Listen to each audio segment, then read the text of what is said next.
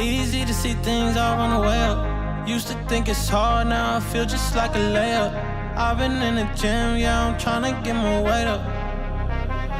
That's just the way it goes, that's just the way it goes, that's just the way it goes, the way it goes. That's just the way it goes, that's just the way it goes, that's just the way it goes, the way it goes. That's just the way it goes, that's just the way it goes, that's just the way it goes, the way it goes. That's just the way it goes, that's just the way it goes, that's just the way it goes, the way it goes. That's just the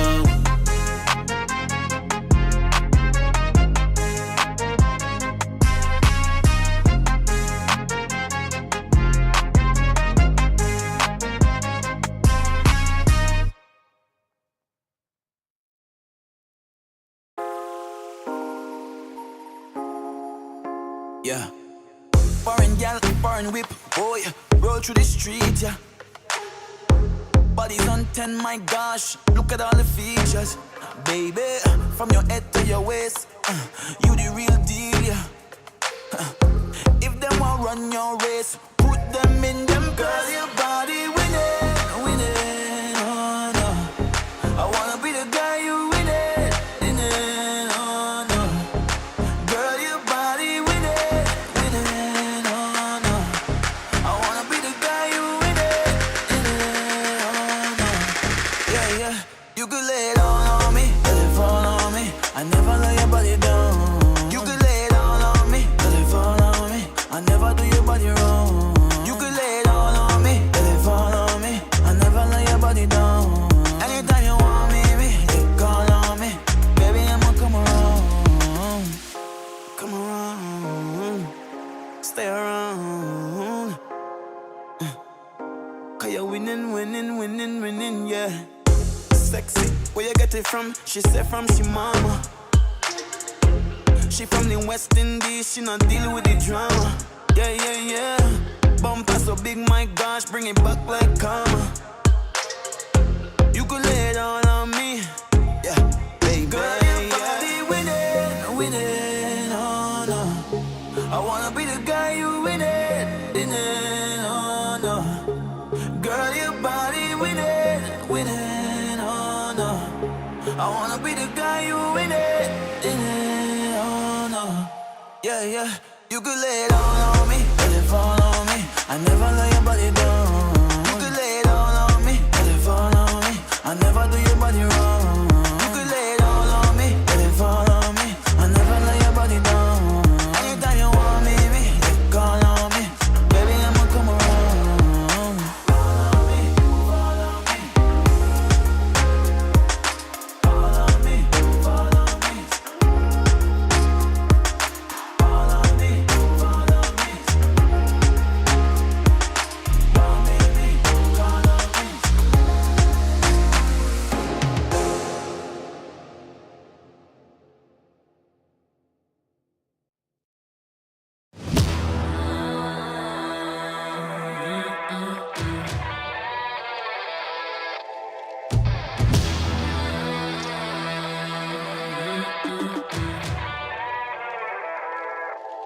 Yeah, motivated, I'm focused.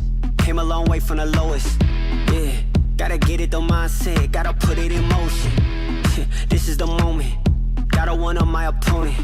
Back then they ain't noticed me, now they know it's me, I'm the chosen. It's my time, yeah, I put that on Bible. No excuses, gotta get to the final. Take all of my idols and turn them to rivals. It's all or nothing, man, the trophy is vital. Game time, bet I'm coming in clutch. No hang time, man, they can't keep up. The game's on the line, seconds on the time. Who can't fight? It's gotta be us. Better under pressure, go ahead and let it fall on me. I'm destined for it all, you better call on me. They say what doesn't kill you make you stronger. All that pain, it done made me to a monster. They say what doesn't kill you make you stronger. All that pain, it done made me to a monster. Yeah, whole lot of times they doubt it. I wouldn't be who I am without it. Sleepless nights, I count it. It all paid off, it's really astounding. I had to keep the faith to elevate. Hope for better days, they were coming. Now we can celebrate, knowing every day is abundant. Yeah, I put that on Bible. No excuses, gotta get to the final. Take all of my idols and turn them to rivals. It's all or nothing, man, the trophy is vital. Game time, bet I'm coming in clutch. No hang time, man, they can't keep up. The game's on the line, seconds on the time. Who can't fight? It's gotta be us. Better under pressure, go ahead and let it fall on me. I'm destined for it all, you better call on me. They say what doesn't kill you make you stronger. All that pain, it done made me to a monster. They say what doesn't kill you make you stronger. All that pain, it done made me to a monster. All that pain, it done made me to a monster. All that pain, it done made me to a monster.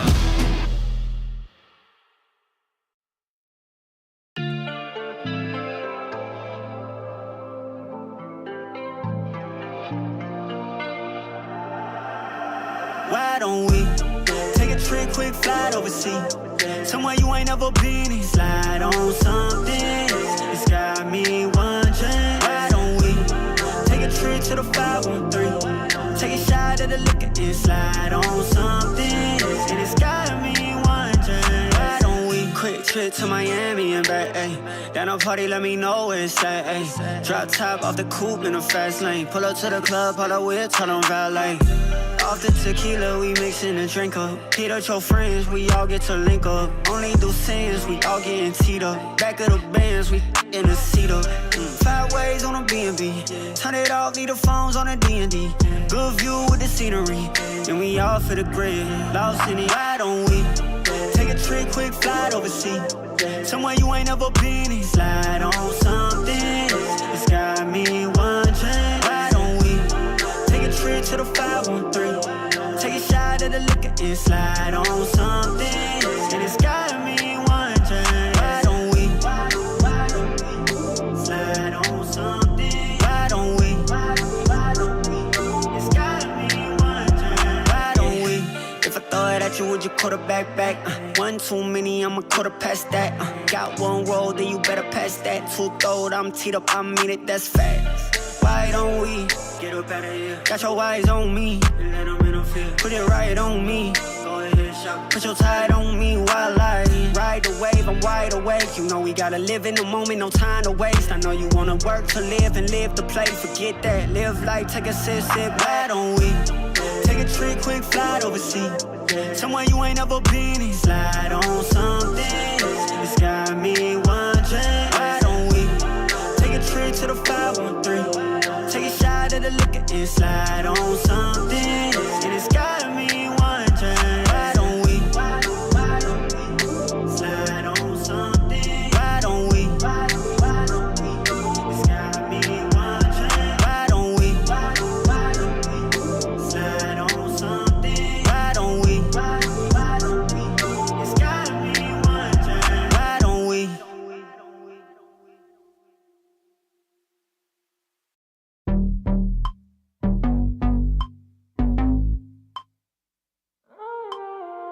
I've been putting in the mileage. I've been paying out of pocket. Yeah, been a while since I lost my shit. I'm cracking smile 'cause I'm on it. So wanna wait for love to change. As long as I'm ahead of yesterday. I'm cracking smile 'cause I'm on it. Yeah, took a lesson from the losses.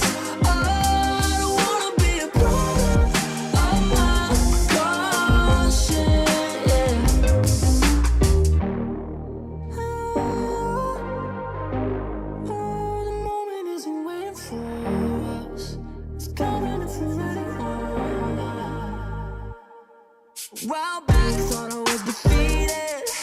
Lost track of my sense of being. I turned back just to catch a feeling. The comeback wasn't what I needed. So I look ahead and focus on the mindset. Just to wonder where the time went. In a rut, but I'm on the climb. I know it's time. I'll crack a smile 'cause I'm on it.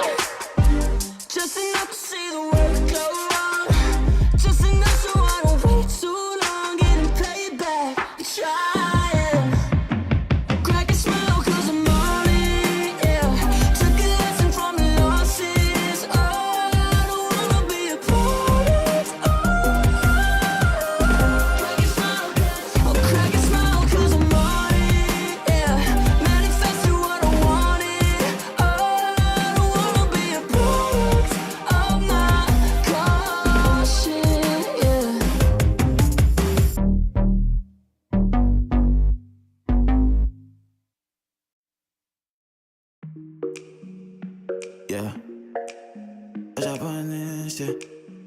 Shut it down. Roses are red, violets are blue, and so is the ocean too. You've been in my head, been in my bed, but my heart is far from you. I've been trying to swim to you, but it's deeper. My heart can't reach you deeper, but I just can't leave your side. I've been waiting some time for love, but I just can't seem to shake my bad luck off. Shake my bad luck off. Bad luck off. But I shake it off and go deeper. My heart can't reach you deeper, but I just can't leave you deeper. My heart can't reach you deeper, but I just can't leave. You say you done, I say I done, but we still make up in the morning.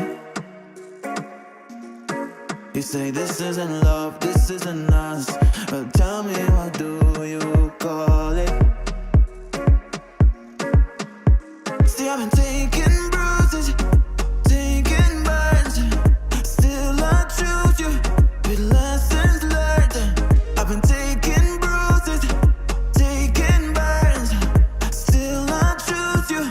The tables turn on our side. I've been waiting some time for love, but I just can't seem to shake my bad luck off. Shake my bad luck off. Bad luck off. But I shake it off and go deeper. My heart can't reach you deeper, but I just can't leave you deeper. My heart can't reach you deeper, but I just can't leave your side.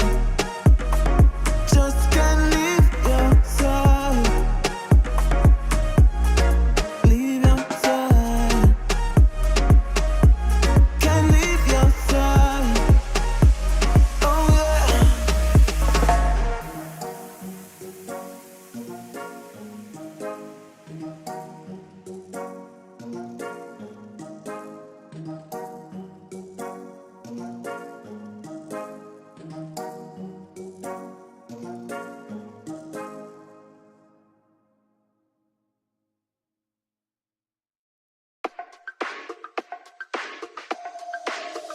Say don't want nothing, but you look better on me. You look better on me. Let me show you something, so you don't leave you lonely. You won't leave you lonely. Tell me, baby, who better for you? Writing for a page, letters for you. She can't top all the things I do. Chasing your love, boy, I'm in pursuit. And time is of the essence. All the second guessing, asking too many questions. I'm just being honest, baby boy. I made you the exception. Kick it up a notch. Let me teach you this lesson. Rule number one, I ain't never number two. Let me take it higher. We can get a better view. We too deep in it just to let it be. I'm just saying, stop playing. You look better on me. Want nothing, but you look better on me.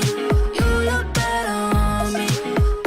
Let me show you something, so you don't leave you lonely. You won't leave you lonely. What you say, babe? Let's run away. Ay. Tell me where you stay. Ay, ay. On your hips like that, got me thinking I might relapse it. Why you doing that bad? I can't, let's face it. Oh man, oh wait. A little shawty got body when she moved to the beat. Said she used to have a man but had to leave him behind. And too cute for little buddy when she wear that designer. But trust that I floss, I could keep up. Straight spaghetti with the sauce when we link up. Modified T-tops with the V12 engine. Let you whip it, baby, not to mention I got your whole attention. Now you tempted, take you anywhere that you want. That's a gold impression. Every summer in the jet just to go around the world. Promise you gon' get tired of the diamonds and pearls, girl. Don't want nothing, but you look better on me. You look better on me. Let me show you something, so you don't leave you lonely. You won't leave you lonely.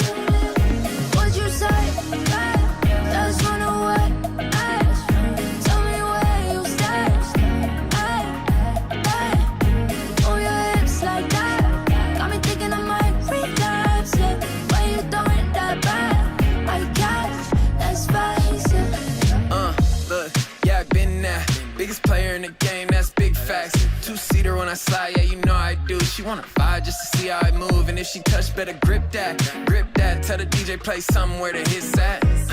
I ain't messing with nobody that ain't getting the cake. Throw stacks, I'll consider it maybe. Say you don't want nothing, but you look better on me. You look better on me. Let me show you something, so you don't leave you lonely. You won't leave you lonely. What you say, babe? Let's run away. Ay, tell me where you stay. Move your hips like that. Got me thinking I might relapse. Yeah, why you doing that bad? I guess, let's face it.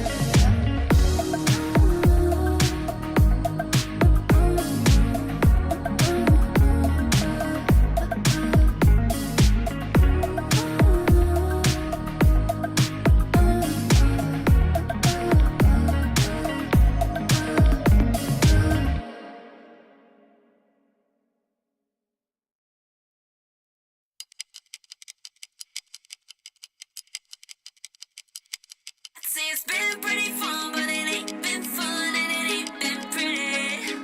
I say it's been pretty fun, but it ain't been fun, and you're pretty, I'm pretty. You know good, I'm gone. When I'm done. Get your feel out someone else, 'cause I can be petty too. It's pretty, I'm pretty. I laugh through the pain till I look like a clown. Smeared eyes and tears I drown. Can't feel the pain. It's like I don't know the sound of a red flag waving when a red flag's waving. So lose my number. Yeah, I delete my name like we never happened. Yeah, you can numb my pain, 'cause to you I'm someone you wish you could have had. It was good, then it's gone. Now it's all bad, bad. I'd say it's been pretty fun, but it ain't been fun. Ladies and gentlemen, we are back once again. I think we're in day 3 already here for Clash of Nations 2023. Again, for our Southeast Asia Closed Qualifier. My name is Asurai, and of course, here with me now is Daks. So, man, we got ourselves a set of lower bracket matches for today. Yeah, dude, it's elimination day today for 2 of our 4 teams competing right now. And unfortunately for them, that's going to be it for their journey in the road to Bangkok, Thailand. But don't fret, of course, this is going to be when everything's down to the wire, right? When they're on the ropes, they have to show their best form. And they have probably learned lessons from the previous 2 days that they can bring to their matchups today. Oh, absolutely. We'll probably see we'll show you guys later the teams that are going to be fighting for their lives here in the Clash of Nations. As you mentioned, there are a lot of the teams that are actually playing in the lower bracket right now are the teams that came through the open qualifiers, not the invited teams. So again, it kind of shows, at least for this tournament, that the teams that were already long established, the invited teams, have such experience over their counterparts, the open qualifier teams, that they really do struggle once you come in to what we call the mid game. After the initial 4 to 6 rounds, that's when they start to struggle. So now, can they adapt quickly enough to save themselves from elimination? Yeah, wasn't that the stat that we realized like yesterday, right? Where no game went more than 13-6, that kind of thing. Most of the games were a bit shorter, and it was just because that established chemistry from our invited teams compared to the open qualifier ones. But right now, the open qualifier teams, they can just try and claw their way back to the top. And let's not forget, we still got our tournament format. Just to re-explain to you guys, our open qualifiers are all done. 4 teams from the Thailand side, 4 teams from the Southeast Asia side. They moved on to the closed qualifiers, and you guys are tuning on in to the SEA one right now. The Thailand one will happen next week. There's only one slot though up for grabs here on the Southeast Asia Closed Qualifiers to qualify for the offline main event in Bangkok, Thailand, where 4 teams will compete for that incredible prize pool. Oh, yes, absolutely. And speaking of the prize pool, again, we're going to be showing to you guys in just a moment, but it's in my head already. at least for the first place prize, it is going to be 600,000 baht, equivalent to about 16,000 US dollars. And then you can also see the runner-ups, 250K for the first one, 100K for the second, and 50K for the third runner-up. And I think Daks was the one that pointed this to me yesterday as well, accumulating to 1 million baht in total. Huh? Who else could point it out for you? You've been casting with someone else, Asurai? You didn't tell me? Whoa. Oh, I'm sorry, man. I'm sorry. It's not you, it's me. I thought we were in it for the whole week, but exactly right. 1 million up for grab in Thai baht. An incredible chance to play against some of the best you see here in Clash of Nations, and of course a chance to go all the way to Bangkok, Thailand. So you got Thailand Esports there, you got 2 coming in from the Thailand side, 1 from SEA. And speaking of the bracket we have right now, it's something we were talking about. Upper bracket, it's all the qualifier teams. Lower bracket, it's all the open qualifier teams. And what's kind of interesting here is we did bring out the point that these are the invited teams, but I will also say that these invited teams did struggle in other tournaments that they've played during 2023, especially with Ascension. We saw how Boom struggled, Fancy, Naos, and even Oasis when they were trying to get into the set of teams that will be playing for Ascension Pacific. And right now, how they performed against the teams that they played with in the past 2 days, it looks like they have somewhat found a new direction for themselves, which is amazing. And now we're just going to be seeing how they evolve a lot more. Yeah, familiar faces will be facing off against tomorrow, but today of all days, you got Trying Our Best versus Dominatus to kick things off. And if you guys see that Lays logo, it's not really because they got picked up by Lays, but more so they're like, okay, we can use that logo. This works. Let's just slap it on. And one thing to take note, Asurai, is I believe Crazy Guy is going to be back onto the roster. He's also playing for Bleed Esports right now. Seems like he has some time to fit in with the Trying Our Best squad, which we've talked extensively yesterday about, right? That this is a squad formed of former Bleed players one way or the other. Yeah, and what's kind of interesting, or what's kind of amazing about this is if that is going to be the case right now from Trying Our Best, I think this is going to be a big thing for them, because the matches that we saw that they played, what was it again? That was against Boom Esports. It was only really Juicy that was getting picks, but not really enough for him to really control the entirety of the map. You know how Juicy plays, super aggressive, but now with Crazy Guy, also an eccentric fragger on the initiator role, you do have a lot more utility that he can bounce off of. Of course, their opponents will be Dominatus, who we did see the other day as well. Very aggressive.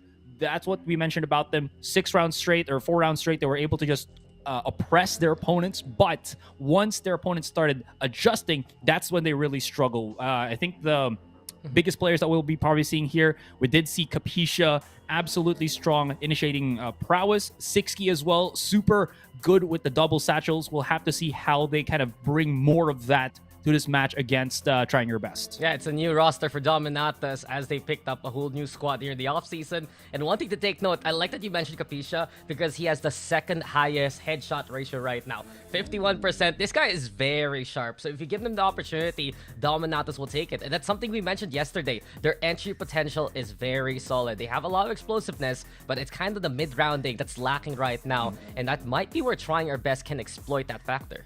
Yeah, absolutely. So I guess we'll just have to see what the map selection will be, as we have already shown you guys the teams and whatnot.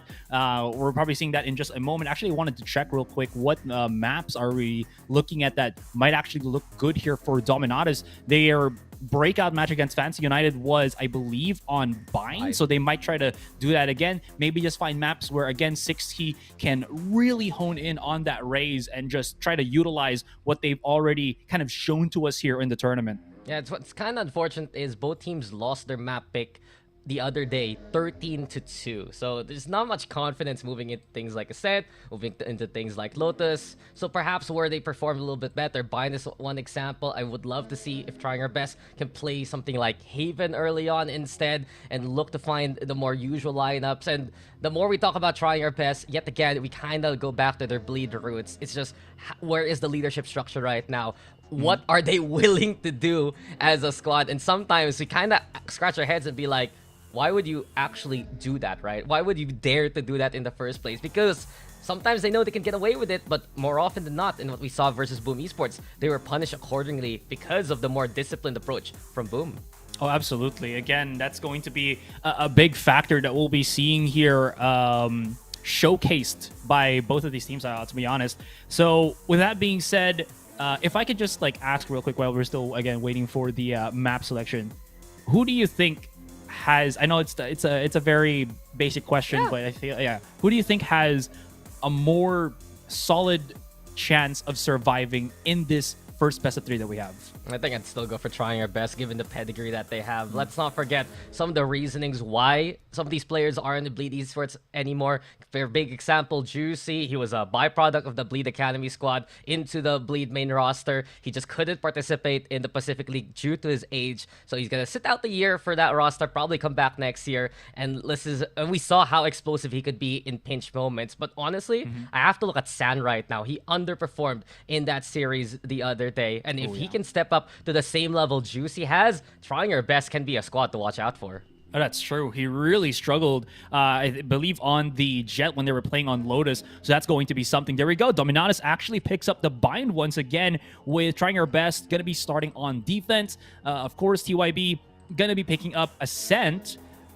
Sunset hasn't been banned yet, but I feel like it should be already. There it is. Of course, we're never going to get it. Stop, Asurai. You gotta stop keeping your hopes up. You should just not mention it. The hopium continues. Until it gets there. And I like the map picks we have right now. You mentioned it a while ago, Dominatus. They perform well on Bind. Might as well play it. On the other hand, though, I think for trying our best, since they're running Ascent again, and yes, they lost pretty badly versus Boom, they have Crazy Guy BAP, and this guy is insane with his lineups. He knows the mastery of the Sova, of course, and I would love to see a bit more of that pocket play that he has to bring trying your best to the forefront. Split, though, it's gonna be a pretty even kind of outing. I think maybe that's where Dominatus can take advantage if we move forward, but overall, I feel like you got the strengths of both teams on their specific map picks. Yeah, definitely on display here for these 3 particular maps, but you're absolutely right. The one thing that is going to be a big deciding factor here is going to be how big the impact of Crazy Guy's addition will be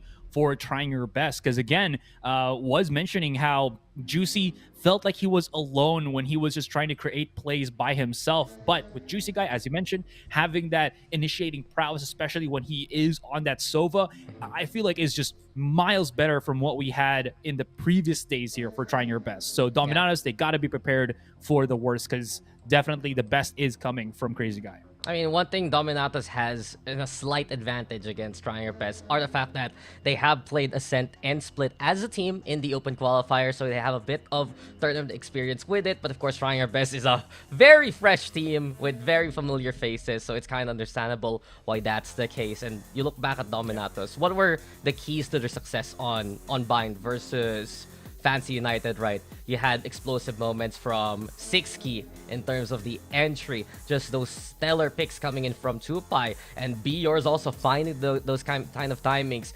If Dominatus can get a more explosive result in terms of their entry and not have to mid-round as much, I feel like that's gonna be a way for them to have a more clear path rather to that victory. Because if they have to adjust, like transit from B to A, try to re-rotate, and they don't clear out the corners that usually you have to if you're coming in from a different angle, that's where we saw Fancy United take advantage. Like, remember Fishio, he was always holding towards showers, he would have Jin playing towards short. Those were the kind of credentials Fancy United exploited versus Dominatus, so I do hope they've learned from that. Oh, yeah, absolutely agree with this one. But this is where it becomes a problem for them, because it feels like, well, it's an issue for, just fledgling teams where strategy really isn't their strong suit just yet. They only have that one thing, and if they can't really use that one thing, again, where can they go? Again, it just goes to the point where they can't really go for that rotation, because it really does struggle. If there's going to be any lurks for here for trying your best, that's going to be a big problem here for Dominatus. So are they going to double down? Is there going to be 6key playing a whole lot more aggressive? Because it feels like he loses his nerve once they lose 1 to 2 rounds of him doing the same thing. So there has to be, I think, that point of doubling down right now for Dominatus, just so that they can just try to do better what they only know. I mean, yeah, that's a very fair point, because Dominatus, we can say that they're fairly newer in terms of experience compared to trying our best. And when it gets down to it, what's the head-to-head matchup right now? Sixkey versus Juicy. That's such a big mountain to climb for Sixkey, and he needs to prove himself versus a talent that has one ascension basically. And on the other hand, you can also have Tupai versus San, who needs to find who gets that form a lot earlier into the series, can really give that helping hand. So it's already that front line that's looking very much the point of contact for these two teams. Absolutely. So all that being said, there's just one thing left, just to see what agents we're going to be seeing right now from both of these teams. I think we're just still setting up the agent selection for you guys, so apologies for that delay. I think other than that, we've just very much brushed up on all of the things that we can look forward to in this series. Probably the only real thing right now is, again, to just wait. After this, of course, we still have the match between Pandemonium and DEWA United, so that's also going to be quite the banger for you. What do you think about, if I could just ask, the next match, since again we've talked about so much about this this current one. No, this guy asking for spoilers already, and I feel like it's interesting because it's kind of the same thing where you have experience on DEWA side versus Pandemonium, who's a little bit more, I don't know if they're really newer or a return to the Valorant scene. But at the same time, I was more impressed by Pandemonium's outing compared to DEWA United. They showed a lot of utility usage that was so coordinated. They had big moments from players like Spiko, players like Ventura. So perhaps they might have the advantage. And if you notice, Asurai, interesting enough, here in the lower bracket, it's Indonesia versus Singapore twice. Ooh, you're right. Probably as a byproduct as well of just both of the Filipino teams. And as I mentioned yesterday, the only two teams that came from the same region knocking down their oppositions to make this a possibility.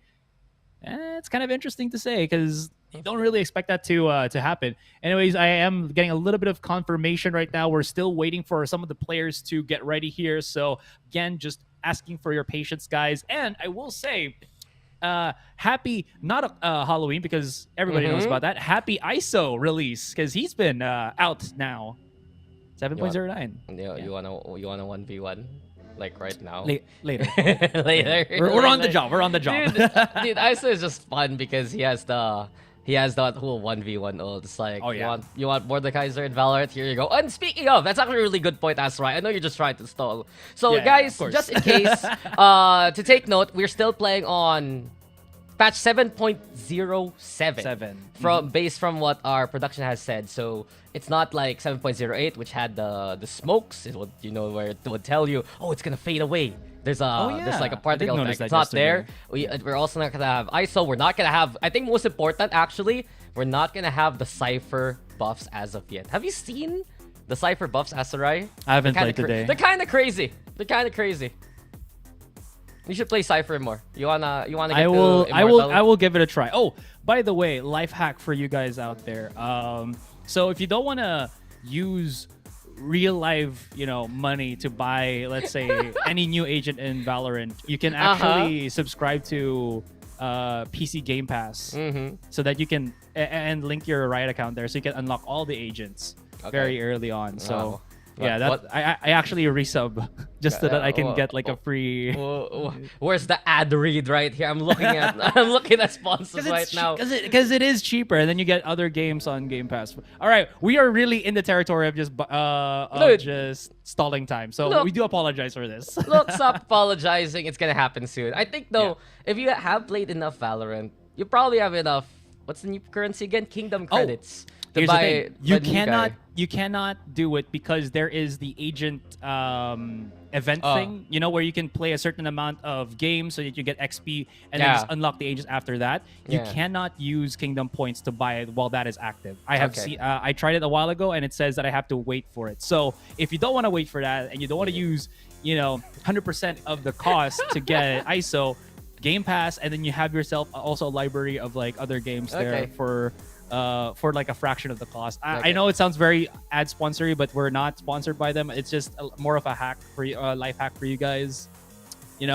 Thanks, gamer. You're incredible. Yeah, and it has. can we actually talk about other games? No, stop. Okay, no. Stop. Because I was gonna talk about the other that you were playing the other day, the RPG. So yeah, that is available in there. But yay, there we go. Right on cue. Thank you for that production. Agent been Select saved. is right in front of you guys. We're fine. Okay. Dominatus, So- a team that double duelist. Yeah, there we go. No. So we have to correct ourselves real quick. Apparently, Crazy Guy isn't here. It's still Siron. Oh. And yeah, I understand because he's still part of that Bleed main roster. They're preparing for another off-season event, and I think what's most interesting here is you have Trying Our Best actually swapping away from the double duelist because they tried to force it a lot with Juicy and San. San was very, very cold with his hands there, and I like the fact that they're moving over to this double control instead, especially in Bind. You have so many ways to play the post plant. You have so many ways to really set up Juicy and his entry. You have so many ways for the funnels to be held. It's such a strong composition here from Trying Our Best. And it seems like coming into the lower bracket, they're willing to play a bit more tactical compared to the more gung-ho approach they had the other day, rather. That's going to be quite the interesting metric as well. How well is this team's ability to play a lot more tactical, a lot more utilitarian, I would say, just trying to use their abilities to the fullest of extent. As you can see, maybe this, just a quick YouTube search for Zan here, and he's got himself some Brimstone lineups, which is very strong on Bind. We have seen how threatening as well as annoying it is to play against that. Once you lose the side, once they're able to plant the spike, if they're going to be on the attacking side, you have an orbital strike to follow up, you have the molly to follow up, so you have to clear so much. I think this was the issue that Dominatus experienced, right, when they were playing against Fancy, where there was just so many lineups, and again, controller utility. Yeah, it was what? There was always Jinnade, there was always a Fisho Snakebite, there was always Suka there setting up the fault lines and the aftershocks. It was such a problem for Dominatus, who do return to the composition that they did use against Fancy United. Double Duel is still going to be the way for them. 6-key Tupai, ready to play the frontline. Capisha right there on the sky as well. So it's always about that heavy-handed approach as we're rating for one player of Trying Our Best to get into the game yet again. So we're almost going to be there, guys. Thank you for your patience. I know Asurai is running out of topics to talk about that are good for the broadcast. So, anything else is not broadcast friendly. I mean, honestly, if you guys let Asurai talk for like an hour about anything, he's probably just going to talk about his gym routine. Whoa. Yeah, you're right. It's like 1 games, 2 gym. 3, probably his car. There you go. Yeah, push pull for the gym routine. There you go. Just Google it, guys. You got this. It's okay. My muscles are slowly back. We can go to the gym tomorrow. Yeah. Oh, I can't. It's my grandparents' birthday. How could you? I've recovered. I can. for you. Oh, they might be thinking I'm not here tomorrow. No, I will be. It's just, it's not the whole day that we're casting, so I have some time to be a functioning human being. No, Asurai is going to be casting from the birthday party, guys. See it. Oh. You'll see Grandpa Asurai and Grandma Asurai. They'll be our extra co-casters. That'll be pretty cool, honestly. True. And them just trying to listen to the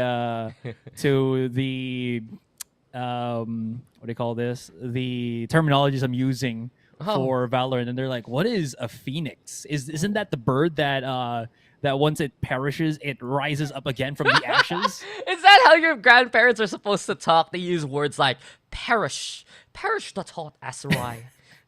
Yes, they're British, even though they're Filipino. Well, good day to you too, mates. But whoa, wait. Can this game please start? I am. Please. There's so many things to talk about with Asurai. I always have to filter what we can talk about here on broadcast. You are the voice of reason. You are the wings beneath my wing. Or I think Retla's already moving. So yeah, we're good to go. Yeah. There you go. It's time to Valorant. So here we go, ladies and gents. Thank you for your patience. We're finally in our first best of 3 for the day. And let's not forget, lower bracket, win, you move on, lose, and you're out of the running. 1 slot up for grabs at the very end of the week for the SEA qualifier.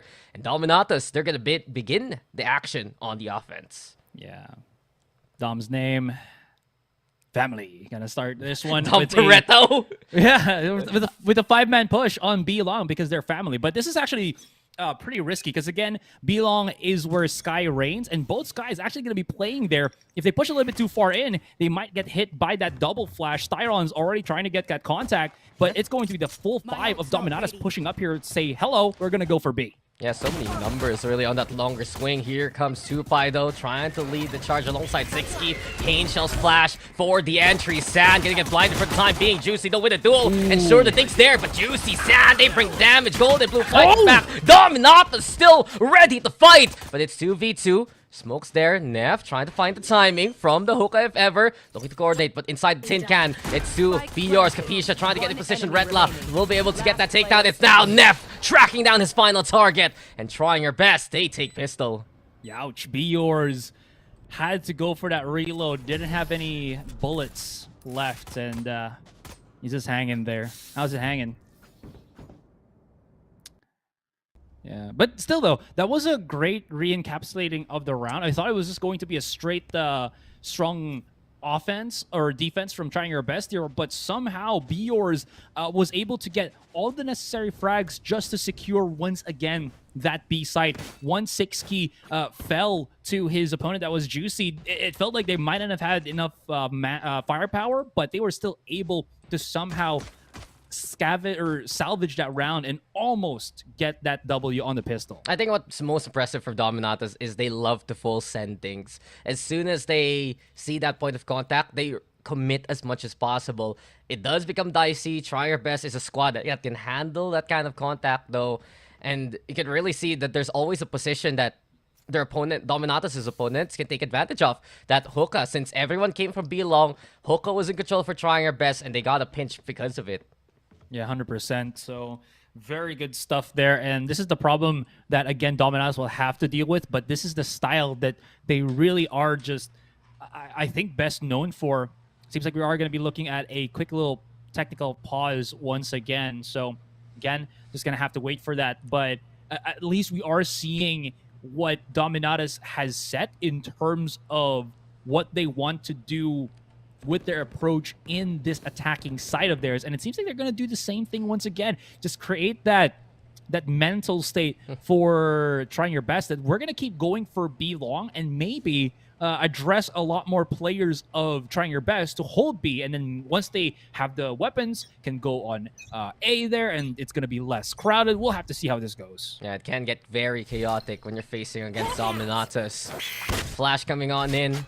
Styron positioned as per usual towards B-Long. You also have Sand ready to reinforce. And what's interesting is, it's an anti-eco sure for Trying Your Best, but not everyone has invested. So Styron, right now the flash is there. Gets away at the nick of time. The intel provided. Tupai already taking a bit of damage. Dominatus looking for the same approach, similar to the previous round. But the toxic screen, it's such a big bother here, Asurai, even from across the map. Retla giving influence. What's a big problem here for them, too, is they don't really have the same commitment with their utilities in terms of what they bought to really get into that site. Again, on the pistol, they had the double satchel for 60. Now he only has the one. So they really have to make do of what little they have left. And I think what they wanted to do there was maybe have somebody get caught on B-Long, get that pick, and start flooding into the site. But I mean, Trying Your Best, they're a team that knows. They were talking about how tactical this team could be, and they're trying to read their opponents and try to play safe. They have the utilities to play a little bit farther back, and that's what they're doing. I mean, they know they can win, but right now, they're trying to make it even cleaner. Neff and Retla holding down that 8th site inside the smoke. Retla dueling Sixky from afar. The Stinger getting value too. Trying her best. Doing a good job so far holding things down. Neff though, Retla still. The trade system looking so well here. Helping hand provided. The swings coming in. And the flawless is won by Trying Her Best. Yeah, that's definitely Trying Her Best. Just funneling in Dominatus to where they want them to play at. Again, there was really nothing that they could do. Unless maybe they got some lucky taps through the smoke, but that wasn't really what is going to happen there. Low percentage things to happen when you only have the pistols, even if there is a sheriff in their hands. If maybe, again, they got lucky, that would have been something, but no. Anyways, we are looking here for Sixky. Gonna be using that judge. So big deal for this one because this is where Sixky really loves to play the double satchel shotgun shenanigans. And he immediately starts to get control here on Hookah, or rather, excuse me, on Showers, and try to maybe get a pinch while his teammates try to go in elsewhere on short. Yeah, it gets extremely spicy when he has that in his hands. See the corner made by the Viper, somewhere to tuck himself in. Sixky though, already with the entry. Def waiting for the timing, but Golden Blue, a better sense of what's going on. Knew exactly what kind of setup provides. BR's winning out versus Juicy. And the plant goes down here for Dominatus. Contact though made by Red. Capisha makes the trade happen. It's 4v2 is trying our best rotate for the retake. Yeah, it's going to be a little bit difficult here, especially when there's so many angles that they're going to have to deal with as they come out from spawn, especially here Tupai just waiting at the corner right now to spot their teeny tiny heads. There it is, spots out two, and all he has to do is not lose, but he did to actually Styron, so maybe there's a possibility here. The flash comes in, Capisha holding on, not going to happen. Sixky has the judge, has to get closer to get that damage, and it's all down to Golden Blue, 1 versus 1, Styron and Sixky. Yeah, Styron's doing everything right now for the squad. He's on defense duty though, trying to get halfway. The judge! It's enough distance to actually close in with and get the kill. Dominatus, they take their round, but it was costly for them. Truly, especially with Tupai, they're just getting immediately shut down by Styron here. So that's, as you mentioned, going to be quite the expensive buy for the expensive round for them. So they're gonna come into this next one. Can't really see if they were able to buy all utility, but with their half shields, that just goes to say to me that they are forced to get all util, but then be short on that extra bit of survivability with the shields. In any case, strong start for trying your best here. They put themselves in a position where economy is somewhat favoring them a bit better here. I mean, they had a very good bonus, honestly, and Juicy. this time around, Juicy putting a lot more forward pressure towards the shower. You got Sander nearby as well. But Nef's the one on stall duty. Snakebite Lob keeping Dominatus at bay. And that single piece of utility will already cause the Dominatus squad to rotate away. Truly. Already know that at least the Viper is here. Okay, Red Light, I want to see what happens with this one. He has the wall from his own teammates, so it's not... he is alone, but he does have some support. I've got your trail. I don't know if he made noise, but that Seeker's just going to flush him out. Yeah, they don't want to make any mistake of just checking any of these positions, so he's going to back away. Can't stay, can't hold now. He's playing towards the back of sight. Decides against it, though. And into the elbow, they'll try to play and rain. So far, Dominatus, this is their side to take. They're really clearing things out as much as possible. But the plant isn't there as yet. Dominatus now, in the middle of the round, they go for the call to rotate away towards A. Trying our best in a mad scramble right now. The chase is on here for the round. Dominatus giving themselves some clear space to work with. Still problem towards Market. You have Nef on the lurk. Maybe Golden Blue can get the catch going. Triple stack here from the CT side. Another lurk from the Cypher across. Ooh. But it's Sand finding Capisha. Sixky now ready for close contact though. It will have to be trying our best on the hustle. 2 down here for the Dominatus squad. Make that 3. Orbital Strike can be the call here for Golden Blue. But in behind, Be Yours might be the one with a solid backstab if you can time things right. Speaking of time, though, it's sticking away. Retla trapped, and Be Yours will get a big kill. Here's another one for Be Yours. Golden Blue will also deliver. Molly into play. Juicy finds the back of the brim, but Be Yours is just a hawk watching for that angle. And Dominatus, they hunt the angles down, and they clutch it out at the end.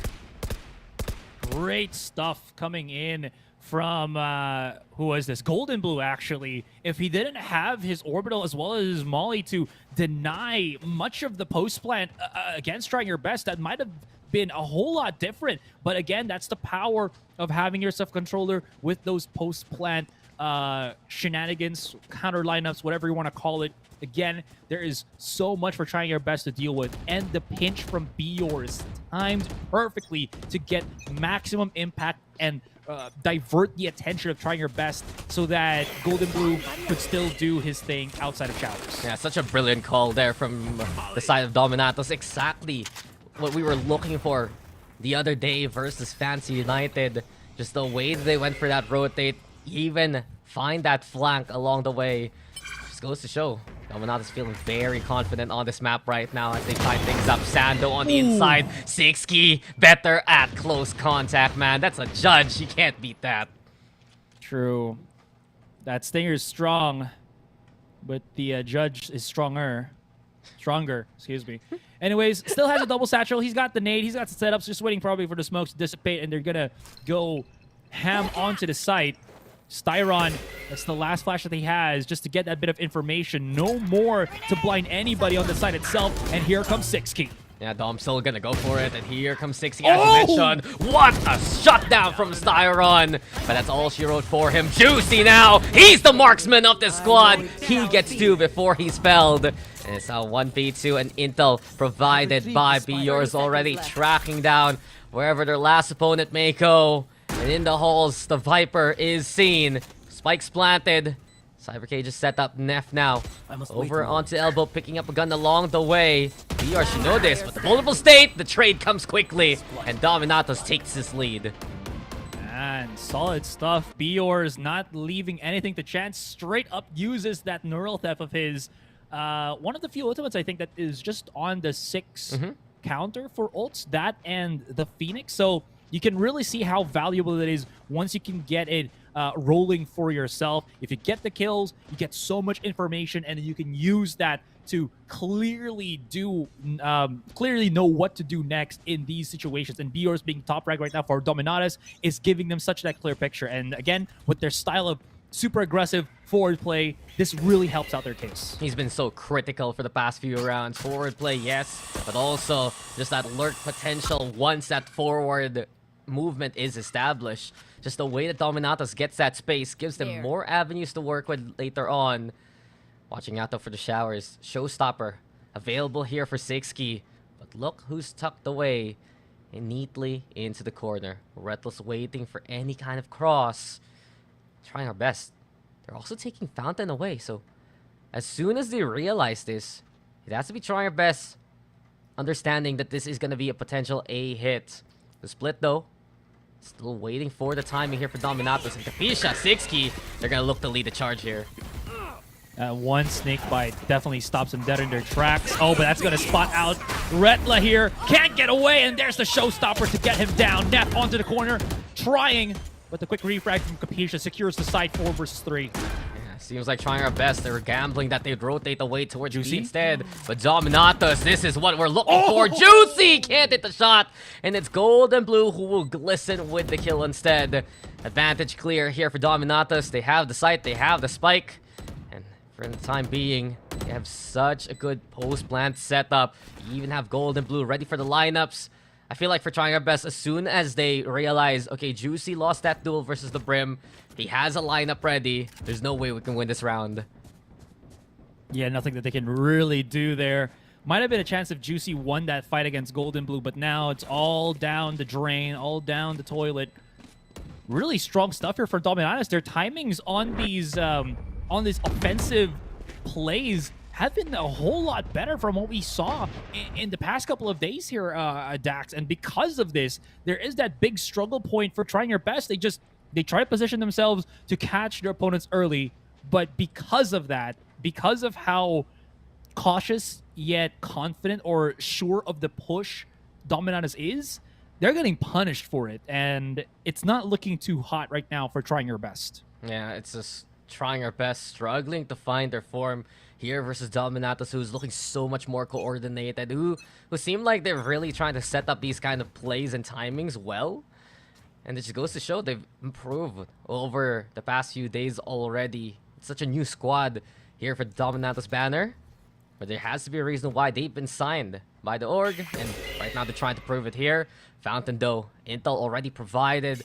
Here for trying our best. Dominatus is going to actually scurry away instead because of it. 100%. They don't want to be punished by that flash. Actually, maybe it's because of that. They just don't want to play against the flash, and they're okay playing against the tripwire and the Viper utility because they can just bypass it so quickly again because of just how fast Sixkey's is. I don't know if that's the call for them, but it has been for the past couple of rounds now. There's the nade, and immediately Neff's just out of there, he's gonna get flanked around and he doesn't even expect it. Exactly, he's just flushing out one of the two utility agents here. And while Retla's still in position, Lamps is taken here by Dominatus. Thanks to the flag that you mentioned. They have a chance to go for a big little fake, but it's a 1-for-1 trade now. And the odds evened up yet again. Left. Sando still here by Triple.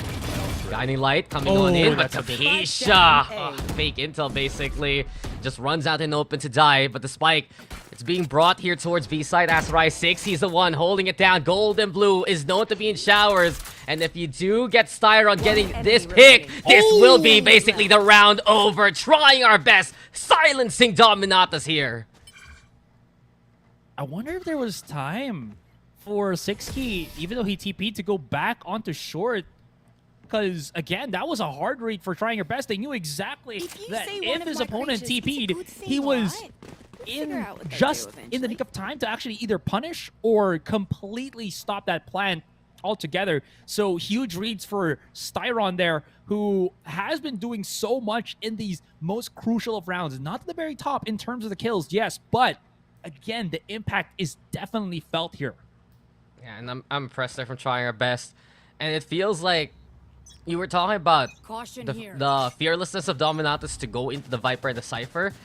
It's also part of the problem. You need to get both of them to actually get that A site away. If not, there's so much utility that Trying Our Best can rally behind from. Juicy, though, now looking to bear that flag and set it down. San finding 6key along the way. And while Dominatus re-rotate towards the hookah instead, it's San now into the octagon. BR so spraying down the smoke. 2 on the board as well. Gold and Blue playing close. And it's up to Juicy now to try and stop them. Waiting for the timing. They'll go through the smoke and they can't hit the shots that he could have. It's all left now to Retla here. 1v3, 2-by. Getting ready for this one. Such a close hold for Dominatus. The scramble into the chaos really suiting them. And now it will be a flush out of the opposition. Dominatus, there's another one for them. That's the power of Dominatus when they don't hesitate. Even if it doesn't go their way, they immediately call to go for that quick rotation and just start putting pressure on them. They knew that their opponents could still be stuck at Octagon if they timed it well. If they pushed fast enough, they could still catch them as they drip outside of Hookah. And that's exactly what happened here. Biors again. He's the Sentinel, man, but he's playing like he is the duelist for Dominatus here. Yes, 6key should be the one entering, but that's his job. It's kind of dangerous. He has to either get that control or die to it. That's the risk that he's taking, but it is working for them. And Juicy's got a TP through the orbital strike. And because of that, immediately Dominatus execute and find the 2 to open up B. It's not just one duelist, Asurai. It's not just 2. It's 5 on the Dominatus side with the way that they play, in the haste that they make. But here comes the Viper Spit in response of Trying Our Best just to create a safe haven. Capisha, though, watching out for elbow. Retla only has a sheriff in hand, and he loses to the full off the jacket on the other side. Pain Shell still lob. Juicy has re-rotated towards the CT angle, but that's an op on hand. So difficult to utilize on this retake. So everything's left to net. Perhaps to just get an exit or two. Time ticking. This spike being watched over by the Molly lineup, and BRs even wins that fight at the very end. It's critical for Trying Our Best to save this op, and he goes for the shot. Juicy still can't get the connection. Dominatus is just running at them, Trying Our Best, whiffing again and again. But Juicy will survive the fight with the op another round. Dominatus build this lead up even more so. Absolutely, 3-6, and again the flush in. Retla, he's top frag, but his utility isn't working here. It's being bypassed every single round, whether he's on the A side or B side. It just doesn't matter. There needs to be that bit of adjustment here for Trying Our Best, because Dominatus, as you mentioned, they're looking perfect right now. 6key, as I mentioned, he doesn't need to get the most of the kills. He needs to be the one always at the front, creating that pinch play in the blink of an eye for Dominatus here, and it is working perfectly for the team. Yeah, he may die, he may not lie on the floor. It doesn't matter, it's the space that he makes, and 6key now just flying high yet again. San can't find a way to dance with his partner, but Styron's the one leading this bout. 6key, though, the judge yet again. Capisha's now ready with a shot in hand. So it's 2v2 here. And Dominatus, they didn't expect that they take that many casualties. They go for the TP to bring that spike towards A. But look at this from B. Yours waiting patiently to get a kill along the way. I know exactly where. That's a quick TP from Capisha. They don't know who's going to be on the site, but they know it's Juicy. So, I mean, he's in a position where this operator, again, I coined it the operator paradox. If you keep saving it, you just kind of lose the rounds if you can't hit any of those shots. Now he has to go for that battle in a 2 versus 1. I think he's going to try to go about this, but yeah, that's going to just fall short. Yeah, unfortunately for him, lose the round and lose the op.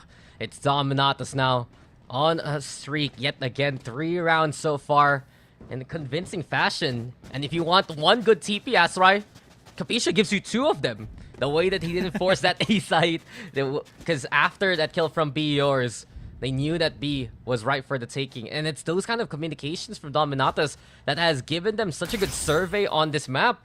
They just know where Trying Our Best is rotating towards to. They have an understanding of the numbers against them, and it just gives them the, I'd say, confidence to really take the site that they need to. 100%. Now 6key again has a showstopper. Ooh, that's hurt.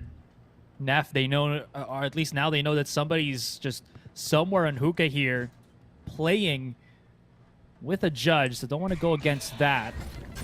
Here comes the setup. That tripwire might get some value here. It's a little bit more deep into the site, but it doesn't matter. 6key, showstopper, always good. And it doesn't matter if these wires are on the ground when 6key is in the skies instead. And the showstopper to slam down one. Is Spike even planted? And 6key still holding on to the signature judge. Seekers though, and the Trailblazer will keep him at bay. Here comes 2-5, but Juicy is the one who's a better shot from afar. 6key though, up close is his territory. Flash comes on in, but from this point on, Try Our Best staying away from that angle. Instead, they're wrapping around. Juicy though, spotted by the flash. No. Capisha takes advantage of the fact. Rental with the trade. Here comes Golden Blue, and he's ready for another bout to win. 6key with 3. Dominatus makes it a 5-round gap. So there was a couple of things happening there for Dominatus. Again, excellent round for them. Here's the thing.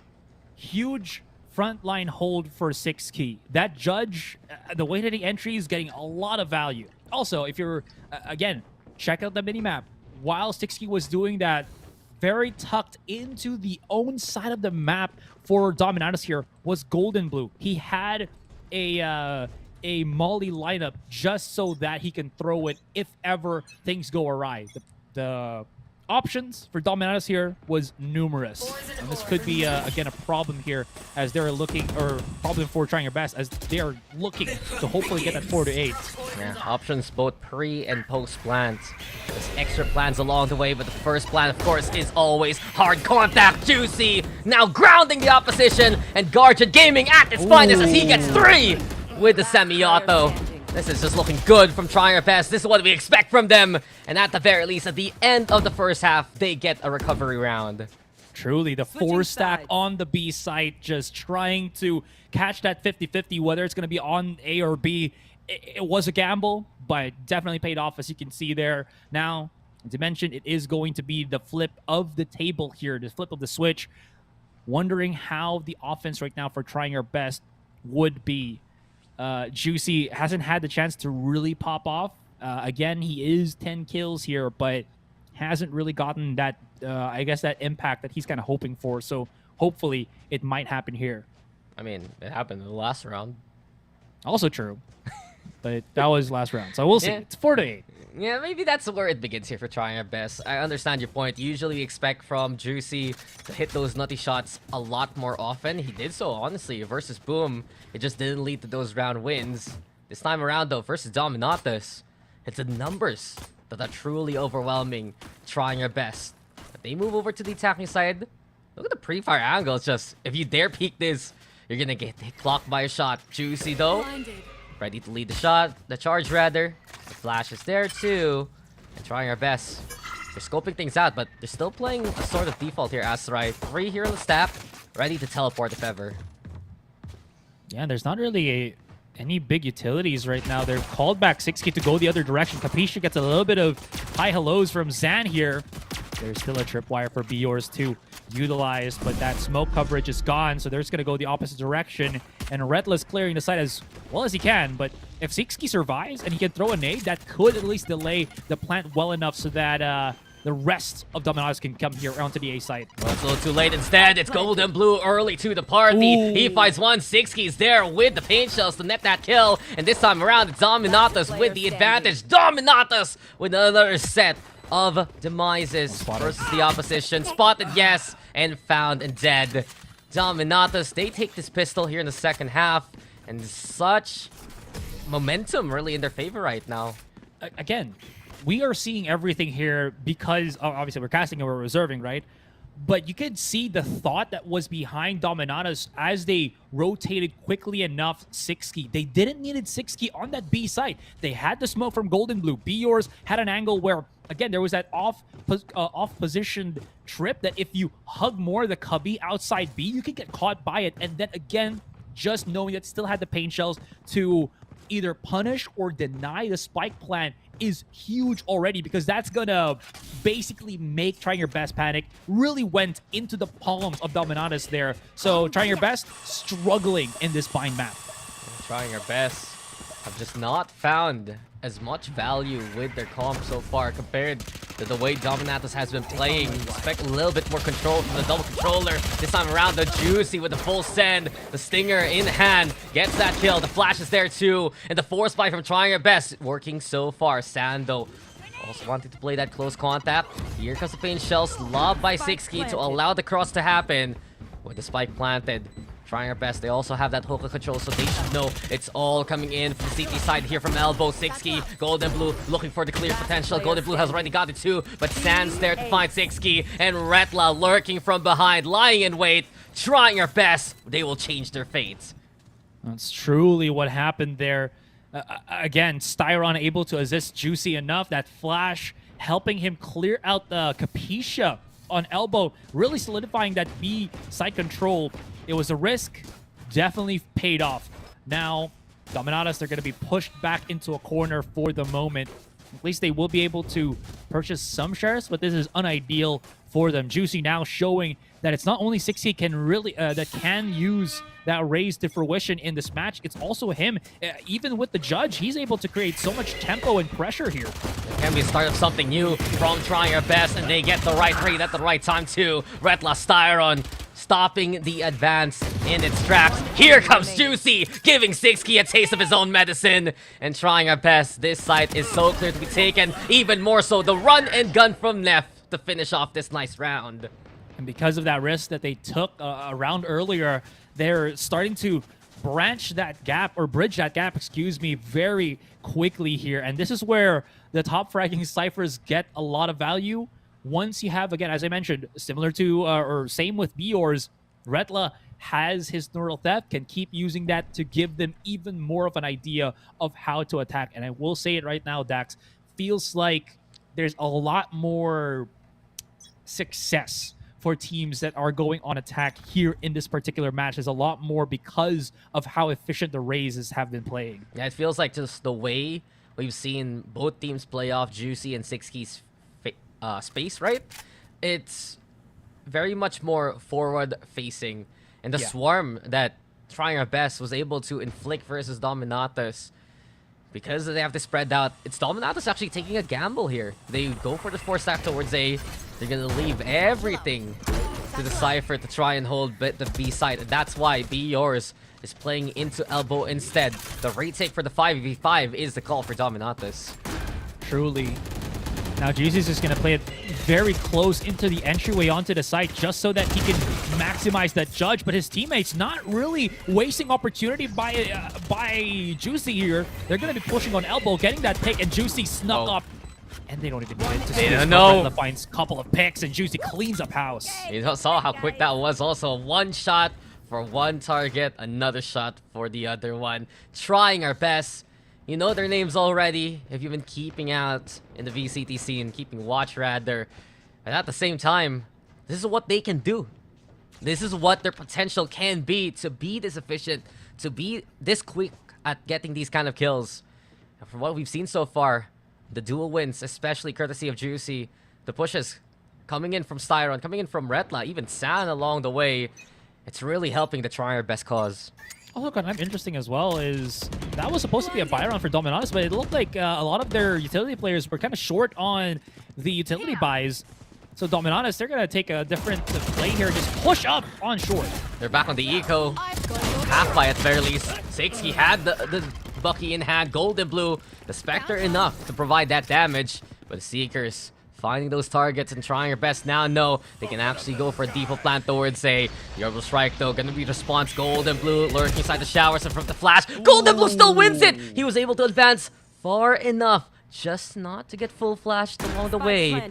Waiting though for the timing. Spikes planted, trying our best, trying to mark that spot towards showers. The rest of Dominatus coming now into the fold. Sando with a big win versus Gold and Blue evens up the numbers. Here comes Capisha just to die, and San waking up when he needs to the most. It's trying our best who still takes the round. And Golden Blue still had like 3 smokes there that he could have utilized, but no. As you mentioned, San finally opening his eyes to the reality that he needs to hit those shots, man, or else it's going to be trouble for trying your best here. Now, as I mentioned, they've closed the gap 1 more round, and they're looking so good, so healthy in terms of economy, as well as, I would say, the momentum here. So Dominatus gonna try to go for a different play. This time, this is where I was asking a while ago, before that push happened, it felt like they were so short on the utility buys. Now it's not, and Sixky even getting himself an operator, very risky, but they have to try to do something different here to catch against trying your best. A big investment just to prevent the tie, but first and the second pick oh no! Dominatus' favor. The blast back though doesn't boop. Sixky back. Retla takes advantage of the corpse with that neural theft. And from this point on, they should know the numbers to try our best. Can't gauge this BT. Here comes Tripart though, Juicy, blowing Capisha up to Kingdom Come. Beers though on the inside still. And as he's navigating now to the hook, Juicy seeking him, but Retla will find that target. 2v2 now, and the Empress is online. Here comes Dominatus trying to make the retake work. 2Pi letting it rip versus Retla, and it's everything left to Juicy now. Has a perch to work with, has the angle, and gets the first shot onto 2Pi. 1v1. Juicy versus Gold and Blue, but it's Gold and Blue who gets the gold medal for this one. Nice. Dominatus keep the lead and go to 10. They couldn't try to defuse that spike inside the smoke because there wasn't any more extra smokes for Gold and Blue here. So both of them had to try to figure out where Juicy was playing. Yes, 2Pi, again, the sacrificial lamb. He hasn't been hitting any of these more important dual shots. He did get that pick onto Retla, yes. But again, he had to just, again, swallow his pride. Can't be that top-ranking duelist. Had to play a whole lot more trying to figure out where your opponent is rather than trying to outfrag every opponent that there is be, so that Gold and Blue, the one that has the most impact, can try to meddle with that situation, which was, again, what happened. Yeah, this has been an incredible game from Gold and Blue. Little brother doing good so far, but Dominatus now, they have to hold yet again versus the trying our best onslaught towards B. The split is there, the flash is coming on in, and Biors has a different plan. He's just down below onto the hookah. Does Juicy stiff this out though with the pain shells? It's thrown over towards Gold and Blue instead. Capisha trying to go for the peak, but Juicy finding Gold and Blue already. A bit of revenge from the previous round. Biors still in the heart of the opposition, behind enemy lines, but he can't even find anyone. Sixky though, now the showstopper, brought out to the table. Advantage still here for trying our best. This B site is theirs for the taking. But spikes planted. Dominatus kept at bay so far. Man, that separation play for trying your best here. Dominatus can't even assist their own teammates. Now 2Pi, he's gonna have to try to do something. Sixky is on an operator, so he needs to hit those shots, but it's impossible for him. So Capisha's by himself trying to create plays, and it's just not gonna work out. Okay, the trades are so even now as Sixky is able to hit it, but Juicy this time around. Name says it all, aim so juicy. At 3K for him, and he gets he gets one back from that previous round, Asurai. So 9 to 10, trying your best is keeping it close. Trying your best, honestly, how do you say this? Even though it has been a little bit more back and forth in those past 3 rounds, they have gotten so much foundation in terms of their buys and I would say, again, momentum, that you can really see the struggle for Dominatus here in both of those aspects once again. So we'll see how they try to re-challenge this as they stack up so many people. 4 players here on mid. It's a welcoming party, and Juicy will be the one to greet them. As soon as the gates open, Dominatus go for the flood, and trying our best are swept away from it. The spike brought towards A though, through the teleporter, but look who's just playing catch-up right now. Dominatus giving chase, the Seekers are there too, and with the Leer, Dominatus are going for the full set, but Tupai is punished accordingly. The fight back there is from Styron though. Bior's coming in close, but the judge can't handle it this time. Trying our best was able to weather the storm, and they tie it up 10-10. Okay, big props for trying your best there. As you mentioned, Styron, so cracked this entire game. Again, he doesn't have the highest of kills, but when he needs to, he definitely steps up here for trying your best. A big problem right now for Dominatus, Tupai, man. It looks like he is just struggling to find an opening for himself and for his team. They had the numbers. The Seekers were seeking, and he just went in to try to stop the plant while his teammates were like 3 seconds behind him, and that was all the necessary things that just happened. Because again, you saw who was this? Biors was just holding himself a judge. He couldn't really do anything to help out his team there. We'll go again now towards A. And trying our best have already made their way in. Dominatus though, they need to be resilient right now. We've seen them fold when put under pressure, especially when the score gets tied up. And Sixkey's the one who steps up to the plate. Styron blown to bits. Sixkey with another one, and well, this is a Rayek. This is Sixkey. He's getting 3. Tupai's there too. And well, that's it. Dominatus. They just sweep them away. That's what they needed to happen there. Man, Sixkey is... He doesn't hesitate. Whoa. Again? Go. Yeah. Gold Blue gets a little bit of love. But we said this the other day. What is up with Indonesian raises and their judge play, right? Especially if you're from the Dominatus team. One way or the other, the spirit lives on. Yeah. My heart will go on with the essence of the double satcheling raise. Near or far, wherever you are. You don't know, don't you? No. I just know the tone. Not the No. lyrics. So again, before this Dominatus squad, there was a guy named Rayek. Oh yeah. Yeah. That's how you pronounce it? I thought it was Ray 4C. I don't know, dude. I don't think you usually say numbers. And he used to do this a lot. And Dominatus still do it. It's impressive. And look at him. He also has a number. 6 from 4 to 6. Incredible. Oh, wow. They heard that. Heard that jump. Yeah. This is a judge fight, Asurai. Well, I don't want to judge, but hey. Puns aside, Capisha backs a punch versus Sand instead. Showstopper brought that, but Styron silences 6 so very quickly. Big chance now for trying our best to get in.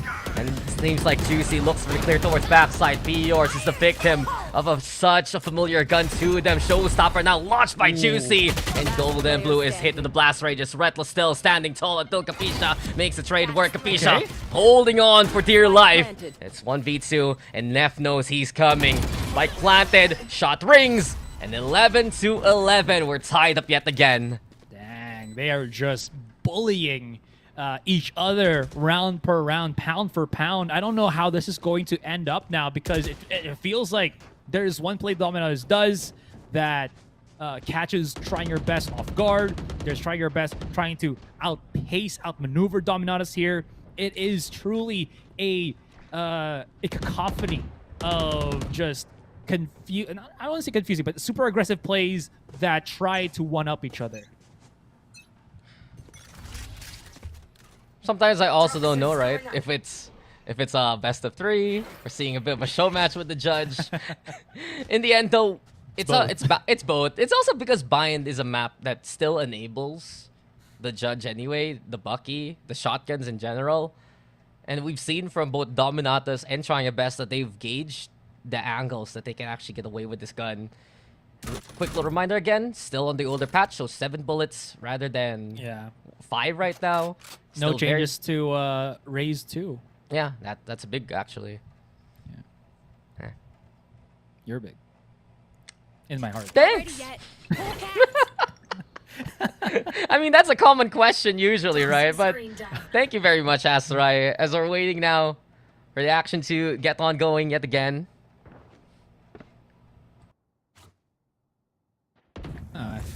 Unsure what's happening here, guys. Not sure. Okay. Yeah, it's back. Oh, that's big. With the 2 to begin, and they made their way actually towards A here. So gold and blue. I like the play though. He's moving into lamps right now. Maybe make a pinch angle if ever. And he only has a bulldog. And if you notice for Dominatus, their economy isn't the best state. Try your best. This is a momentum they can build. And not only that, this is a potential match point waiting for them. They're the ones who takes the lead now in a flawless manner. They're one away from taking this map pick away. Match point. Big problem here for Dominatus. Finally losing the lead in terms of the rounds. And you're right, the tables definitely have turned.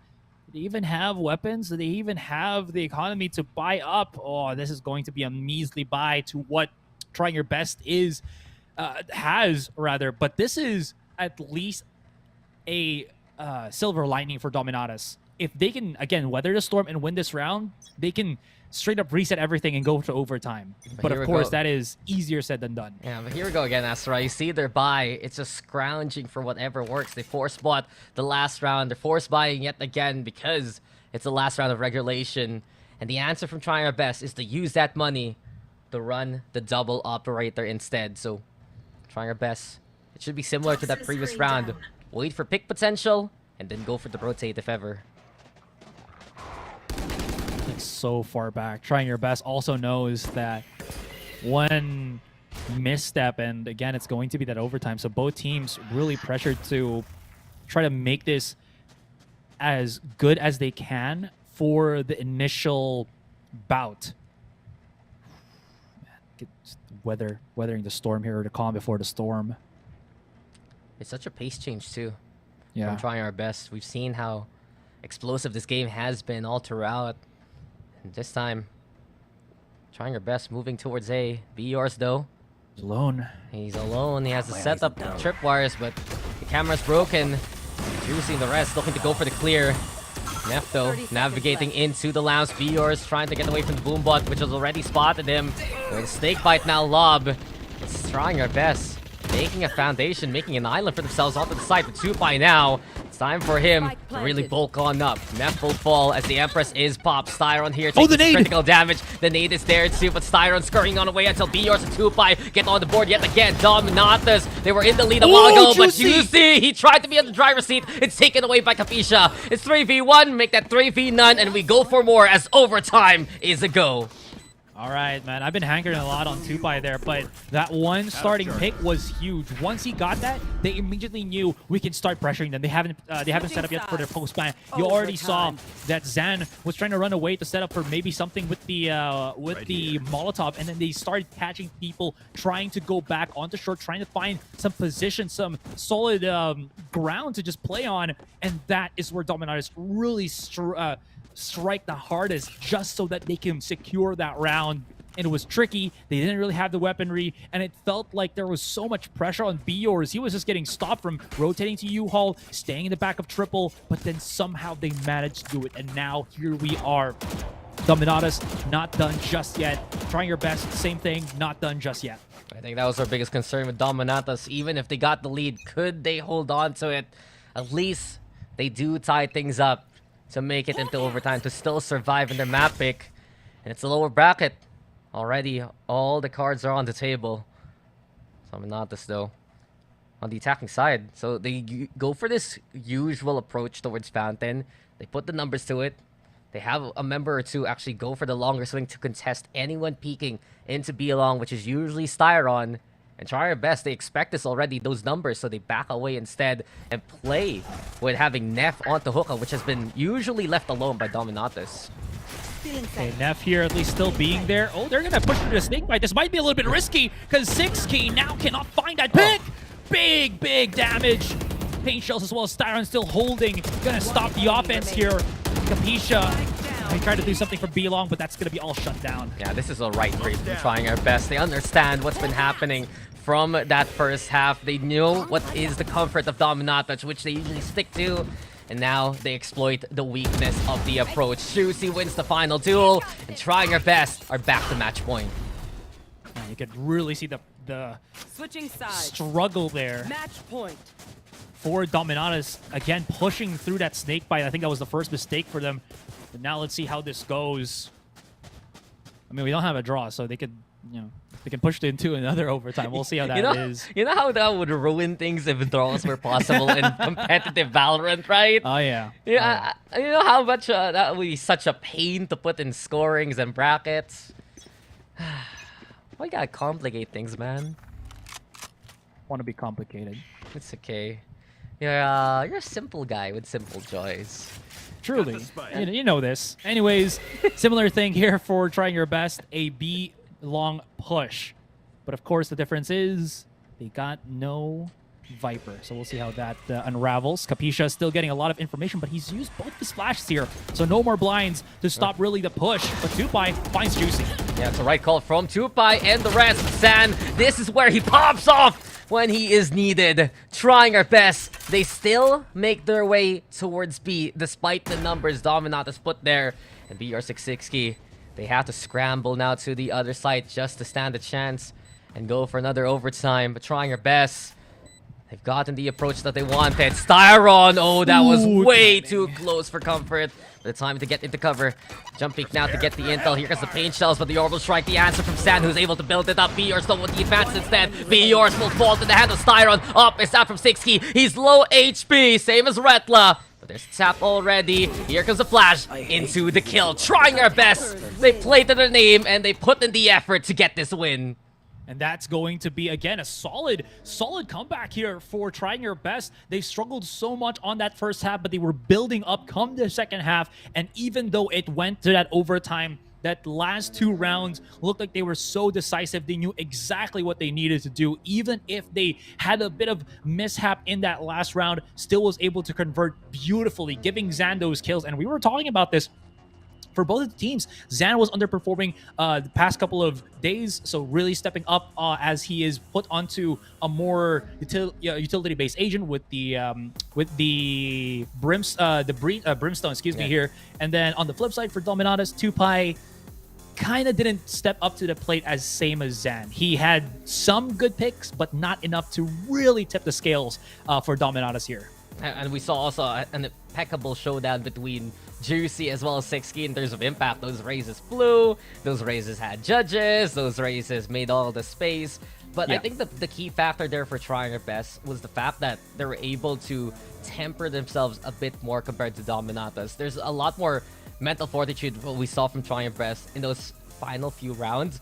It was just Dominatus truthfully getting clutch moments there in the second half, courtesy of Golden Blue, courtesy of the Reina, especially in that last round. But it wasn't as, I'd say, manageable compared to Trying Your Best, where you could see the value with the utility. You'd get better angles for them, courtesy of Styron, courtesy of Neff, and that's what gave Trying Your Best that better chance. And coming into overtime, it was just that tactical raid, learning from the experience from the previous rounds.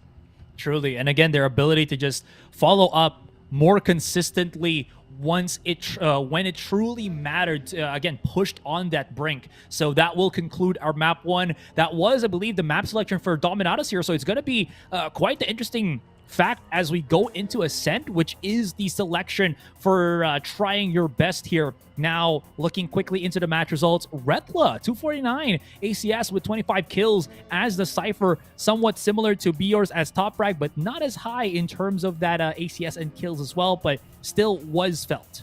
Yeah, even the scoreboard made that mistake there. Asurai San was on the Brimstone, not the Breach. Juicy, though, you can't forget the impact that they had in that game. 28 kills. The clutch coming in one of those B-side takes. Just the way that he's able to get multi-kills. The Guardian round to just give a chance to Trying Our Best from the end of the first half. Those are magical moments that you can rely on Juicy to create. And the stats don't lie. He was impactful in that game. Absolutely. Again, he was just able to really get that 1v1 against 6key locked and loaded. You saw a lot of the times as well there for 6key, just using an operator and again, just having the nice off angle to always get that punish against him. So that being said, guys, again, concluded map 1. We're going to be looking at Ascent for map 2 when we come back for that break. So don't go anywhere. We'll be right back.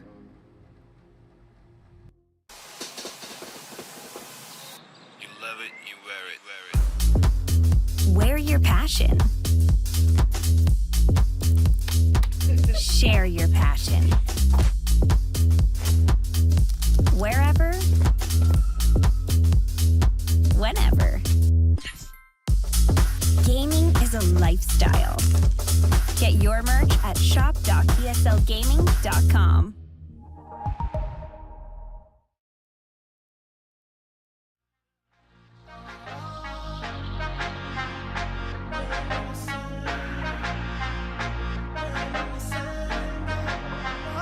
We ain't in the same league, not even the same game. Going all in, I'm just trying to maintain. Y'all don't want me to win. I can see it on your face. I can see it on your face.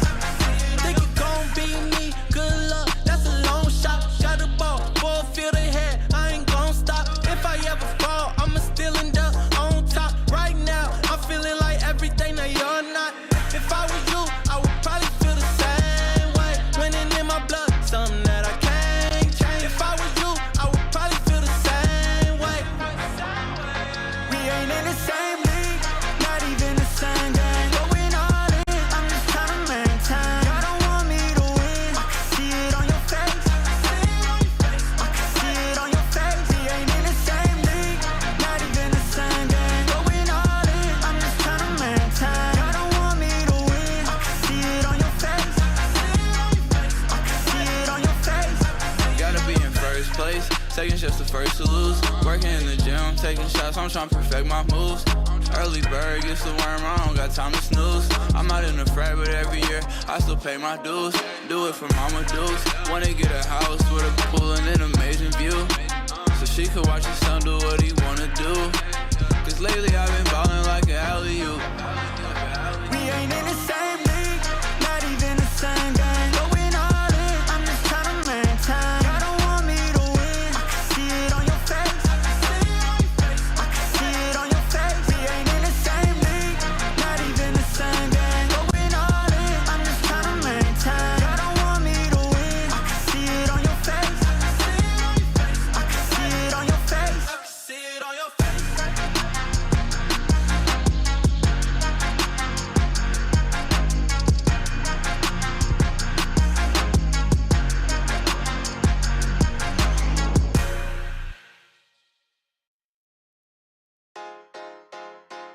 Oh yeah, came up on a tech, got a lot of friends now. It's funny how they switching up. Came up on a tech, all of a sudden they been down. It's funny how they switching up. You already know, yeah, just how it goes. When you get some money, they gon' always want you close. You already know, yeah, just how it goes. They gon' wanna act like they was with you when you broke. If you want it all, gotta risk it. Finally got my chance, couldn't miss it. Used to walk around like a misfit. Now my fit clean and my wrist sweat. Yeah, I remember working nights with my homie on my side. We was praying, hoping things get better. I've been steady on the grind, now it's money on the line. Calling, telling me you good forever. Ay, came up on a check, got a lot of friends now. It's funny how they switching up. Came up on a check, all of a sudden they been down. It's funny how they switching up. You already know, yeah, just how it goes. When you get some money, they gon' always want you close. You already know, yeah, just how it goes. They gon' wanna act like they was with you when you broke. Came through, I pulled up in something new. Now they won't tell me they coming soon. It's been like 10 years of silence. How you gon' tell me you riding? I remember working nights with my homie on my side. We was praying, hoping things get better. I've been steady on the grind, now it's money on the line. Calling, telling me you good forever. Ay, came up on a check, got a lot of friends now. It's funny how they switching up. Came up on a check, all of a sudden they been down. It's funny how they switching up. You already know, yeah, just how it goes. When you get some money, they gon' always want you close. You already know.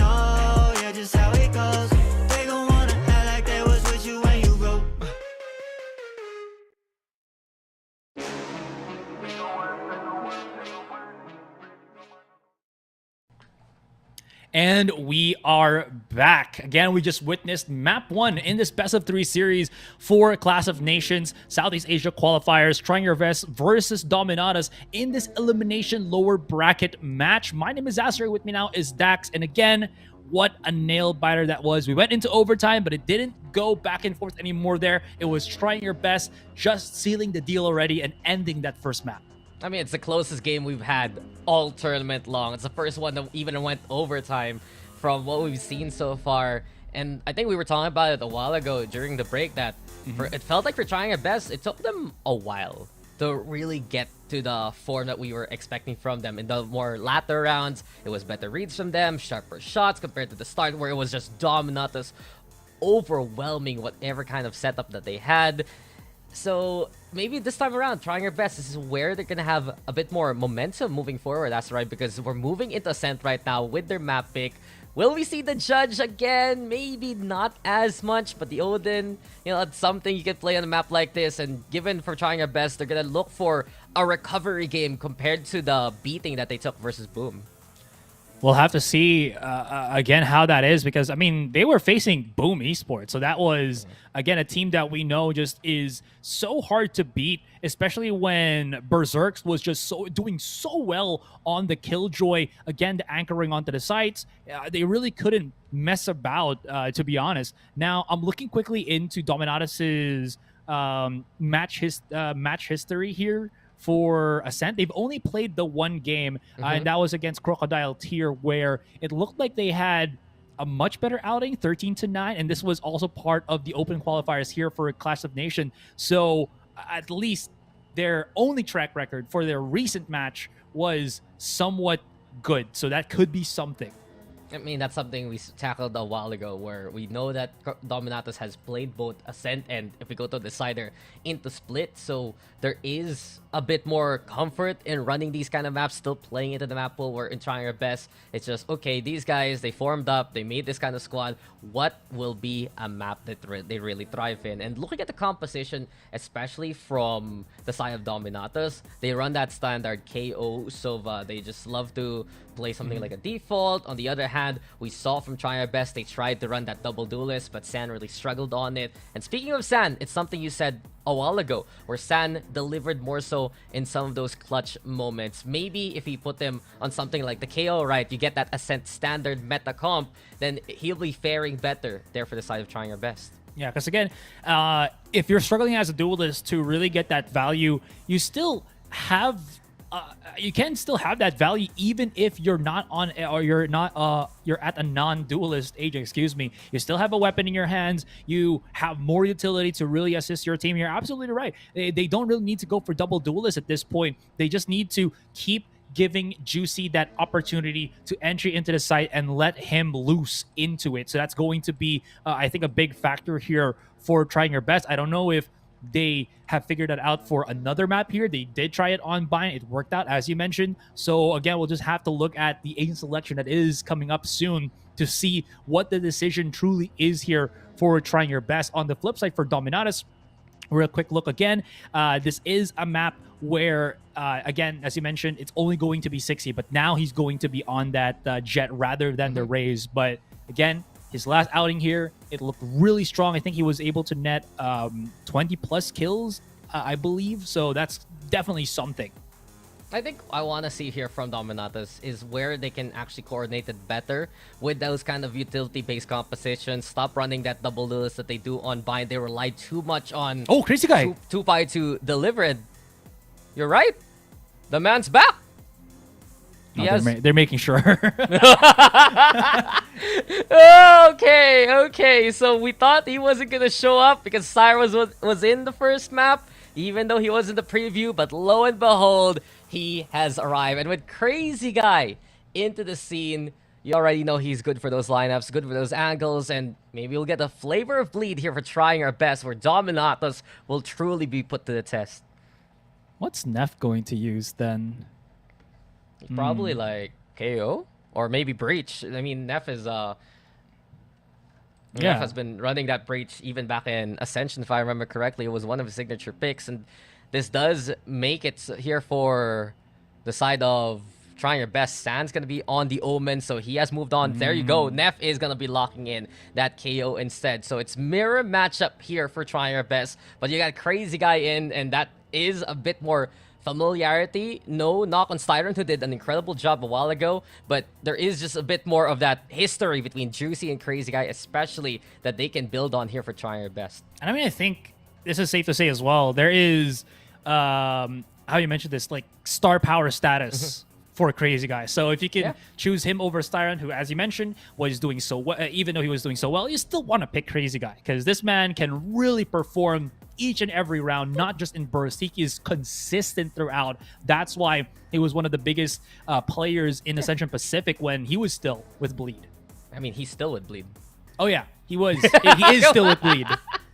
He's just here also. Just off-season things. All right, my bad. I think, I don't know if it's too much of a debate to say. I think Crazy Guy is probably the best player from Vietnam right now. No? Do you agree with me on that? He's the only one that I think left his home region to play in another region. That I think him and what was that other player again from Cerberus? I think something with a K. I think also was the only other player that actually left Vietnam to play in another team. With a new Sova in. So Dominatus still gonna be beginning on the attacking side. They have to face up against trying our best in their own map pick. And Crazy Guy, welcome to the show. Through the wall, he finds Be Yours already. And immediately Juicy on the board as well. Trying our best, looking very confident so far. Juicy's there yet again. Capisha though with the fight back. And Neff's now gonna go for the flash, gonna go for the push, and gonna get that round.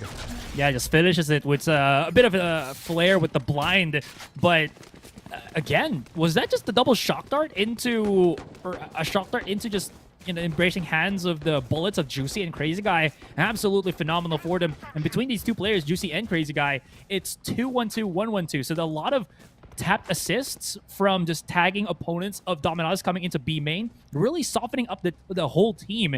And Dominatus here, they're not fully saving. They're gonna go on a kind of half buy with the Sheriffs. They're looking for some value here, even though, again, we'll have to see. Yeah, but here comes the flash and dash, and Juicy already with 3. Coordination clear here for trying our best. They're spraying down B Yours, who's already low HP. And Fisha tries to still play from top mid. It's Redla who will find him in his stead. So trying her best. They just have so much mobility around the map right now, so much purpose. And Dominatus, the damage done by the Sheriffs, yes, but the second round is still for the defense. And again, this is a big issue because in terms of economy, you will have to go for those half-shielded rifles. There it is. And that just gives a lot more firepower to the weaker weapons that Trying Our Best has here. The Spectre, the Bulldog, even the Sheriff is going to have so much more value if you make a mistake making those plays. So that was a risk that didn't really truly pay off here for Dominatus. And again, I know I'm going on a tangent here, but it really is truly felt if you make a mistake with this kind of buy. Yeah, it just goes to show here for Dominatus now. They're going to be building up with the rifles, yes, but not the best armor to work with on their buy around. Neff, though, flash through the smoke, calling to the attention. Already the scan, courtesy of Crazy Guy, but Sixkey does punish Neff accordingly. So a good start here from Dominatus. The mid control, giving them avenues to play into A. And San, he went for the paranoia, has a Phantom in hand, but Dominatus are bringing that spike towards main instead. Yeah, they are calling Juicy to start helping out his teammate. I think they try to switch up weapons too. And you're absolutely right. It's going to be a push through A main here, but this is actually really strong. No more paranoia, no more flashes from Neff. So this is the perfect time for him to really make that damage. Juicy, though, gets caught by B Yours, and that's the go signal here to start pushing for that A site now that they don't really have to worry about anything other than just the one no big utility player that is Zan. Oh. Does he get through it? He does! In, and he does find Golden Blue along the way, but that's all he'll get. The paranoia keeping him at bay a while ago. Everything left to the returning Crazy Guy. And here from the high ground now, Bulldog sure in hand, but the position for Sixkey better even from Kamisha. And the Whittling Fire done by Dominatus. Huge catch on that player. hovering towards short crazy, or rather, excuse me, not crazy guy, but Zan here. Neff, my bad. Really strong, just because again gives him so many options. No more fear of the flash, no more fear of being stopped by the KO blade. So solid start for Dominatus here. Again, I was stressing the fact of it might have been risky, but now it's all turned up on its head. So a good start for them. They were able to save so many of their guns as well. So at least it's looking quite solid for the start there of Dominatus. Yeah, it was a good round to build with an economy to boot. But here comes the blades, and down it goes so quickly. Dominatus here comes trying our best, though. Getting the advantage so far. The mid takes from trying our best, putting the pressure on this offense. We have done that. Trade for trade here, making it a little bit deeper to get difficult to actually get that deeper map control. And the drone gives a lot of information here. Immediately backs away. This could be actually good because now they're kind of funneling Dominatus to go through a main position, which is perfect because Neff, as well as Crazy Guy, is waiting for that cross. You can see here already that it is looking a lot better for them. That smoke on mid, though, does give BRs a little bit of leeway to actually start pinching in through short, but he has to deal with Retla first, which he does. So this does give them some bit of opportunity, but still, the site is unchecked just yet. Yeah, good find on such a committed corner. Smoke comes on out, darts there too, and Neff beats not scan until the very end of it. Crazy Guy now with the swing there, and from that point on, everything's left to be yours, but he's so low on the HP. Crazy Guy playing inside of the smoke. And does he dare actually cross through it? Waits for it to just be over. And now the round is done because of it. I love the initiative we're getting from trying our best, especially towards mid here.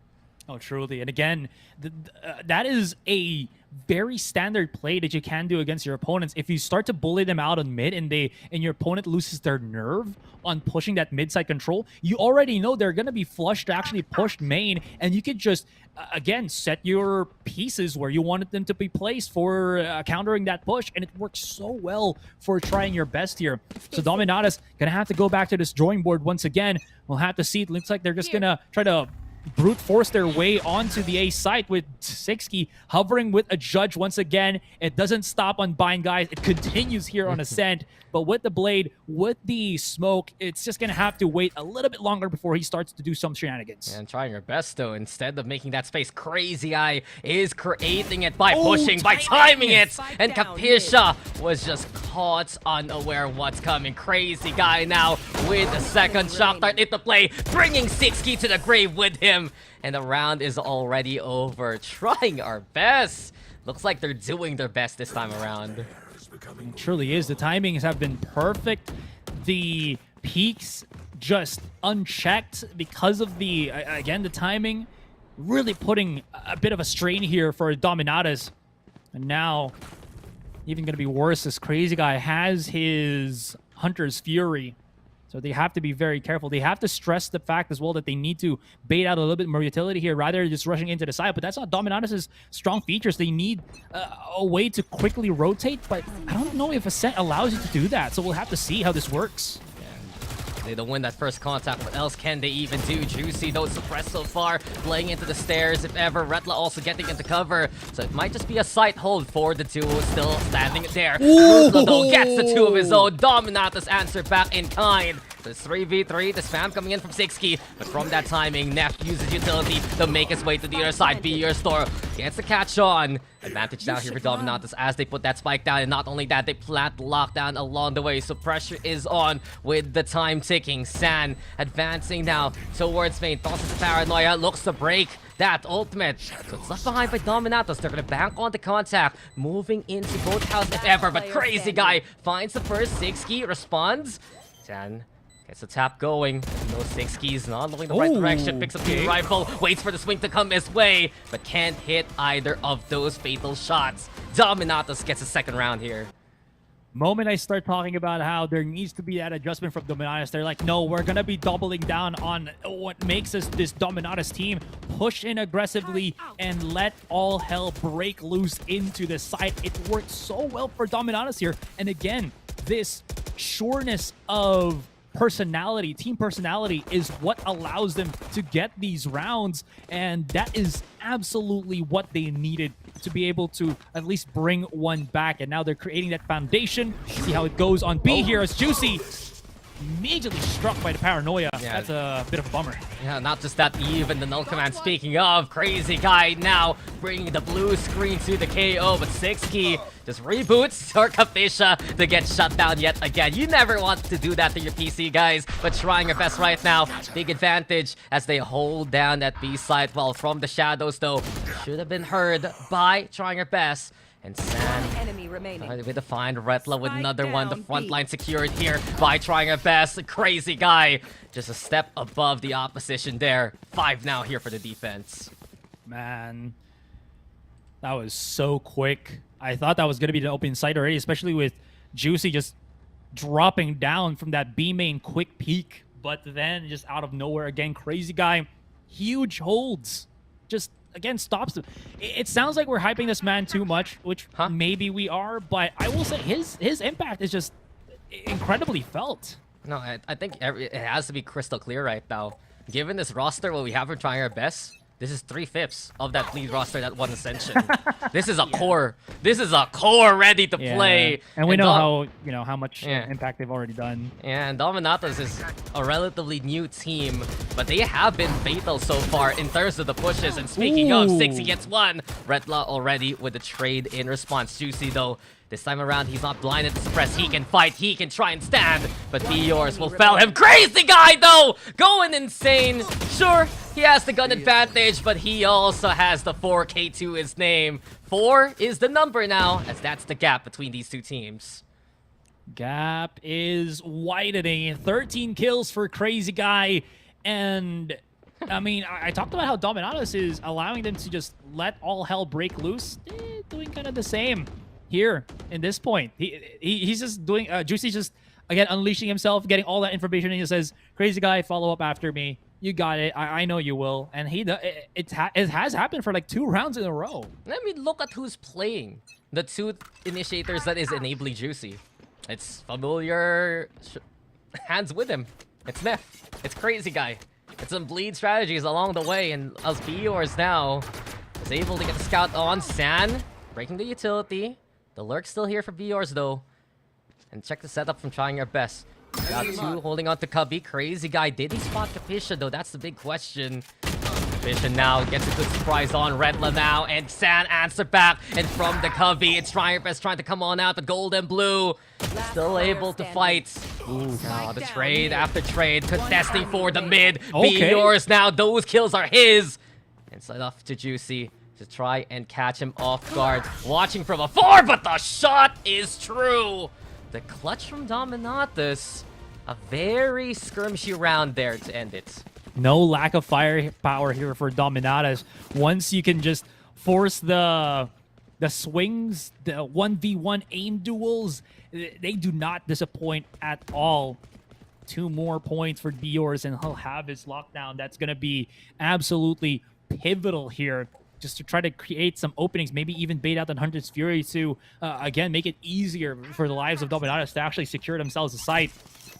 Now, some emphasis on top mid. I thought it was going to be an A push, but not really. So they understand that they do want to stop the bullying of Juicy on mid with the assistance of Crazy Guy, so perfectly well-reasoned. I mean, Juicy, he's holding on to the judge yet again. He brought the classic a while ago to try and snipe his opponent. We start things off with Retla again, a power position from the Cubby. 2 already down, as it's always a bloodbath when Dominatus tries to contest for the middle courtyard. Juicy still with the poke and pot shots. He's still holding on to the classic. Try to really go Be Yours in to move into B main. But along the other fronts, it's a long-range game being won by trying our best. Gold and Blue, though, still fighting back. It's 2v2 now as Juicy has been felled. Crazy Guy waiting for the rotation. Here's Be Yours coming, but Be Yours wins another one. He's been critical for these kind of rounds, Asurai, when it's getting very scrappy. Courtesy of trying our best. A flash comes on in from Neff to try and cut off Gold and Blue from making his way towards B. So we still hustle in. We're moving around the map. We're going into A. And it might be a KO sandwich as Be Yours will find Neff with the knife out. And Beers has just been such a hard worker here for Dominatus. Even on the Sentinel role, Bind, we already saw how much impact he had with the Cypher. Now it's going to be that KJ winning duels to stomp.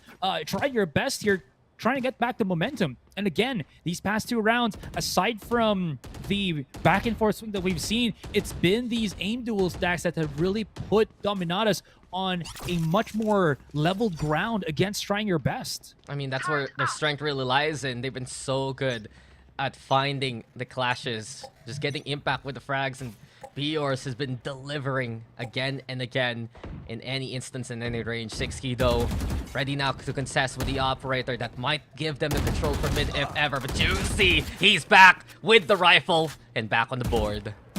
And when he gets punished, it's good for Dominatus, but when he pops up, it's even worse for them. It's really felt just quickly, those 2-kill shutdowns, huge. Capisha might actually be in a bad spot, but okay, 6key and Retla, or rather 6key and another player of Dominatus gets a kill off cam. Yeah, while this happens, Dominatus did go for the contest against the advance of Trying Your Best towards B main. Problem is, Gold and Blue had to rotate so far away just to take that spike back. So, Trying Your Best, they are looking to just clear out every bit of A main to try and figure out what's going on. Dominatus hustling towards B instead. The paranoia is going to be there. Crazy guy should have heard it. And Trying Your Best right now, they'll know that it's a B-side take here for their opponent. Yeah, he still has a Hunter's Fury too, so this could get a little bit hairy. If Crazy Guy figures out where his opponent is, could rip it out, or just actually wait for the entire team, because it's still a 3 versus 2. So it's all going to be down to 6 on that initial contact, and he hits the shot, equalizing. This is huge. A good angle to utilize. Gold and Blue also doing the same. Gets the dig, but Crazy Guy is able to handle it anyway. The shots don't hit this time. Neff just getting danger close with no fear whatsoever. Trying Your Best. That's 7 for them now. And was there any point where 6key could have picked up maybe a rifle? I don't know. Or he was just going incredibly confident with his operator skills, whatever the fact may be. Again, that operator, once you miss that shot, there is a set time where you can punish him for whiffing. And that's going to be, as you saw, very, very well punished by Trying Your Best. That being said, it's going to be an interesting buy here for Dominatus. Bior is going to be on the Guardian, so he's got some long-range head-tap power.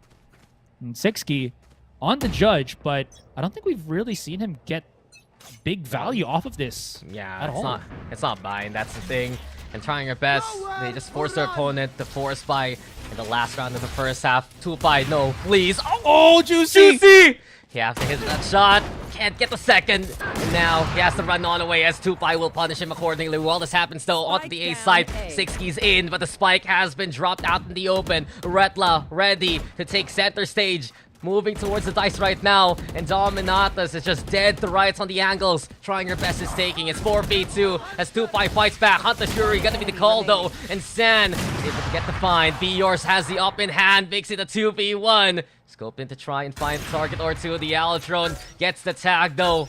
And as the swing is looking to make the play, Paranoid gets the connection as well. Trying Your Best. They're giving chase. They're closing the door, but Crazy Guy, he wants the duel, he wants the fight, and he'll net that kill. Insane again from Trying Your Best. It's 8-4 the end of half. 8-4 indeed, and I did not expect 2-buy to get the value off of a Judge play just because of the whip from Juicy there. I honestly thought it was going to be 6key, but again, he was completely shut. No one was near him when he dashed into the site, so all that was kind of out there, but you know what? It got them to site somehow, or rather not. So I don't know. I was missing my point there, and they were missing the shot. So yeah, let's go for that. There's a few of those rounds where it's really been defined by those whiffs, basically, because there's so many positions that we see Trying Your Best contest for mid, and they put themselves in spots where, okay, if I don't win this, I die. That's basically been the story so far. And a few of the rounds that Dominatus has been taken were off the back of their Sentinel, basically, from Yours to hit those shots. Speaking of, this time he can't do it. Trying Your Best are already onto the inside of B site. And you kind of just want to scream at that point when everything's being thrown in your general direction. Juicy, boys, trying to run away, and he will not be able to escape. Here comes the rest of the defense here for Dominatus. Huge use on that paranoia. Actually catches a couple, and this is very workable. Trying your best. Now down to their 2 players. Both stuck onto the site. Zan's going to be holding an angle here. Hasn't really popped off just yet, and he is getting head cleared by his opponents. Retla now has a crossfire. He's jumping for dear life to get some value through the smoke. 1 versus 1. Can he catch 6key? The dash in. Oh, it is going to be so close. Both of them are super low, but it's 6key who needs to tap the spike, and that is going down. He might have enough time. The time, it's gonna be very close, that's for sure. But Dominatus, they will take the pistol with half a second spare. I knew it was gonna be a win for them. No sweat. No sweat with No .43, and then just a very, very stressful game of cat and mouse. Some of these rounds have gone scrappy, to put it in broadcast-friendly terms. Oh yeah. We've seen some interesting positions from Trying Our Best. Dominatus, on the other hand, have done a good job at least to punish them accordingly. If someone peeks out, they're very accurate on the shots. They put on the pressure. I do feel like, though, that for Dominatus to win more on the second half, they just have to be careful of the angles that they forget about. And speaking of, they're watching for main, and Juicy is already brought to sleep. The Guardian spam coming in for 6key as well. Sand can't cross. And Trying Her Best has to wait for the time being. Quick little shot to shut down any push that could have come out there from Bleed. And they also force spot. Oh, sorry, it's not. Sorry, I saw Crazy Guy for a moment, and then I saw Bleed. My bad. Trying Your Best. See, this is the problem when you still have your team tag. But that's on me, though. But he's still Bleed. He is, I know, and then I called him Bleed, but then they're not Bleed right now. They're Trying Your Best. This is the biggest brain teaser I've had for a while. Just trying to remember which team they really belong in this Clash of Nations tournament. And well, Asurai is trying his best to remember the team names. You got Dominatus set up well here for this A site. You like the top to bottom setup. You have gold and blue here by Dice. And truthfully, for Trying Our Best, we've seen them be a lot more coordinated with Crazy Guy in. Perhaps it's a bit more shot calling along the way. Speaking of, the dart's there, the teleport gonna be on in, but that Dominatus is on an anti-eco, and they just spread out to get all the kills moving into A site. 8-6 now. Dominatus is rallying here. They really are building themselves back up in this situation right now, and it's working exceedingly well for them. Able to punish the force buy for Trying Our Best is going to be absolutely huge here for, I think, their mentals. They were straining a little bit there with their other players, but with this, it's looking a lot better for them. 6key and Bjor's really leading the charge for Dominatus, so now they can start building up a little bit more, trying to bridge that gap. 8-6, could look at 8-7, especially with just the pistols on Trying Your Best here. Yeah, Trying Your Best. Not the best eco to work with right now. And the gun buys that they have. And 6key. That's smooth, man. That is Nasty. smooth. Just goes to show that Dominatus, they have really good aim from what we've seen so far. They really love to find that kind of contact play. And Bleed, well, I said it too because of you. Trying Our Best. They're trying to go on in. Cubby taken by Retla. Retla's been very strong at contesting Cubby so far. At Dominatus now, they still should have control of the site. 6key gonna be backing on away to play at the rafters. Might be able to creep Retla and Crazy Guy here. Juicy falls along the way. Ooh. And the timing. It's up to gold and blue instead. Paranoia gonna get thrown. The Owl Drone completely blinded. And as the swing comes, it's Crazy Guy who hits a good shot. But Crazy Guy still alive, still fighting. All alone now, moving into the site. A 6key just respects his opponent, backs off for the time being. 30 seconds left. Half a minute left though. Went for the fake plant. Another one here from Crazy Guy. The updraft now. He's right to bring the Sheriff too. But Capish is the one who secures the round. So Dominatus, 3 in a row for them. That was ambitious from 6key, but if it hits it, you know what? It builds character. It builds your confidence. Why not? He wanted to rip it out. And, oh, even with the money, 6key's still going to go for the Guardian. I thought he might have tried the Operator, but I think this is a very interesting... what's the word here? This is a very interesting choice, I would say. But I do like it. He knows that he can hit those taps. It's a high penetration weapon, much faster fire rate than the operator, obviously. So it gives him a lot more options to actually punish, and him having the blades is just a cherry on top. I just think he's looking to build an operator later on, if ever. He could have already bought the operator, to be honest. Yeah, well, it's Dominatus still holding on to B. Juicy falls first and foremost. The flash comes in from Capisha as well. And we've seen this multiple times. As soon as Dominatus gets that pick onto trying our best, they kept that bay. They have to be. They are stalled for so much time. And the lockdown available now because of the orb being taken.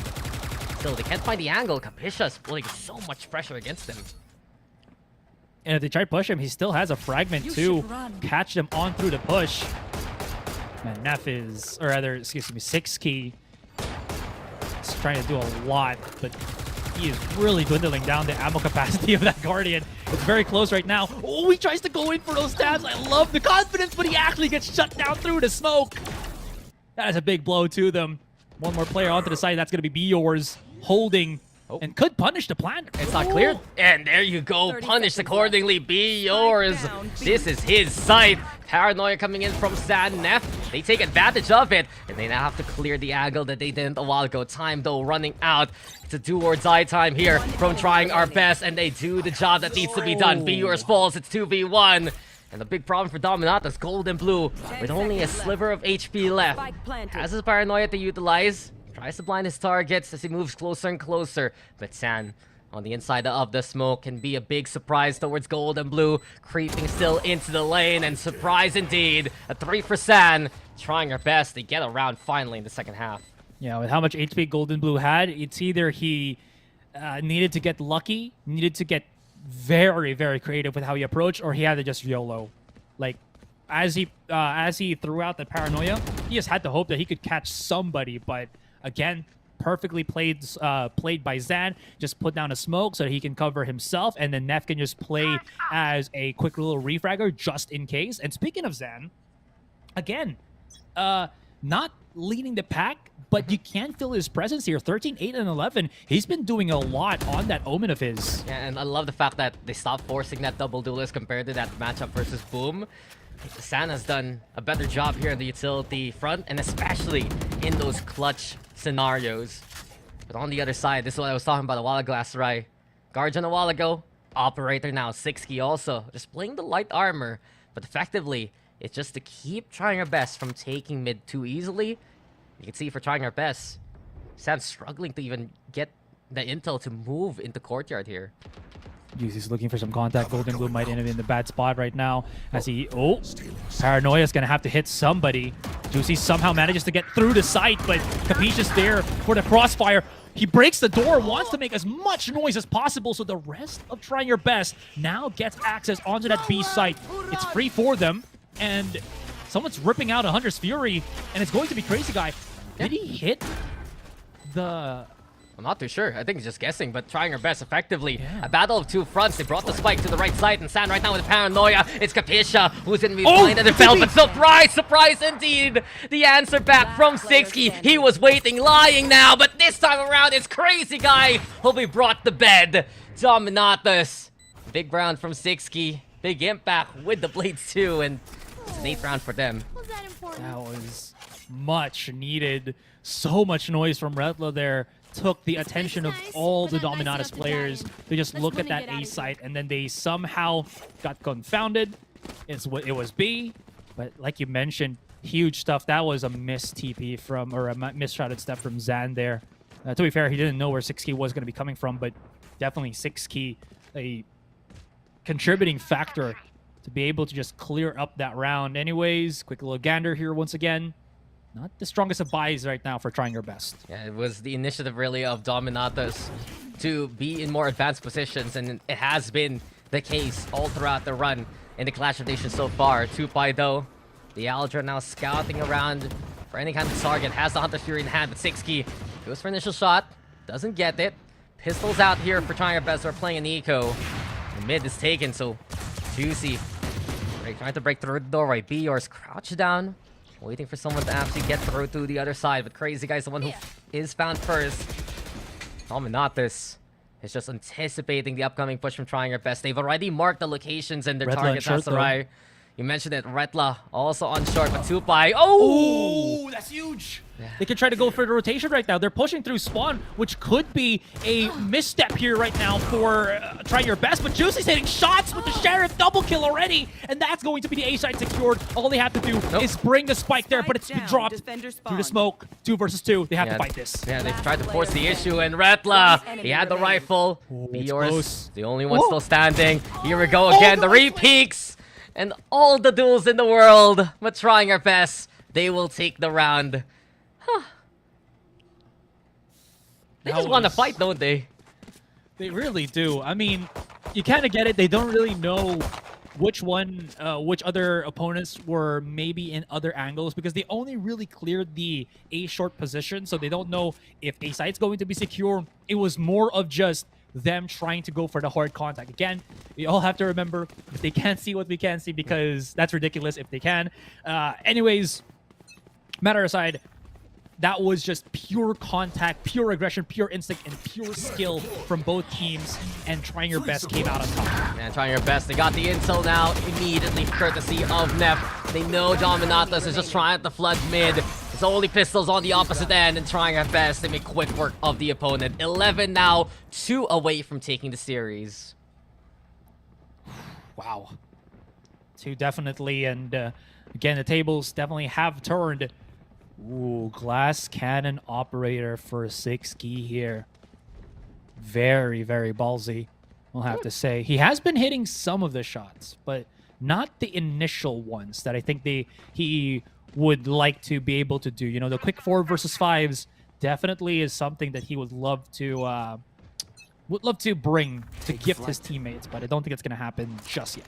Maybe we've seen from Dominatus their tendency to really just go for the force buy in any given scenario. Juicy, though, shutting down Tupai so quickly on. Kabisha over onto the corner, and it's a power position for him to get value alongside Gold and Blue. These rafters have given Dominatus a stage to work with, a leg up on the opposition. Sando holding by the wall, and it is a sudden impact onto one, but 6K's operator answers back. Crazy Guy, the only one still standing, retrieves the spike sneakily, and he'll back away in a 1v3 slate. I wonder if he's going to run all the way back or double back. Oh. This could actually work for him. He's not going to know this, but at least the one-shot, one-kill that is 6K has gone all the way to B. Oh, he's got a cheeky lineup. Draw the attention of the rest. I wonder if this is going to truly hit B. That's going to be big if it does. Is this going to fool Dominatus, though? Never mind. I thought it was going to be a B dart. It was just mid. It wasn't like mid, you know, like it was middling. It's more of like it is on mid. It's just there to find whatever's mid. Anyway, speaking getting found, the turret spots him, and the trade comes in favor of Dominatus. So this is why we see Dominatus play these kind of force buy scenarios. They don't want to be put in a match point situation for their opponent. They still want to fight back with the guns, and you can see right now, the op is still out. They're gonna run the judge with Tupai. It's really been the Dominatus creed, but at least they have firepower to work with still. Yeah, again, the best thing right now for Tupai, for Dominatus, is that he should have all of his utility up and running. Again, being able to use that drone, the dart, even the shock darts to a point is going to be huge. I basically just said the whole utility of Sova, but that's clearly what Tupai has just been doing right now since he hasn't seen most of the value of his judge. Never mind changes. The pace of the game, the winds of change here for Tupai as he hits the critical shots to stop that plan and to deny a lot of the players their lives. You wanted value, you get it there. Lockdowns into play too. And we can see, for trying our best, they went for the lockdown first, so they might have to evacuate if ever. Juicy trying to get the hell out of dodge, but Capisha able to shoot him down in his prime. 2v4 though, Dominatus getting a good position on this defense. A spike left behind onto the site even. And it really was just the efforts of Tupai to get a big surprise versus trying her best. Speaking of, it's Redla sneaky, sees them all just looking away. The taps do come his way. 3 for Redla so far. Precision courtesy of him, but Gold and Blue answers back. Crazy Guy, the last one standing, dancing now with Death if ever. Paranoia into play, and Be Yours is there to say this round is theirs. 11 to 10. double digits too for Dominatus. Oh my gosh, Dominatus is wilding right now, able to just deny everything being thrown at them. 2Pi, huge stuff from the man. Oh my goodness, if he didn't do that, that would have, I don't know what it would have what would have happened there against Trying Your Best, but he's got his moments, and that was a big one too, because if not, I think the economy for Dominatus would have been just down the drain. Here, get out of my way. Dominatus have been playing on knife's edge in terms of money so far this game, Asurai.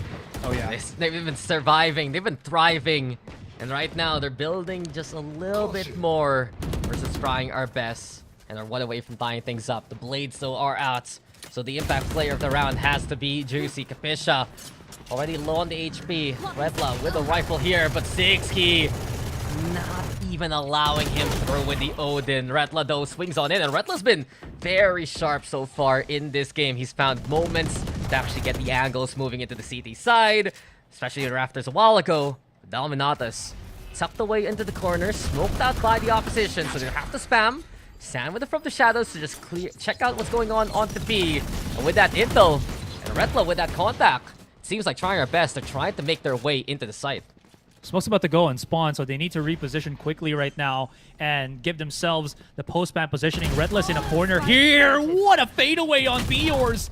He still has a chance, but Sixkey with the suppressing fire works out in the end. 3 versus 3. There's going to be Crazy Guy ripping out the Hunter's Fury already. He's going to get cleared out onto B main. His teammate's not looking too hot. It's all down to Zan, and 2Pi shuts him down. And we are tied up.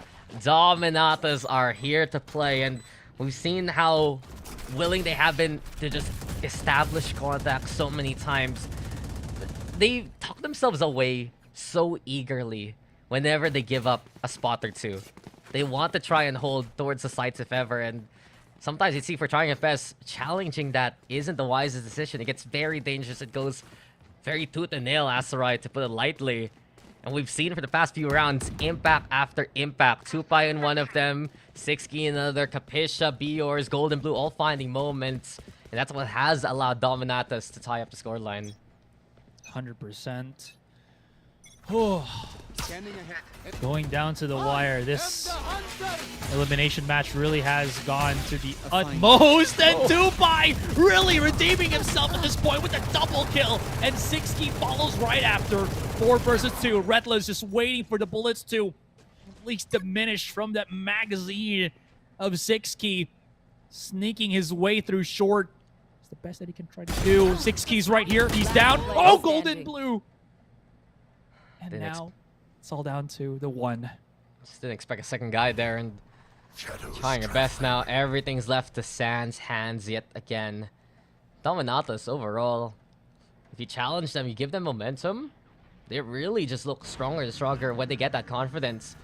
And that's been really the story so far for Dominatus. If they get that lead at the start, they just look so well-oiled. When they get pressured, that's when it really falls apart. But this time around, it's Dominatus who have taken, or trying to take this away from Trying Our Best rather. And Sand's the only one who can stop them. Takes out the TP. Biors looks away, but Capisha doesn't blink.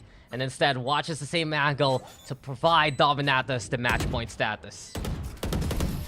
Oh, one more round, and we're going to go to a map 3 here. Dominatus really sweeping, or rather pulling the rug from under the feet of Trying Your Best here. 4 straight rounds in that one, Daks. Huge, huge upset right now for Dominatus. And Sixkey, Biors really at the head of things. And of course, just to add him to the mix, 2Pi with that double kill on the Hunter's Fury. Really huge stuff. This whole team coming together. They got themselves a shot. Yeah, it's such a stellar gaze for Dominatus against players who love to flex their strength on contact. Dominatus Atlas is able to effectively outmuscle them in these kind of rounds. Right now, they're just 1 away, forcing a decider in the series. It's elimination here. It's the lower bracket. Dominatus, they want to survive in the Clash of Nations. Truly been a clash. Best word to describe it. Juicy. 1 versus 1 against 2Pi. 2Pi is feeling a lot more confident with how he's been getting these. Maybe that's just the one thing I was lacking for him, just that that just confidence for himself. 6 key, about to swing, hits and doesn't miss. And this is going to be huge as they enter the site. He's got the shorty, and he could not find Juicy in time. Yeah, just right behind them. PURs though here in the forefront now. Retla lurking, finding value along the way, and Crazy Guy snatching that spike actually and survives with 4 HP. This is a critical moment for Trying Your Best. They have a chance to go for the rotation if ever. And as per usual, it's Retla making that space for the team, providing Crazy Guy a safe haven to work with. A lockdown is there too. He doesn't know. He's not going to be playing far from Crazy Guy, especially with Crazy Guy being 4 HP. Quick little TP, that's going to break it, but big information right now. They know he's low. They also know that he just came into a main. Oh, it's the greedy Nanoswarm play. One more kill could be it. And he does the swing. 1 versus 1 now. It's 2Pi and Crazy Guy. Crazy Guy's been spotted on A main. And he's down 4 HP. He knew he could get away with it. 2Pi was busy setting up the dart if ever. And 2Pi clearing out the site. This is getting tense though. 2Pi, can he deliver again here for Dominatus? A single bullet enough to bring them to a third map. And he does so. Dominatus! They make it the decider.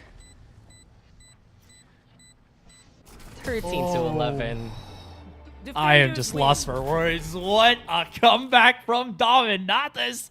That was just insane in the membrane.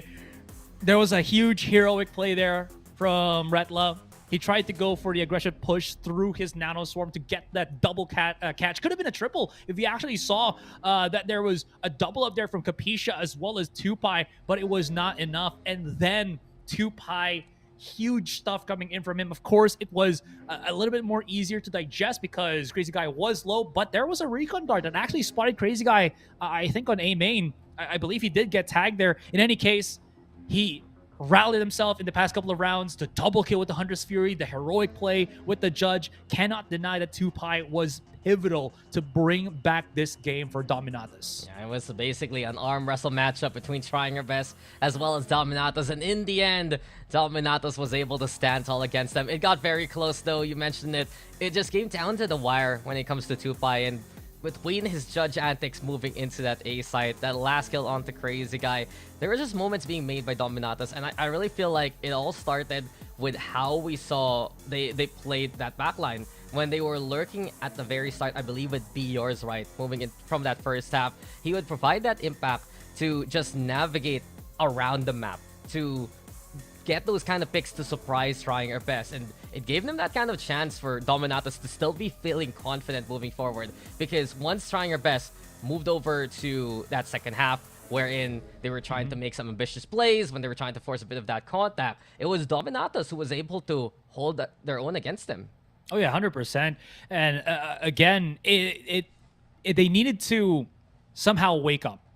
And they definitely did. Before the 11th hour, they were just able to, as I mentioned, rally themselves, get that ball rolling. And it really did. It never really stopped as well. That was, as I mentioned, what 4, 5, 6 rounds in a row in those remaining rounds in the second half. Absolutely huge for them. Be Yours was a key component. 296 ACS, 26 kills. The man was lighting up the entirety of that Ascent map. 6 key, of course, as well. 2Pi, cannot forget this man. He was bottom fragging and then somehow got all the important frags when they needed it, and he delivered. Yeah, Retla was also one for the books there for Trying Our Best. We saw how impactful he was with his lurks, the way that he's able to make that space for this team. But unfortunately, you mentioned it, Dominatus was just able to stand up against them, whether it be that contact. Usually, honestly, it was that contact. And just that pivotal round when they force bought with the glass cannon operator plus the rifles. If they didn't win that, probably this game would have been over, because Trying Our Best would have had match point, would have been on a better eco state. But they rallied from that point on, and they used that momentum to make us go to a third map. And speaking of third map, guys, we're going to go on a break. When we come back, it's going to be split. Who will get eliminated? Now we are here at match point, so don't go anywhere. We will be right back.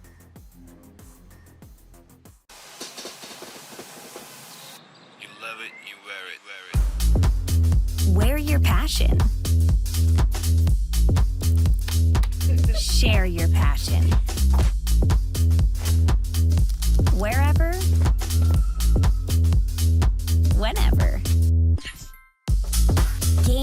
a lifestyle. Get your merch at shop.eslgaming.com.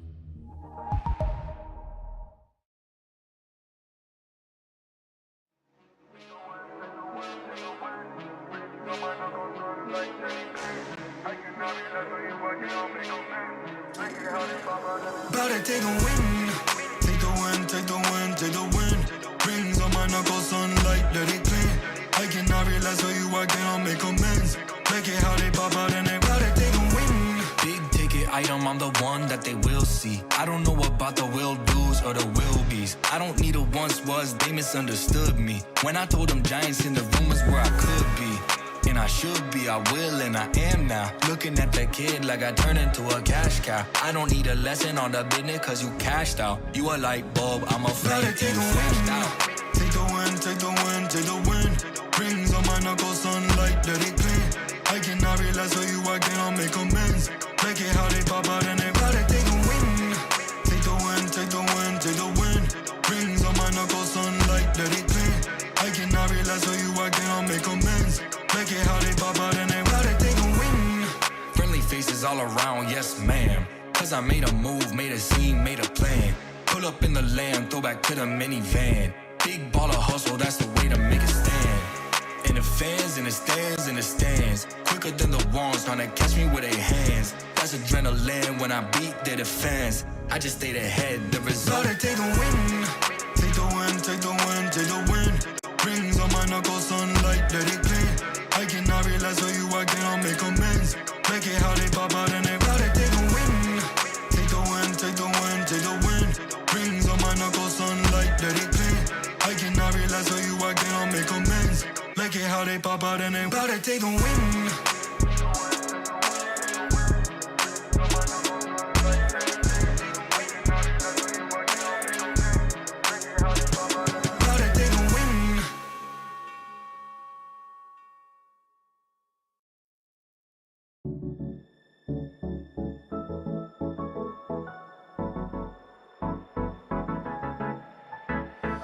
Let's do something crazy, get a bit wild today, cause we don't do this every day and we deserve it. Life is so amazing, nothing is in our way.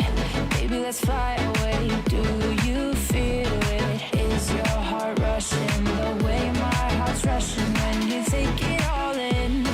Baby, this is where we come alive. Do you feel it? Take the world by storm, just you and I. Can't believe it took so long to realize what makes us come alive.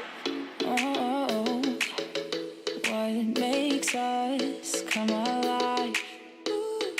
Let's break some rules. No, we don't always have to be good. Don't always have to do things that we should. We'll feed the fire. Let's see it through and let go of what's holding us back. Just light it up and we'll burn through the past and take it higher. Is your heart rushing the way my heart's rushing when you take it all in? Baby, this is where we come alive. Do you feel it? Take the world by storm, just you and I. You and I. Can't believe it took so long to realize. This is where we come alive. Do you feel it? Take the world by storm, just you and I. Can't believe it took so long to realize what makes us. This is where we come alive. Do you feel it? Take the world by storm, just you and I. Can't believe it took so long to realize what makes us come alive.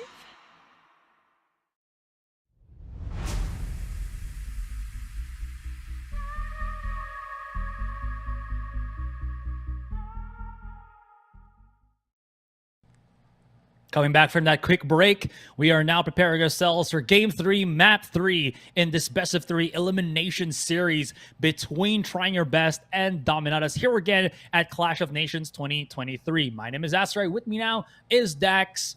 That second game, definitely was a big turn of events for Dominatus. It's a huge win for Dominatus. They tie up the scoreline, they survive in the tournament, and now we're gonna be going into split. But Dominatus, they effectively prove that they can clash with significant names on the other side. They were put to the test, Asurai, and they did not fold to the pressure. Now moving into split, it's the same kind of case that we said a while ago, that at the very least, we know that Dominatus has a bit of experience playing the last 2 maps over map pool from the open qualifier, and looking back on those results, that split map, it was 1 versus next guy, it was 13-8, and maybe with a bit more of that experience as a roster for Dominatus, that's where they can get a bit more of the advantage in our last map.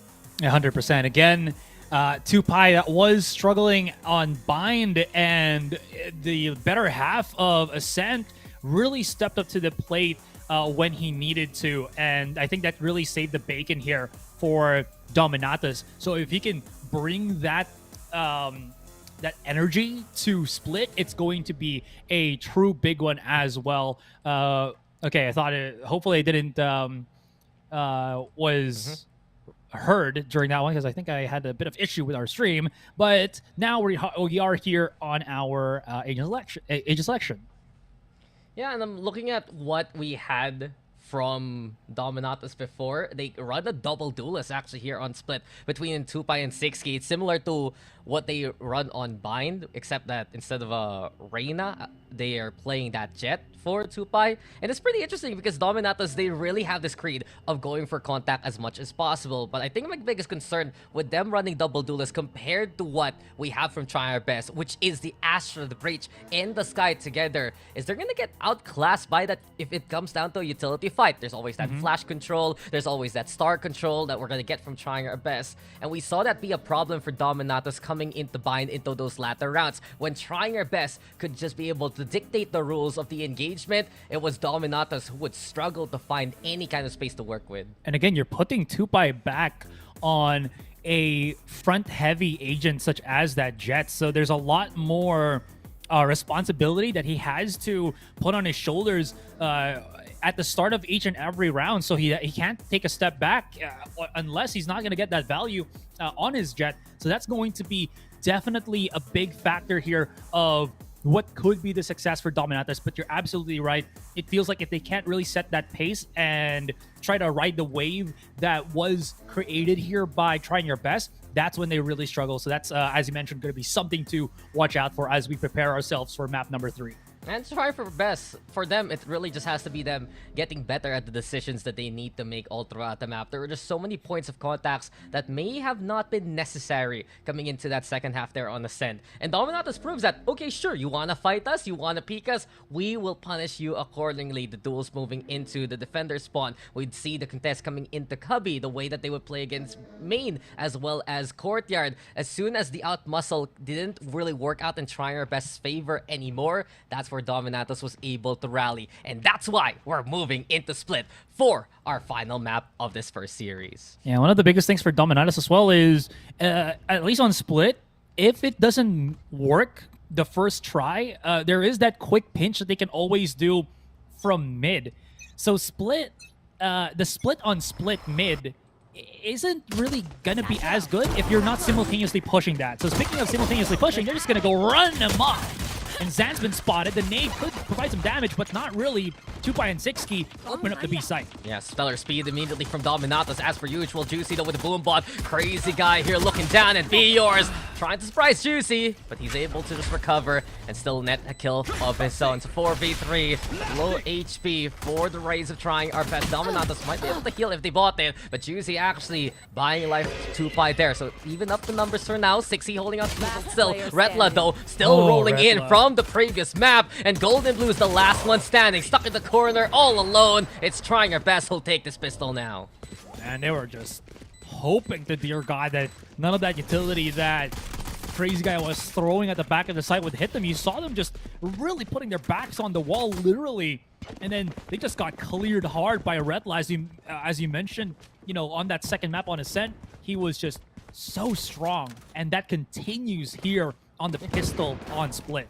Yeah, you'd think, right, Juicy or Crazy Guy would be that impact frag player. No, it's Retla right now who has the hottest hand on the serve for trying our best. And need to watch out once that backline really rotates their way. Dominatus, they usually stick around to the site that they take. They usually commit on what they get very early on. And if we notice here for trying our best, if they rotate their Cypher earlier into these kind of rounds, that can be the numbers advantage the defense can work with. And speaking of, it's already 2 down here for Dominatus. Biors. Ooh! No way.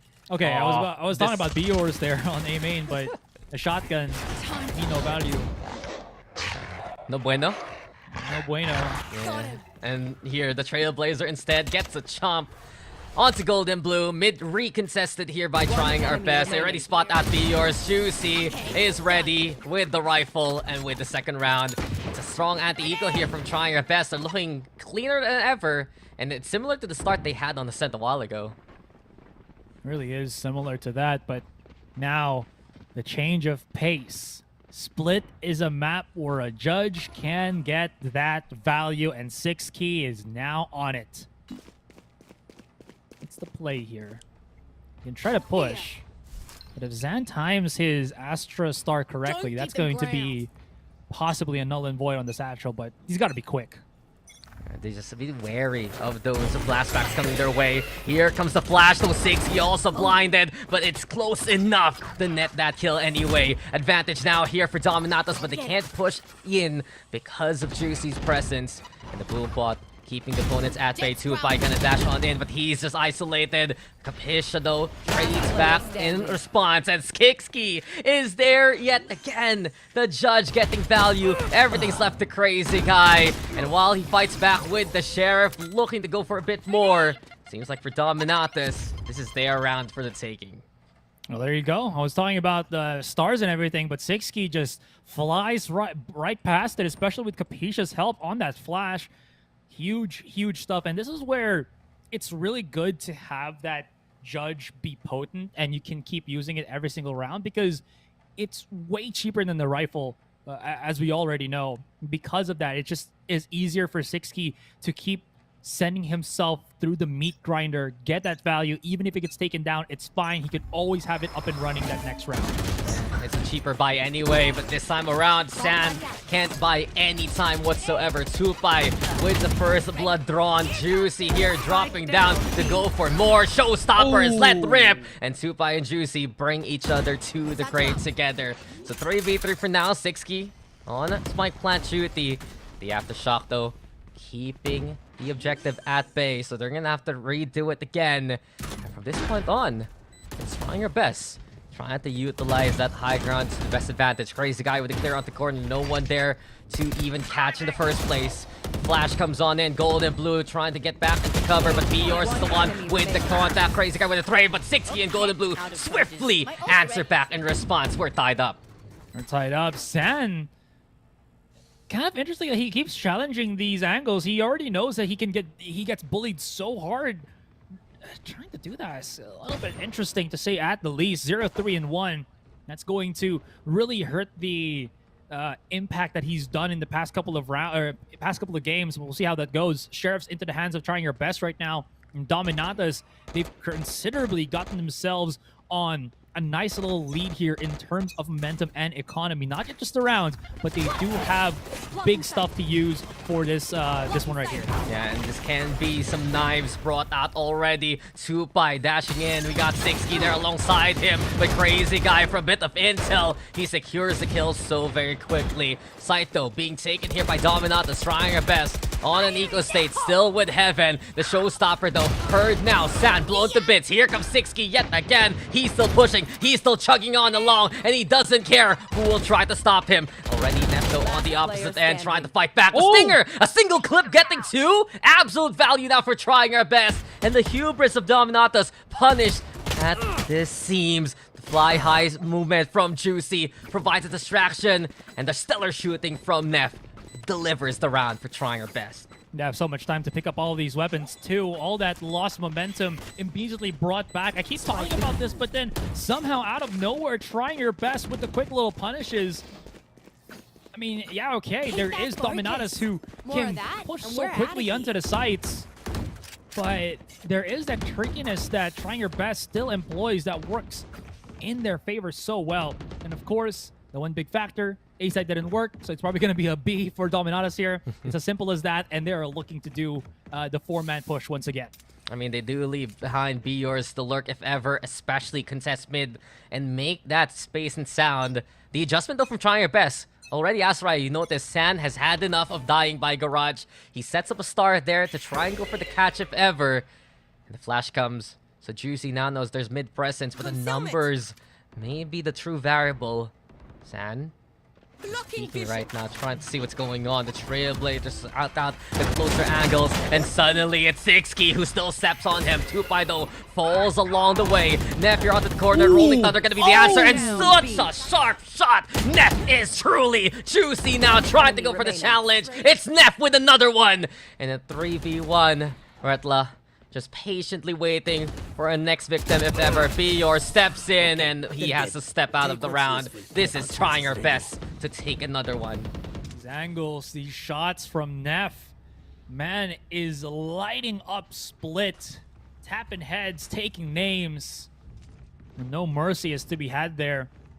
Also, that was a huge aggressive, or rather defensive posture from Zan, able to stop both Sixky and Tupai to a certain degree. Getting the pick onto Tupai and then Sixky tagged heavily was just, again, a very big bump from what they need just to retake the site.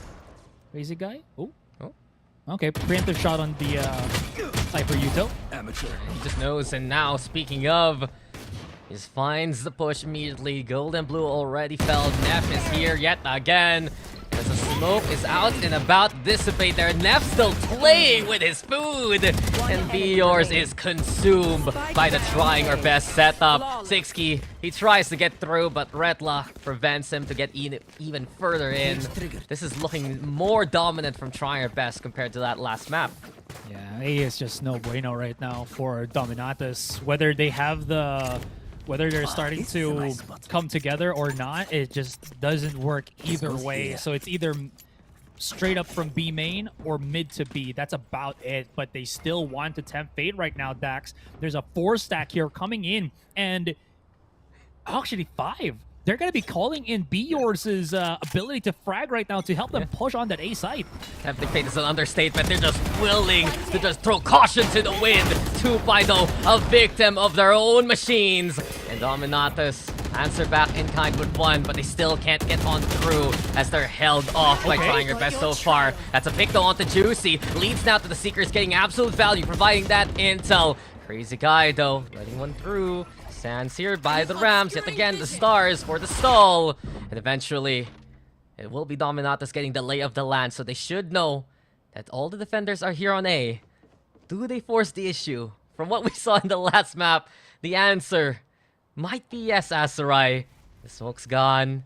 A re-smoke here now for Dominatus to try and isolate. The Crazy Guy catches the cross anyway. Kapisha with 3 so far. The spam from Crazy Guy, it's still providing so much damage anyway. They're Trying Our Best. Okay, they have to deal with the TP now. There's it from the shadows. Kapisha left behind. So isolated fights. Crazy Guy wins it yet again from his power position. And everything, all eyes are on gold and blue. But the problem is the tripwire setup's there. The camera was watching him. And so here you go again. Have another one.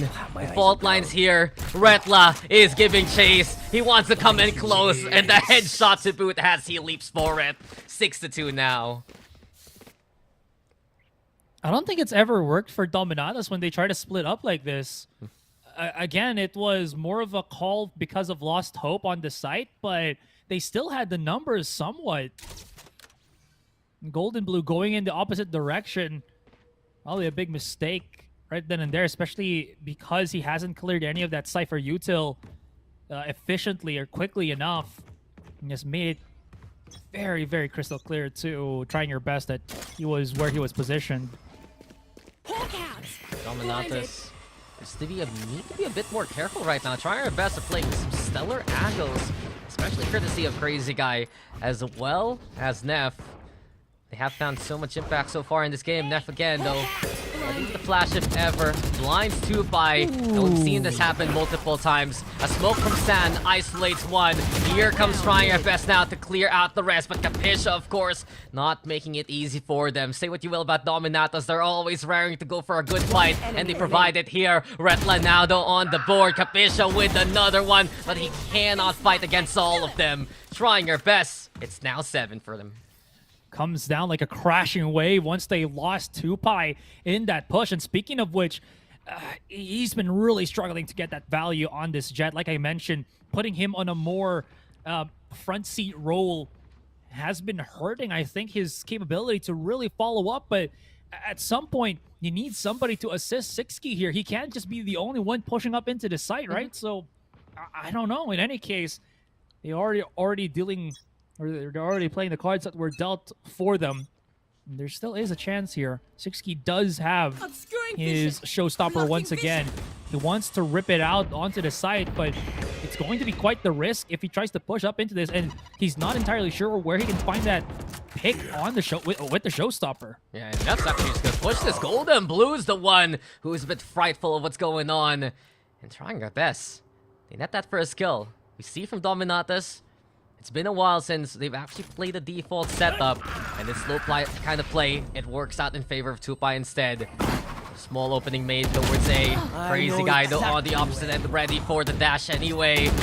Roll tap providing the intel, but PRs can't really see much on the other side. Instead, it's Crazy Guy who finds him. Nefto spotted now. The flash coming on in. Dominatus trying to bring that spike towards B, and Sixkey making it a possibility. But trying her best now. Here's the showstopper. Here comes the boom, and Sixkey, in desperation, tries to do the same, but San will just shut him down so quickly. Why was... oh, sorry, excuse me. Trying to remember his name now. Why was Sixkey holding on to the spike, planting it when he had all of that nade utility with the showstopper? Could have given it to Capisha, because Capisha was already done with his flashes.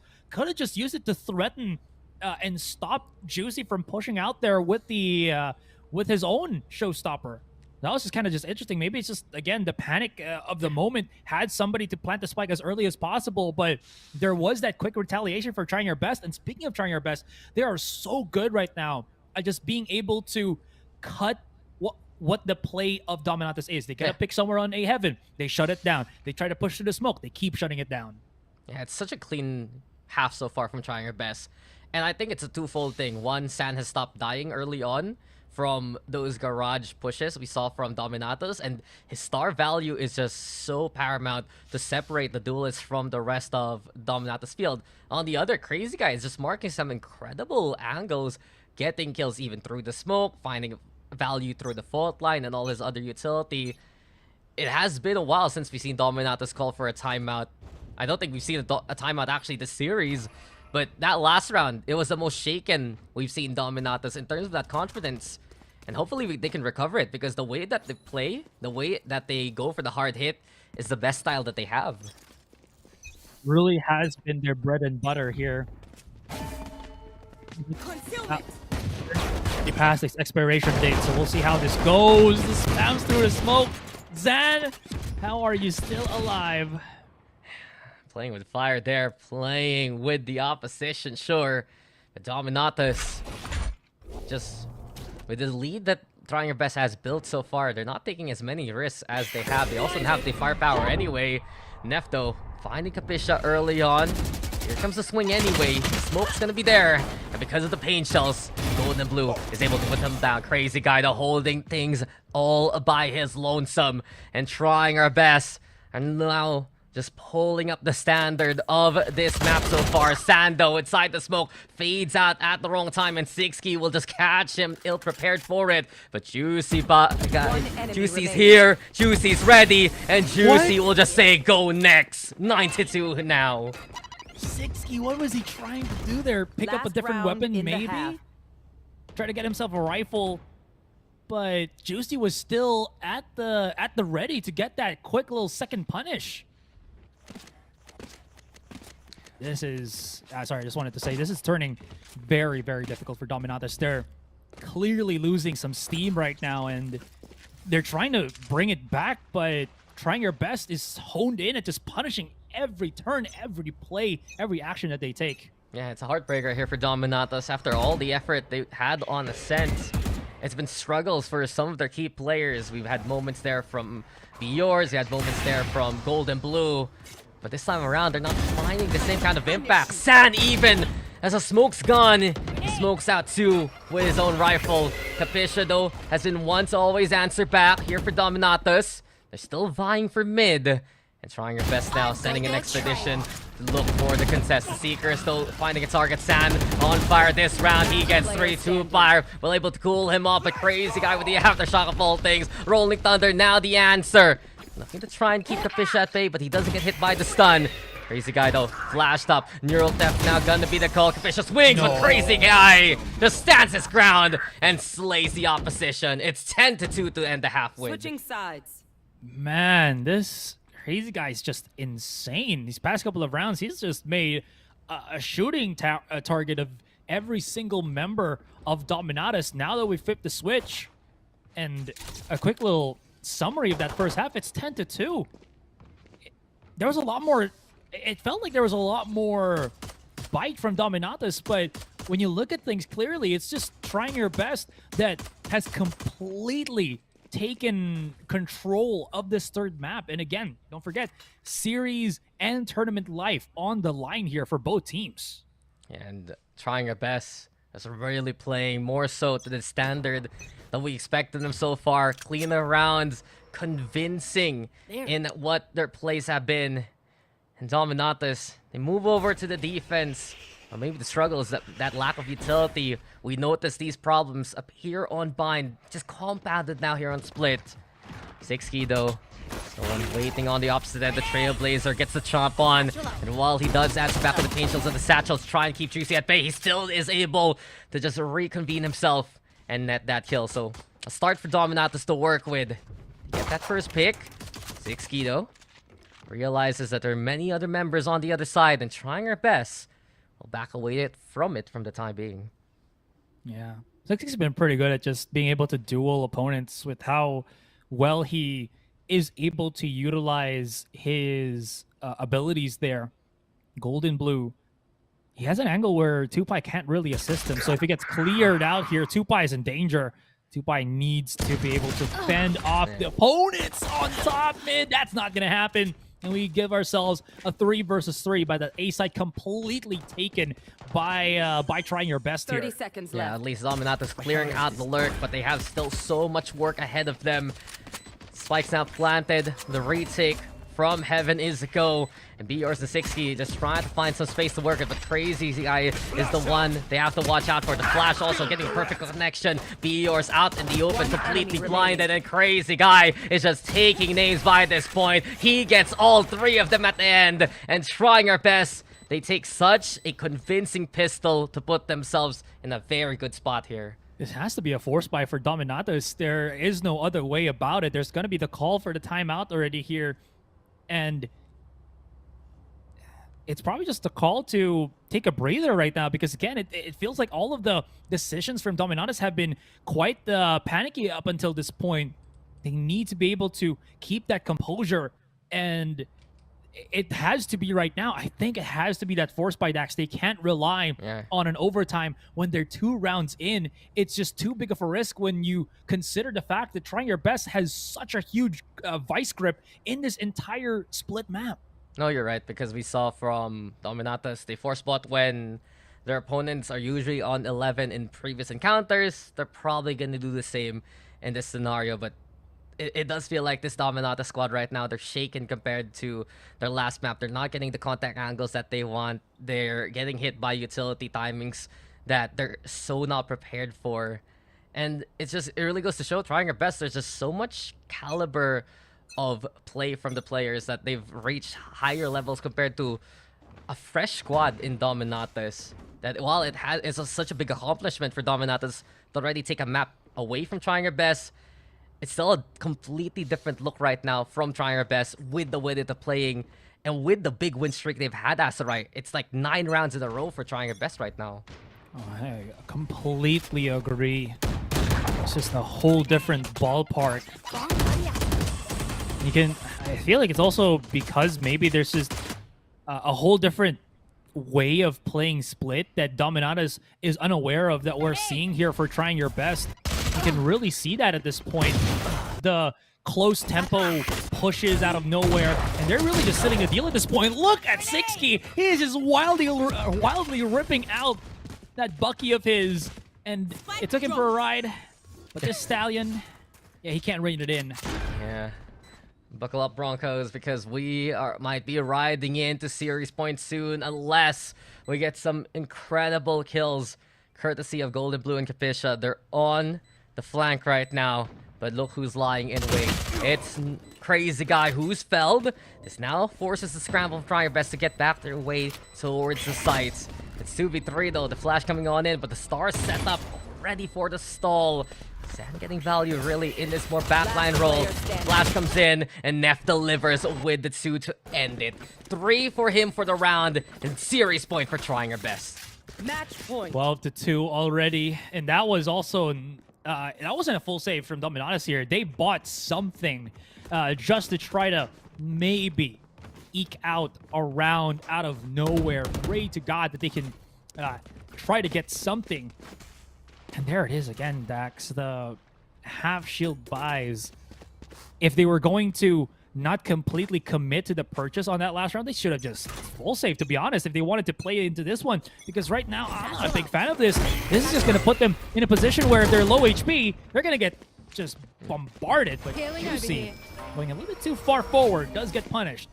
Does get a chance right now for Dominatus. Well, they have the firepower, and Viors, he's delivering now. Here comes Redla, though, onto the inside. Viors getting 3, but Stan is still so heated and so ready to go for more. It's 2v2, and Sixkey, the shotgun master himself, can he get close enough to get that value? Paranoia used by Golden Blue just to clear out screen. Sando caught out in the open. Everything left to Neff, and he can't even find it. Golden Blue, he will shine in the darkness. Still a light at the end of the tunnel here. Asurai for Dominatus. Still a lamp, still a spark they can work with. Survive.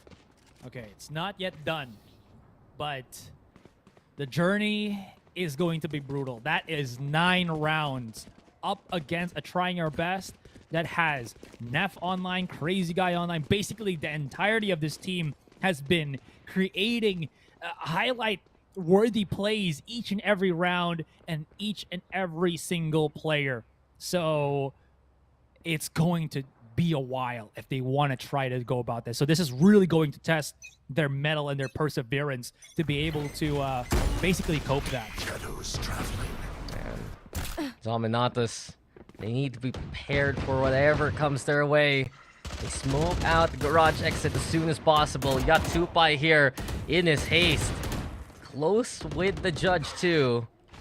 And while Dominatus is trying to clear out Male if ever, Retla, does he find the timing versus Sixkey? That's a big tension point. They boot out back away so far. Tupai though, still close enough to just eviscerate Neff with that shotty. Sixkey, a different plan. He's holding on to the closest corner just in case. The Boombot's there too to try and find the target. Has to break down that inter-gathering tool. The Facial's gonna be there. Retla though already with 2. And the timing from trying our best, allowing themselves to open up a different site. That was a bit greedy too, trying to push through the smoke as well. It's all gonna be down to Capisha, but that's gonna be him, and that's gonna be it. Capisha gets the 3. Could go for 4. Gets Crazy Guy who is low, and Sixkey not missing a beat, taking the punish and keeping the dream alive. Hasn't that been the Dominatus way? Keeping the dream alive with the clutch, with the step up. And Capisha has been doing it so far all throughout this map. This guy has made sure that even in the first half, the rounds were contested by Dominatus. And he was the only one that was stopping trying our best. Or had a chance even to stop trying our best from making their way towards A. Just incredible moments here from Dominatus. They just need to keep doing that though for so long. Can they handle that pressure? Each and every round here, the lost bonus builds up more for trying your best. They can keep buying as many cheeky weapons as they would want to. Juicy through the flash, gets the headshot, even picks up the Vandal, has positioning, clears him out. Shoots through the smoke from Biors. We're gonna have to see if he can do so, but there's so many players on A main that he has to risk it, and he can only get the one. They wanted cheeky. There you go. And trying our best. They're one away. Got Tupai still fighting back. The judge hopping, leaping, and what was that kill? 12 HP left here for Juicy. Tupai on the opposite end. He's marking his target. He's looking for an angle. But Juicy closer and closer, and Tupai still gets the job done. Dominatus. They're at the edge here, Asurai, and they're still surviving. I am speechless. Yeah, I know. 100%. That was a 2 versus 1. Tupai was on a judge, and he gobbled Retla with a shotgun at mid-range. How about that? And of course, we already know Juicy was low in HP, so it was just a battle of who was going to get who. The fastest, the quickest, the calmest as well. And Tupai really is delivering in these clutch moments. So, the question continues. 7 more rounds. We'll see how this goes. Not just him, it's the rest of Dominatus, but here comes Juicy yet again. Showstopper delivering golden blue to hell. Tupai though with the one with the judge, but Retla has had enough of those antics. 4v3 advantage here for trying our best. The Seeker comes into play. Capisha trying to give on chase, but Juicy gets away with his life. Showstopper now, 60 flying on high. Blows up Crazy Guy, but eventually, in the chaos, trying our best will bleed Dominatus out. 13-5 to take the series. Trying our best, move on to the next round. Man, I honestly thought there was a chance, but as we all know, it just was too long of a stretch to be able to really hone in. We have, even in, again, the highest of tournaments, we have only seen maybe a few teams be able to get back on a comeback with that big of a lead. And if Dominatus was able to do that, they could at least put their books here on the history for Clash of Nations. It's not going to happen. Trying Your Best just had such a stellar start with Juicy really being able to get that value off of his showstopper. But they created a show, made it entertaining for us. But this is where the journey ends. Exactly right. Dominatus, we will always remember you for putting on a show throughout the series. The way that they're able to play on Bind. Sure, they lost it, but they recovered on Ascent and just took the fight to Trying Our Best. But in the end, it was a bit one-sided at the start for Trying Our Best. It was such a big mountain to climb for them. But in those 3 rounds, Asurai, there was hope. There was those moments you would say, somehow, Dominatus survived. And at the very least, they did go down swinging. They definitely did. They created some very memorable moments for us here. And gotta say, would love to mention Biors once again. He was only 6 kills in this game, but the entire series, it really was felt. I think the only problem right now with his Cypher was he just couldn't really find the position. He was always just right behind like Tupai or Sixky trying to assist, and it felt like he was always on that receiving end, a collateral for his teammate that was just trying to stop the onslaught that was Trying Your Best. And speaking of the team, again, with Crazy Guy joining in the 2nd and 3rd map, it really was entirely felt, not just by the kills, but just by how much more options Trying Your Best had with utility, whether it was to get information or try to make plays off of his stuns or even recon darts. Yeah, with Crazy Guy in, it felt a lot more refocused there from Trying Our Best. They wanted to play those utility setups even more, so they went for the set plays as much as possible. And coming in from Ascent, right, you get your flash and dashes, you get your oppressive fault lines coming into split, and the adjustment really to put San, a more utility-based agent. I can still remember the way that he was impactful on that last map. They're on split. Every single time you'd see the entry come in from Tupai as well as Sixky, he'd set up that star, keep the 2 separated from the final 3, and that was enough from Trying Our Best to work with.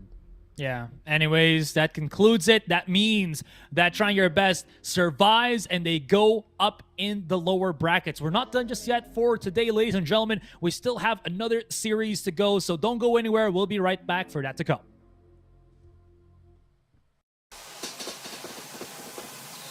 You love it, you wear it. Wear your passion.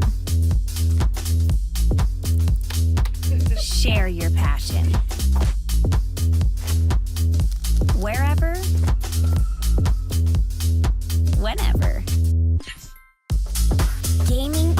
lifestyle. Get your merch at shop.eslgaming.com.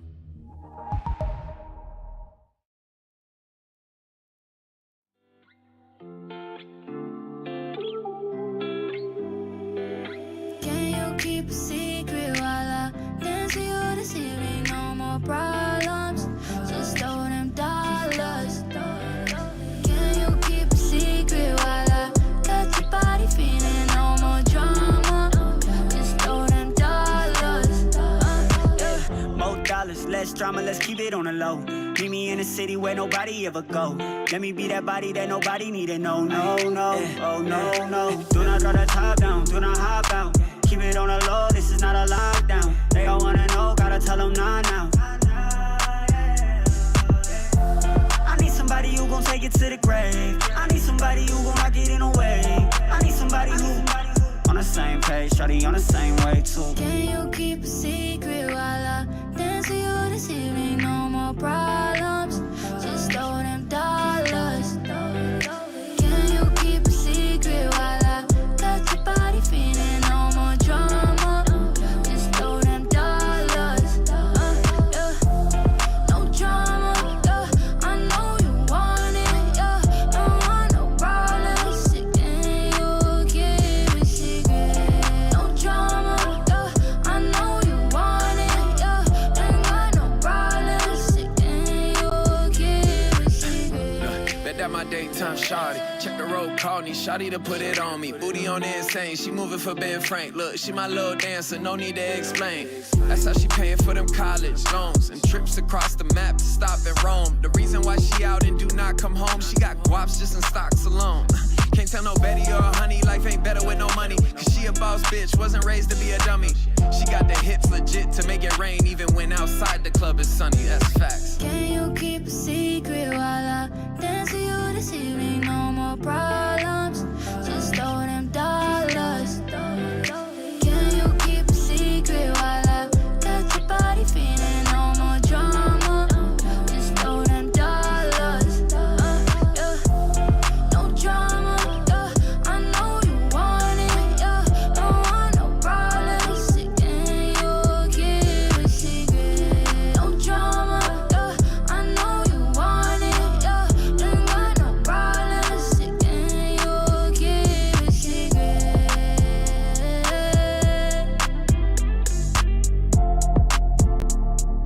Can you keep a secret?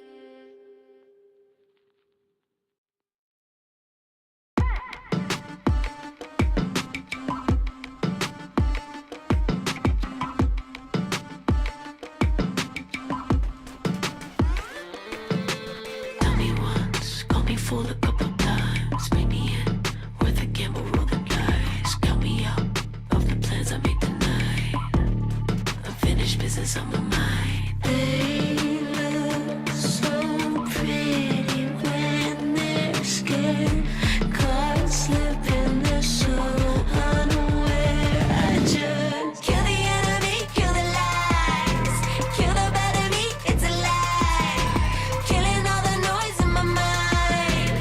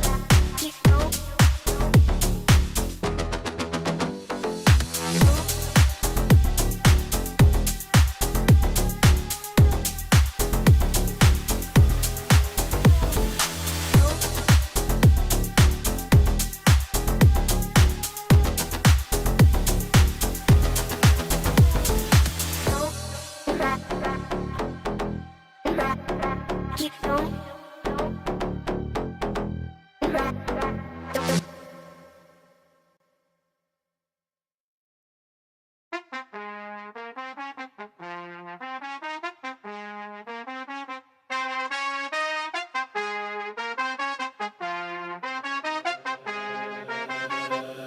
just the way it goes. That's just the way it goes. That's just the way it goes. The way it goes. That's just the way it goes. That's just the way it goes. That's just the way it goes. The way it goes. That's just the Ballin', spotting, ballin'. Phone was dry, but now everybody calling. Good at taking risks, yeah, I always go all in. Swear to God that I'm deaf to the talking. I can't hear it, see the finish line. I know that I'm near it, yeah. Cut the check and I'ma clear it. Ain't nobody out here that I'm fearing. Ay. Easy to see things all on the way up. Used to think it's hard, now I feel just like a layup. I've been in the gym, yeah, I'm tryna get my weight up. That's just the way it goes. That's just the way it goes. That's just the way it goes. The way it goes. That's just the way it goes. That's just the way it goes. That's just the way it goes. The way it goes. That's just the way it goes. That's just the way it goes. That's just the way it goes. The way it goes. That's just the way it goes. That's just the way it goes. That's just the way it goes. The way it goes. That's just the. Hey, you ain't real, it's like you got a few disguises. Walk in the room, I know I'ma be the flyest. She like me, yeah, it's hard for her to hide it. One-on-one, ain't nobody like this. Got this far by doing me, I'm everything I knew I'd be. I don't care what we used to be, no, yeah. They try and get close to me, you can't get what you want from me. I got this vision you can't see, no. Easy to see things all on the way up.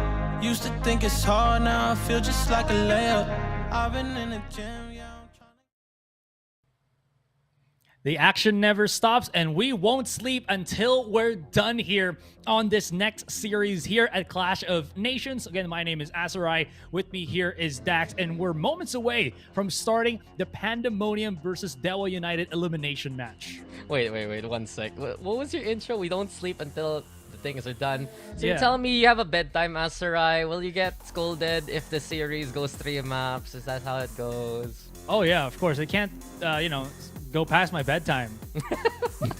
Well, you gotta wake up, Samurai, because we still have more to go. And you mentioned Whoa. it. We have an elimination matchup yet again. And like we said a while ago, it's still Singapore versus Indonesia, Pandemonium versus DEWA United. And truthfully, looking back at the games that they had versus the Philippine reps of Naos and Oasis, I was honestly impressed by Pandemonium and how they played that matchup versus Naos. The way that they were so coordinated with Ventura as well as Belov, that Spyco being very impactful, everyone trying to rally around what Kageo would do, the lurks there from Artsy. It felt like there was so much purpose there for Pandemonium. And comparing it to DEWA United, where you might expect a little bit more from such a, I'd say, veteran roster compared to the other open qualifiers squads, it does feel like Pandemonium might be the ones to really watch out for here in the lower bracket.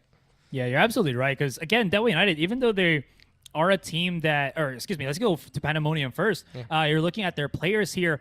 I believe Yunsuke is Kagura, so that's going to be something to just remember later for our viewers. Spyco is just Spyco. Artsy is, where was the notes that we had for yesterday? Is CS2 Enjoyer. I'm not sure if he changed his name. Beloved is still going to be Beloved, and Ventura is probably going to be Mas Salamat later. So we're just going to be confirming that. But Pandemonium, you're absolutely right. It just felt like they had a lot more to offer up against the more veteran teams here. And it truly was felt yesterday. And they had a very difficult team to face in Naos Esports. So if they can bring that same energy once again here for DEWA United, it should be a whole lot more of a straightforward match. And speaking of DEWA United, you got Zal, Draghi, Marciano, Etchefleur, as well as Nifty. Still, you got your coach playing. Still, you got the usual suspects here for DEWA United. And it felt like yesterday, there was still that purpose. You'd have the moments for DEWA that you get some big plays from, if I remember correctly, it was Nimji, right? And it was moments where you'd have Nifty find a play or two as well with that Sky. But coming into the map draft itself, them playing into Oasis's split and then picking Haven against Oasis, there might just have been a bit of unfamiliarity versus their opponent. Now here in the lower bracket, seeing the map drafts PUNDAMONIUM had versus Naos, they might be able to build themselves up a better slate moving forward. Yeah, but we'll say though, at least in the case of DEWA United, again, I'm just looking quickly into the match history, and it is safe to say that this team, again, has been such a long-standing team, but they have a good curve up in terms of match wins. But then once they start building that steam, it immediately comes crashing down. So this team really struggles to find that breakthrough into the upper echelons of the Indonesia scene here. Now we're looking at, of course, our map selection real quick. DEWA United going to be going on to Haven, PUNDAMONIUM on to Split here, and it probably is safe to say we're going to be looking at Ascent for our third map because Sunset is maybe Breeze? Oh, okay. We're going to be getting Breeze, and this is a map that, if I remember correctly, was let pass by DEWA United last time around in their matchup versus Oasis. They still do pick up that Haven map though. On the other side, PUNDAMONIUM going for a split, and you understand why PUNDAMONIUM is going for that split map. It was the closest game of the upper bracket, 13-7 versus Naos. Their utility usage was just unparalleled, truthfully, until Naos would find those clutch moments. So in terms of set plays, I'm concerned for DEWA United. If they can't handle the pressure that PUNDAMONIUM is able to set up with, then how do they even find a way to fight back against him?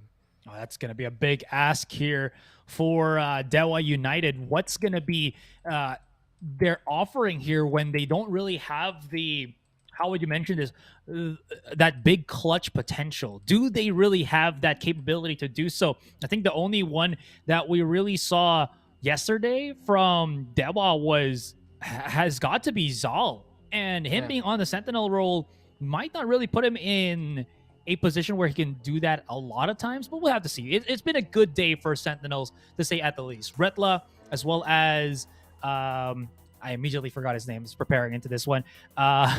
It was Biors, there you go, from Dominatus, that was doing a lot of things as well for the team. Yeah, well, we're going to be getting our agents now, and DEWA United wouldn't be too surprised if they bring out the same kind of comp they ran yesterday versus Oasis, since this is their map pick anyway. It should be having that breach. You're going to be running that Sova as well. It's all about that kind of setup.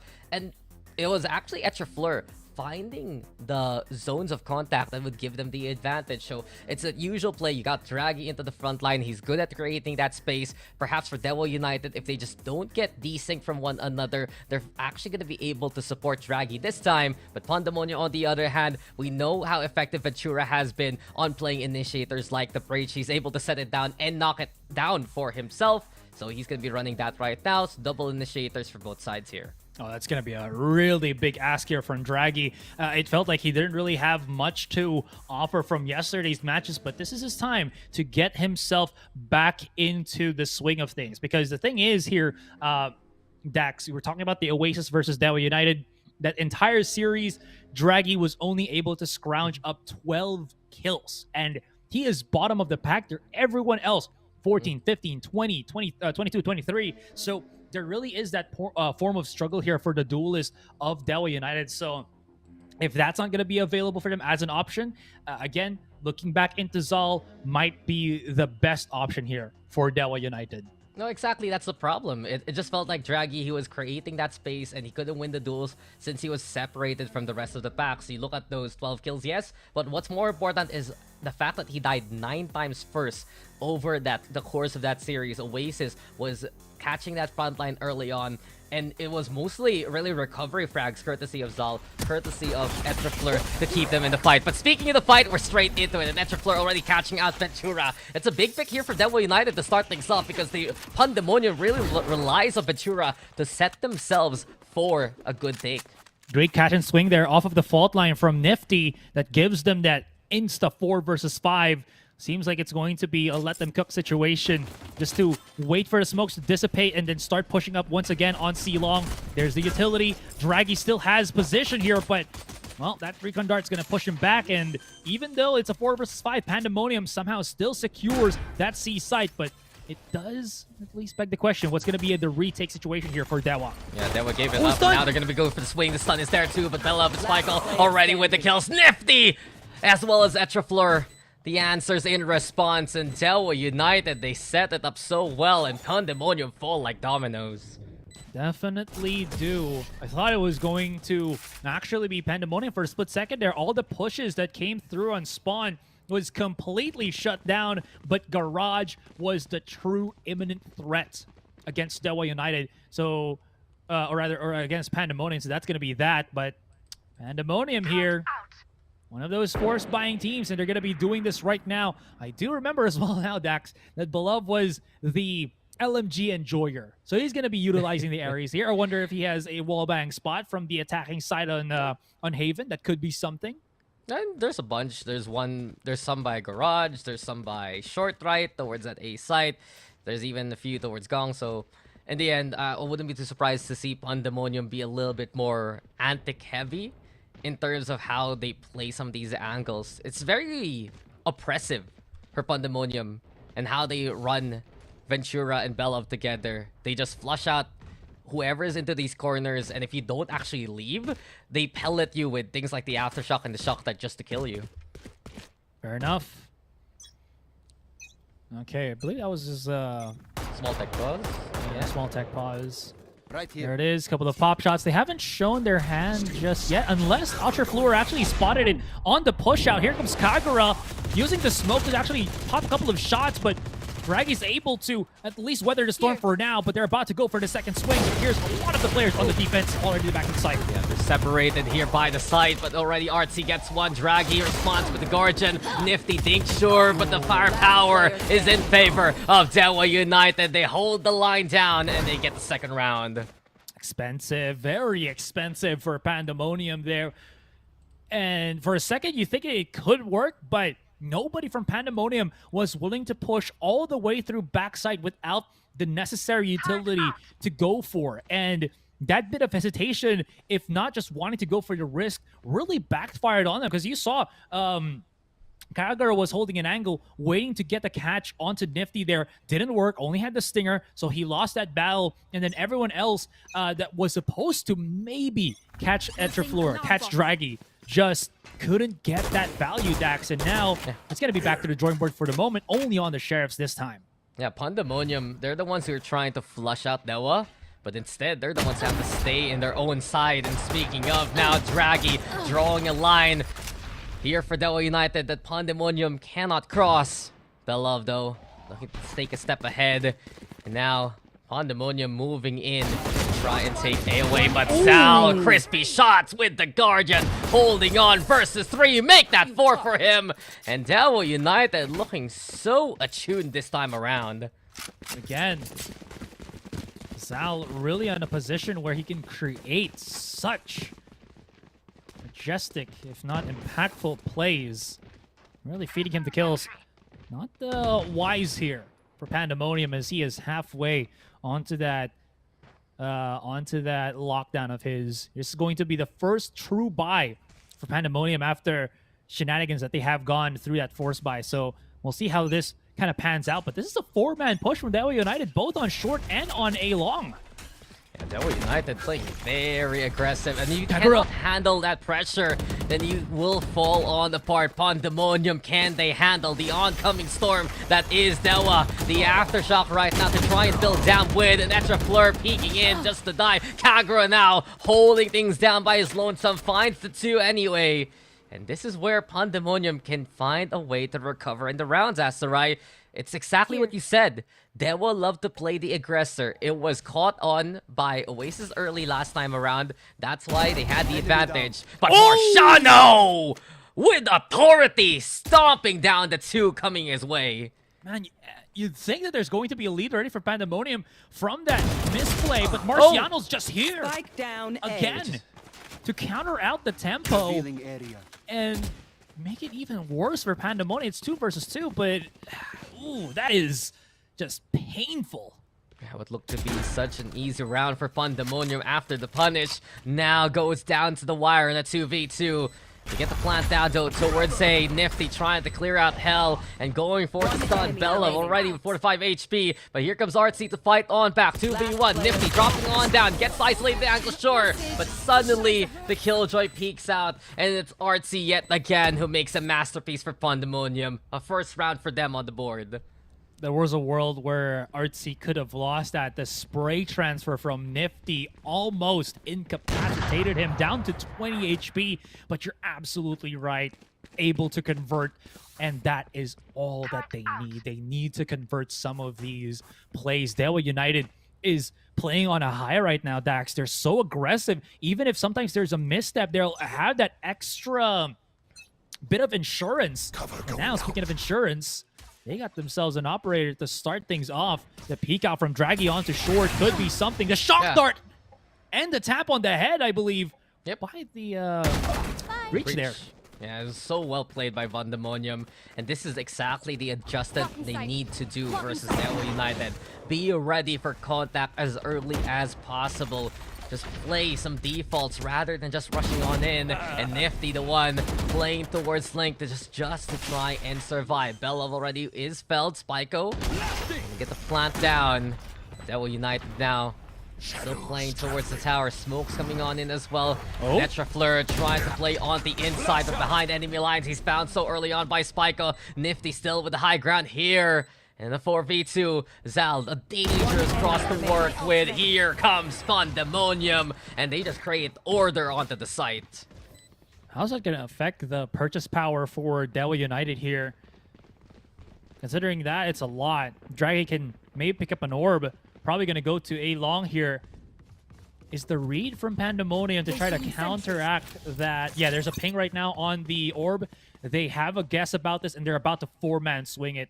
They're trying to get that early punish to deny the blades and start racking up those rounds and maybe even kills to make it easier to win this round. We'll see how this goes. Yeah, the more patient Pandemonium plays, the better it might be for them. On the other hand, Draggy, he's not stopped whatsoever, and now he can be a menace of the round. Kept that fade though by the utility. Here comes the aftershock, the dash on not just to get the hell out of there, and the paranoia to boot. So a lot of utility expended by DEWA United just to secure that orb, but at the same time, it gives killing power here to Draggy. They're holding on to short right now. A single smoke separating the two teams. And then from the shadows just to scout things out. But as soon as that intel's provided, DEWA United, they're waiting for the timing. They're waiting for that smoke to dissipate, and they're gonna dare peek anyway. Already, Artsy will fall. DEWA trying to escape with their lives, but Kagura giving chase. Here comes Nifty with the covering fire. Paranoia is the play. Fault line is there too. And with all the suppression, all the stuns, it's a Rolling Thunder. The answer by DEWA. Chaos ensues as Belov gets one of his own. And then the 2v2 now. Etrafleur waiting by the smoke still right behind him. Here comes Zal, but Spyco aware of what's going on, giving a space, a chance for Pandemonium to rotate. Damn, Draggy got put through the basically the meat grinder there. Stunned, flashed, still somehow gets a kill before that, and even after that creates that tempo. Etrafleur, quick little TP to cross. But positioning for Spyco might not even be might not put Etrafleur in a position where he's aware of that. And he has to clear out so many of these angles, but if he can find the first one, he actually might check it. Uses the smoke, covers what? The position of the spike. That's interesting. Sees the recon dart, but yeah, there's just so many angles that he has to check. He couldn't even find one. He couldn't even get in there, and the wall bangs enough for Pandemonium to tie up this game.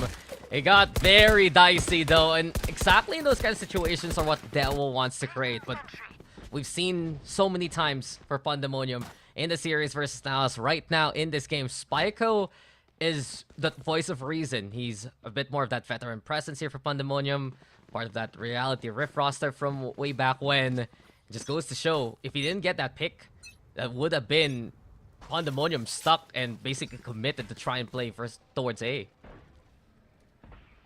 100%. That would have just been a big round for DEWA United as well. Okay, now let's see how this goes. No more shenanigans from DEWA United. They thought that they could get away with all of that A main aggression, and it did work for a time, but now that Pandemonium are all caught up, all gonna get mixed on his head. A lot more of the slow play we're seeing here from either side, and it's with good cause as well. Pandemonium can't really plant the spike without having the threat of the Hunter's Fury, so they have to be at least a little bit aware. They need to get a pick first before anything else. Fleur in a position where he could get caught out here. Stuck onto the side there of the window. Well, they're starting to slowly walk up onto mid 50 seconds. Not a lot. Have to do something here and now. I mean, Kagura, he wants to play the entry here and now. And he is marked by Marciano so well. DEWA United expecting that beating. They're still holding on to the links, and they go for the Hunter's Fury to prevent that spike back from even being dropped. So the stall for time created by DEWA United. Draggy up in hand, looking for an angle for anyone to push out if ever. And Ventura is the one who's the marked target. Counter Hunter's Fury, spiked it though on the inside of the site. He's still fighting back by Gong, but eventually it will be shattered by Marciano. The 3v2, DEWA United going for the retake. Bellum though playing close, already cleaned out by Marciano, who finds 4 for the round. And speaking of 4s, it's a 4th round here for DEWA United. Man, not having that smoke on C-Link really screwed up the push there for Pandemonium. The jet dash on the top of the site, you think that there's going to be a little bit more space to work with for Kagura, but again, he was inactive since he just got of that dash animation. Now couldn't pull the weapon or the rifle out in time, and that's going to be a quick punish here from DEWA United. And again, as I mentioned, if they try to push onto the side and they don't really get that impact that they're looking for at the very start, that compounded on with the Hunter's Fury just makes it very difficult for Pandemonium to squeeze in, get that foothold, plant the spike, and play the post plan a whole lot more confident. Yeah, DEWA United are the pacemakers of this game so far. If Pandemonium tries to go fast, DEWA's already prepared to catch him in the act, but this is huge from Kagura. A win versus the op, a win versus Zal, and now Kagura looking to rampage even more so, but Nifty takes advantage of the low HP. Fleur still also fighting, but Artsy, this time his paintbrush is able to carve away towards C. Some movement here from Pandemonium. They do navigate, and they're actually going to commit on B instead. Link, though, the only position for DEWA United now. Spiko has a smoke in hand to work with. Nifty and Marciano, they're going to have to go into the unknown this time around. Rely on a flash. If ever to swing, Spiko not blinded whatsoever. Paranoia perfectly plays. And here comes Spiko to haunt your dreams and haunt you in the round. We're tied up. Kagura was like, okay, that was human teammate error on that last round. This one, he just straight up peeked short by himself. No more teammate error if I'm the one making the plays, right? He gets the 2 picks, immediately just rattles the defense of DEWA United, and it's all good. Kagura redeems himself. 4-4, it's neck and neck, but of course that's going to be a weak buy for DEWA United, only going to be utilizing the sheriffs in hand. Yeah, let me do it myself. That's what he says. DEWA United, though, only on the sheriffs this time around, and here we go again. Classic DEWA, they want the fight and they want to go for the pinch. Nifty takes advantage of the chaos from the paranoia, but suddenly it's Pandemonium turning the scales in their favor. What's left for DEWA United? It's really only Zal trying to give chase, maybe pick up a gun, but it's a 1v3. He could actually pick up one right now. Spike planted. Look at Kagura, though, very much aware of this happening. About to swing, spotted, and unfortunately going to fall to Kagura. Not even a chance, but the idea was there. If he got the first pick, that could have been at least a start to something. He had the HP, he had the utility, and everything. I mean, DEWA United, you can see they have a very committed game plan coming into this defense. Always try to be the ones proactive on where to engage. So whether it be the eco, whether it be the operator round, they just want to find that impact early on, just so they can bunch up some of their defenses. But if that doesn't really work out in their favor, then they don't have the numbers to hold on. So Pandemonium, a big win condition for them, Asurai. Get the win early on. Fleur, though, daring still to push even deeper into the window, punish accordingly. And while this all happens, Kagura making space towards A, but look at that spike. It's being delivered towards C. We're not done, though. Kagura try to go with his opponent. Marciano a step ahead, but it doesn't matter. Pandemonium's already on site across the map. Okay, maybe just try to save the operator at this point, but yeah, Marciano's still going for spawn. Okay, he wants to try to tempt fate, try his luck at the 4 versus 1 for the moment. slowly creeping up into the embracing hands of Artsy here, but that smoke making it 10 times more difficult. Tries to swing out, use it as bait. Just putting it together. All right, I thought they were going to try to go for a jab at the stab. Not going to happen this time, at least. Yeah. And exactly what I was talking about. DEWA United, they full send early on, or else they fall apart later. PUNDAMONIUM have realized the scenario. They now have the advantage. And we've seen so far, Kagura has been a menace by his lonesome. Spyko has been the impact fracker coming into the post plant.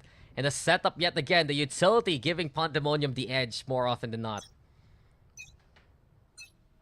Hey, what's next here? They got themselves a lockdown for a bit of that retake, but their opponent has that and then some, especially with the not the Hunter's Fury, but the Rolling Thunder. Still, I do love that DEWA is unwilling to forgo this mid control. Ooh, the bait out. Kagura could go down. He actually spots Sal. There's the punish. Concuss, fault line a little bit too late. Or got hit a little bit, like a second earlier, maybe. Because you see the intention there from DEWA United, find the pick towards short early on. This time, because of how the rotation's pulled, PUNDAMONIUM wisely going for C yet again. Extra Fleur though, they only want to try and hold things off, and Spyko teleporting to his own demise. 2 down to the hand of the Stinger. Spike also in the clutches of DEWA United so far, but here comes Artsy yet again, ready for another one. From the garage though, try and please find an angle. Kagura's the one building his own, but the whiffs will hurt him. 3 down from Artsy. Belov's there to get that final kill, and PUNDAMONIUM building a lead versus DEWA. One more round until we finish this first half of ours, but PUNDAMONIUM again looking a little bit too slick on that one. This is the perfect time for DEWA United to really dig their heels deep because they're super aggressive. Now that they have basically all of the super aggressive ultimates plus the operator on Draggy, this playstyle should look a lot better for them. Seems like we are going to be going for a quick little tech pause here, but the idea is there. The utility is available, and again, the willingness to fight and be proactive for it is also very much present here from DEWA United. Yeah, it is, but you can see the problem right now. As soon as PUNDAMONIUM realize where the majority of DEWA are coming from, they hold it off, they rotate away at the same time, and they're just so confident that they can actually handle the forces that advance from DEWA United. Allows them to overrun whoever is holding the weakest site on the map. We've seen them put themselves in good situations thanks to their rotation towards C. And just the quick calls from PUNDAMONIUM. This is the teamwork that we saw yesterday versus Naos. And we're getting some really good mid-rounding right now because of it. You know what they say about the teamwork? What? It makes the dream The dream work. Of course it does. But, yeah, absolutely right. Now, looking closely into the initial positionings here for DEWA United, there's going to be that, is Draggy going to try to peek through short again through sewers with that operator, or is he going to hold A short for the moment and maybe try to get a catch and bait up against Kagura, who has been peeking a lot on A short? He did get that quick information from his teammate from that last round, but it seems like that's not going to be the plan for PUNDAMONIUM here. Oh, Marciano's been spotted. There's the lockdown already. He's in trouble, and now the lockdown is just right behind that wall even. How can he use Dante's Fury? DEWA United willing to give up that space. And PUNDAMONIUM actually just gonna use it to rotate towards C instead. From the shadows though, at Fleur. Oh, it's a misread. Spotting out the killjoy, yes, but the misread, sure. Draggy does not misfire. So from this point on, PUNDAMONIUM making noise to move towards C, and DEWA United scrambling instead to make their way back. Here comes the lockdown in response. Hunter's Fury gonna be there too, and you can see why DEWA United have been saving these ultimates for a rainy day. Marciano letting it rip. Ventura gonna be able to get the plant down in time, and as Kagura is the one who will be detained. It is dangerous here for PUNDAMONIUM. Zal taking advantage of the situation, executing targets left, right, and center. And Draggy, that is beautiful work by DEWA as a whole. 5-7 to end the half, but what a round that was from DEWA. And it's really a good choice for DEWA United here to not try to use anything as in terms like a panic button. No need to panic Hunter's Fury. No need to try to break through on that lockdown on mid, because they immediately know we can just give up the site. Don't really need to break it.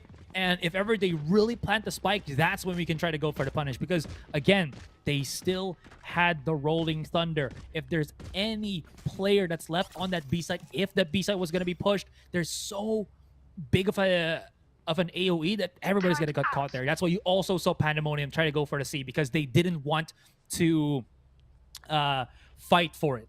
But there was a point where Pandemonium was just, committed to planting the spike on C that they didn't maybe anticipate that they could just exit out, maybe try to go for the A. I think they had enough time to do that, but yeah. I mean, there was the From the Shadows, and it might be one of those, is it enough information? Is it misinformation? It doesn't matter, because the operator was so sound that he still had DEWA United able to check out C anyway. But we're now moving into the second half, and immediately it's Artsy drawing that first kill. Draggy though overrunning Bella. Already you see DEWA United onto that B site, but they haven't really committed as of yet.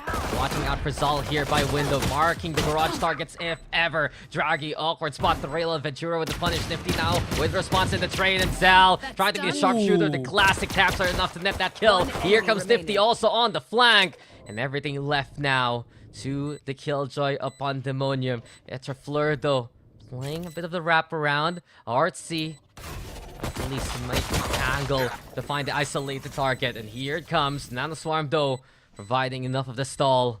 2v1 and 11 HP left for Artsy. It's a difficult prospect. As the tap comes, Zal will peek out just to deliver that final blow. 6-7 now. DEWA United coming closer to tying things up. When you put Zal in a position where he has to really stand above the rest, he's able to convert so many of those picks already here for DEWA United. Now we have a game more in our hands. It's DEWA United getting themselves much-needed buy, the much-needed pistol win, and forcing Pandemonium to fall back just a little bit. You need to recompose yourselves, they said. They forced them to recompose themselves, and it worked out well for DEWA United here, and they're still looking to build that lead and even the odds. Ooh. Yeah. Ooh. Got a little bit dicey, but from the smoke now, Pandemonium taking a page out of the DEWA United playbook. The stun coming on in as well, and seems like it's Draggy, the one to hold the line down. The Guardian enough to find the 3. You could see the intention there for Pandemonium. Get the stun, look for the kill, but Ventura out of his own adventure. Looks like he's sent home packing early on. Final one, Spyco. Oh, they don't see each other. They don't know. And Spyco.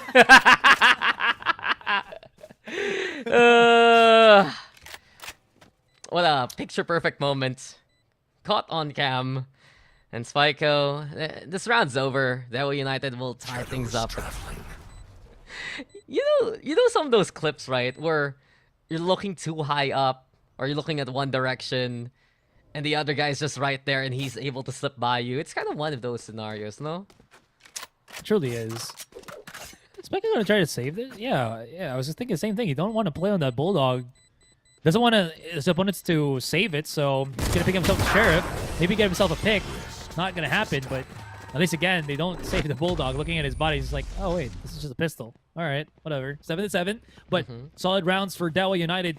Starts off strong and giving Draggy a lot of these impact frags, really putting him in a point where he can find that value. And again, it's been a lot more popular to see the Jets with the Guardian, just because of how strong it can really be. The follow-through shots through the wall, the one-tap headshot at any range, and again, of course, just the better damage value at longer distances make it such a strong weapon to utilize on a duelist.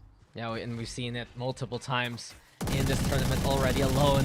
Kagura, though, anticipating a push if ever. Belov, on the other hand, picks up the orb. And DEWA United go for A. They're moving into B side here. Ventura is the one under pressure, and Draggy is able to find him so very early on. So DEWA United, a plant goes down towards B. Spike planted. Odin, though, to apply pressure if ever. Spiker, though, as well as Artsy, answer back on the opposite side of the site. And it's just them left alone versus the 3 of DEWA United anyway. Ooh. Here comes Artsy with another one. What a shot through smoke perhaps, or while it was dropping on down. Even numbers, Spyco moving even forward. But Nifty's there, waiting on the opposite end. It's gonna get cleared. Never mind, Nifty ready for it anyway. Sprint too obvious.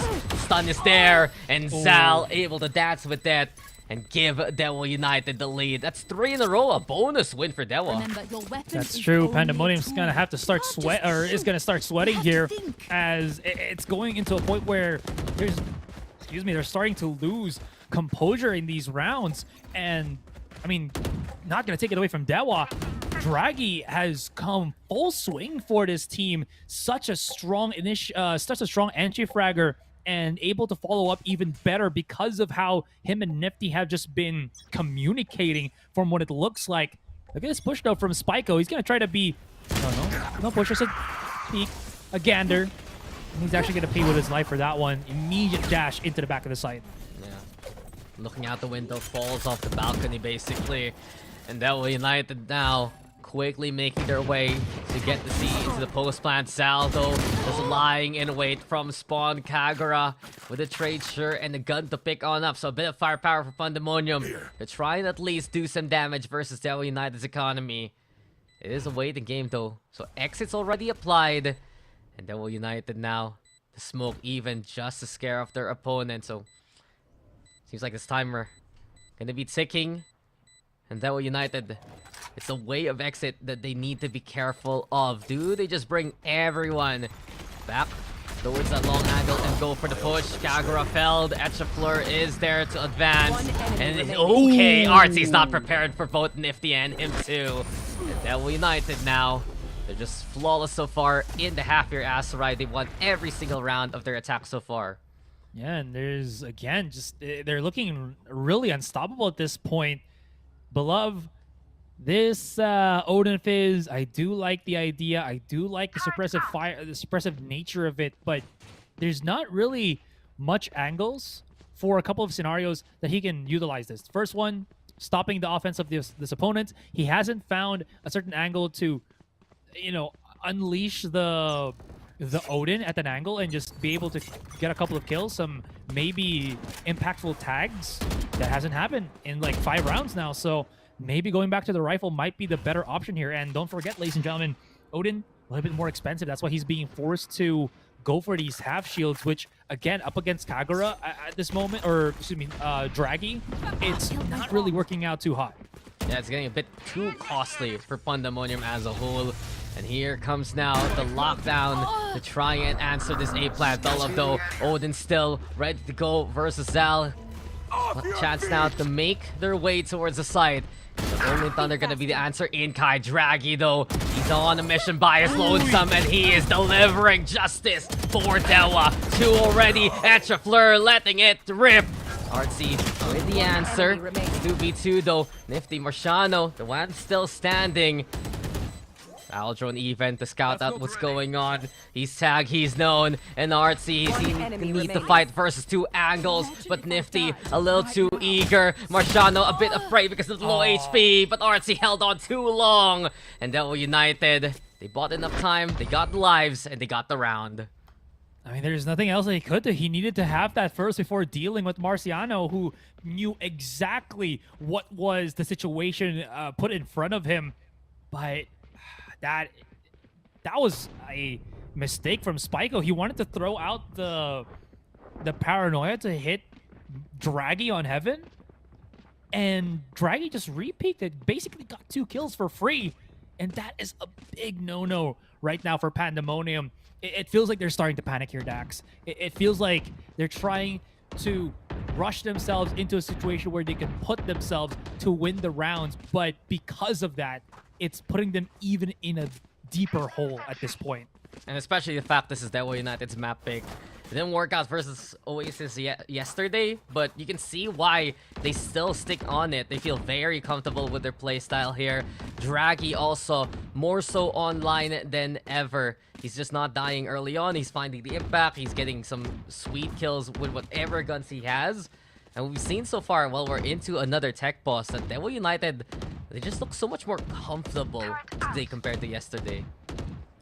Yeah, it looks like nothing's stopping them now, especially that, as I keep mentioning, Draggy's just so online. No one has really challenged him when DEWA tries to go for these set plays into a site. No punishes come through. It's more of like Pandemonium is, again, holding angles that you would see regularly from players, and then nothing else. No utility to counteract, no lineups that could really use against them. Yeah, we saw like a shock dart lineup, but that wasn't really placed for anything that could punish the planter or anything. And then Nanoswarm's not really existent at this point. I don't know what that was the case, or maybe DEWA United broke it. But the point that I'm trying to bring out here is it just feels like they're so passive, even though they can see their opponents going through the site in front of their eyes.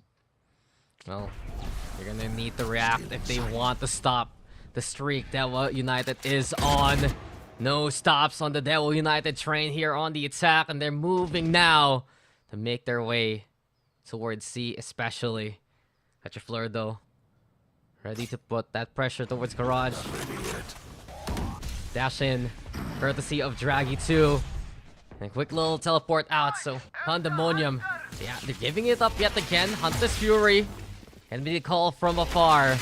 And as Belov is just trying to stall for time onto the plant, Nifty, really putting it down. And DEWA still, they're just so stationed yet again here, Asurai. They're ready for any kind of retake to happen. They can't push on spawn like this. Nifty's already prepping his fault line here. And like there's like 2-3 people that is waiting to go for this swing right now. Draggy's just being dragged to hell. And here comes Pandemonium. How did that happen?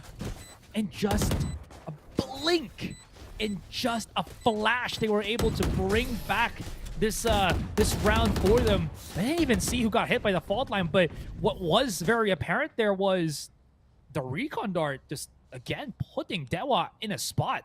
Yeah, Pandemonium was so quick to spotting these targets, and as soon as they make their way in, it was just over. Especially coming into the garage, they won that fight. There was no pressure whatsoever, so they could just focus on clearing out the site. And while we said like DEWA, they're prepared on the site, I think that was also the crux of the problem. They put all their eggs on that basket. They waited around, and well, they found out what was gonna happen if they faced off against Pandemonium in that 5v5 retake. Kagura here, gonna re-peek. Oh, is he asking for a flash right now from his teammate? No, just a quick little smoke. There's the counter flash from Draggy. Might push through the smoke here. Bit of a mind games right now. Kagura was prepared for any form of aggression here from DEWA United, but DEWA, they've gone the opposite direction, but this is where it gets a little bit good. The read to try to use that Sova drone was early, but the rotation for DEWA United, it's not going to get reacted upon quickly enough, but Pandemonium's only going to be the KJ here on the C site. Yeah, RT is just playing anchor right now. Nanoswarm to stall for time and give a chance for Cycle to help out if ever. 2 down here to the hands of Pandemonium. Draggy is the one who's trying to make his way in. Spyco still is an absolute threat. The spam with the Phantom, enough to whittle down Draggy. Nifty also low HP, but Zal's there to just clock Spyco as he tries to leap on up. 2v3 though, and it's getting desperate here for DEWA. Belov's now ready to step up to the plate, and it's Pandemonium who strikes out DEWA to try and bridge this gap. Man, there was a point there that I was kind of fearing for Pandemonium, but false alarm. Spyco threw out that I keep forgetting the name, Paranoia, excuse me, to catch the attention of DEWA United. And Artsy, as you mentioned, hugging the corner, not checked by any utility whatsoever, perfectly utilized there by Pandemonium, so he can get a little bit more value. Yes, they only got the 1 pick, but he did also tag Draggy. He also allowed his teammate to just rip through C-Long, through the smoke, and actually get a couple of catches himself, stopping the offense of DEWA United. And speaking of DEWA, believe there was a quick little call or rather Pandemonium call for a stop here. Just, you know, chill themselves out a little bit, get that tactical timeout. Yeah, DEWA timeout here, and we saw as soon as they were stalled by a single Nanoswarm, they try to force the issue, and it's been concerning so far here for DEWA United in these kind of C takes. What else is going to be their plan if Pandemonium is now able to find them out early on. A single dart is enough to put them in trouble. A single nanoswarm is enough to put them in trouble. As soon as Pandemonium is able to mark where DEWA's coming from, it does feel like this defense is able to hold against it. And if they can keep making that happen, it's good defense from Pandemonium. It's going to be a great start, especially when they have so much more utility to accept to receive DEWA United here. Now, taking a more of a slower pace, but this is, look at the C side, it's just only Spyco gonna try to save it. He's about to swing into like 5 players. If he gets, Spyco! What? He can even get away from this one because of the shot and step. He's out for bloody murder, 4 versus 5.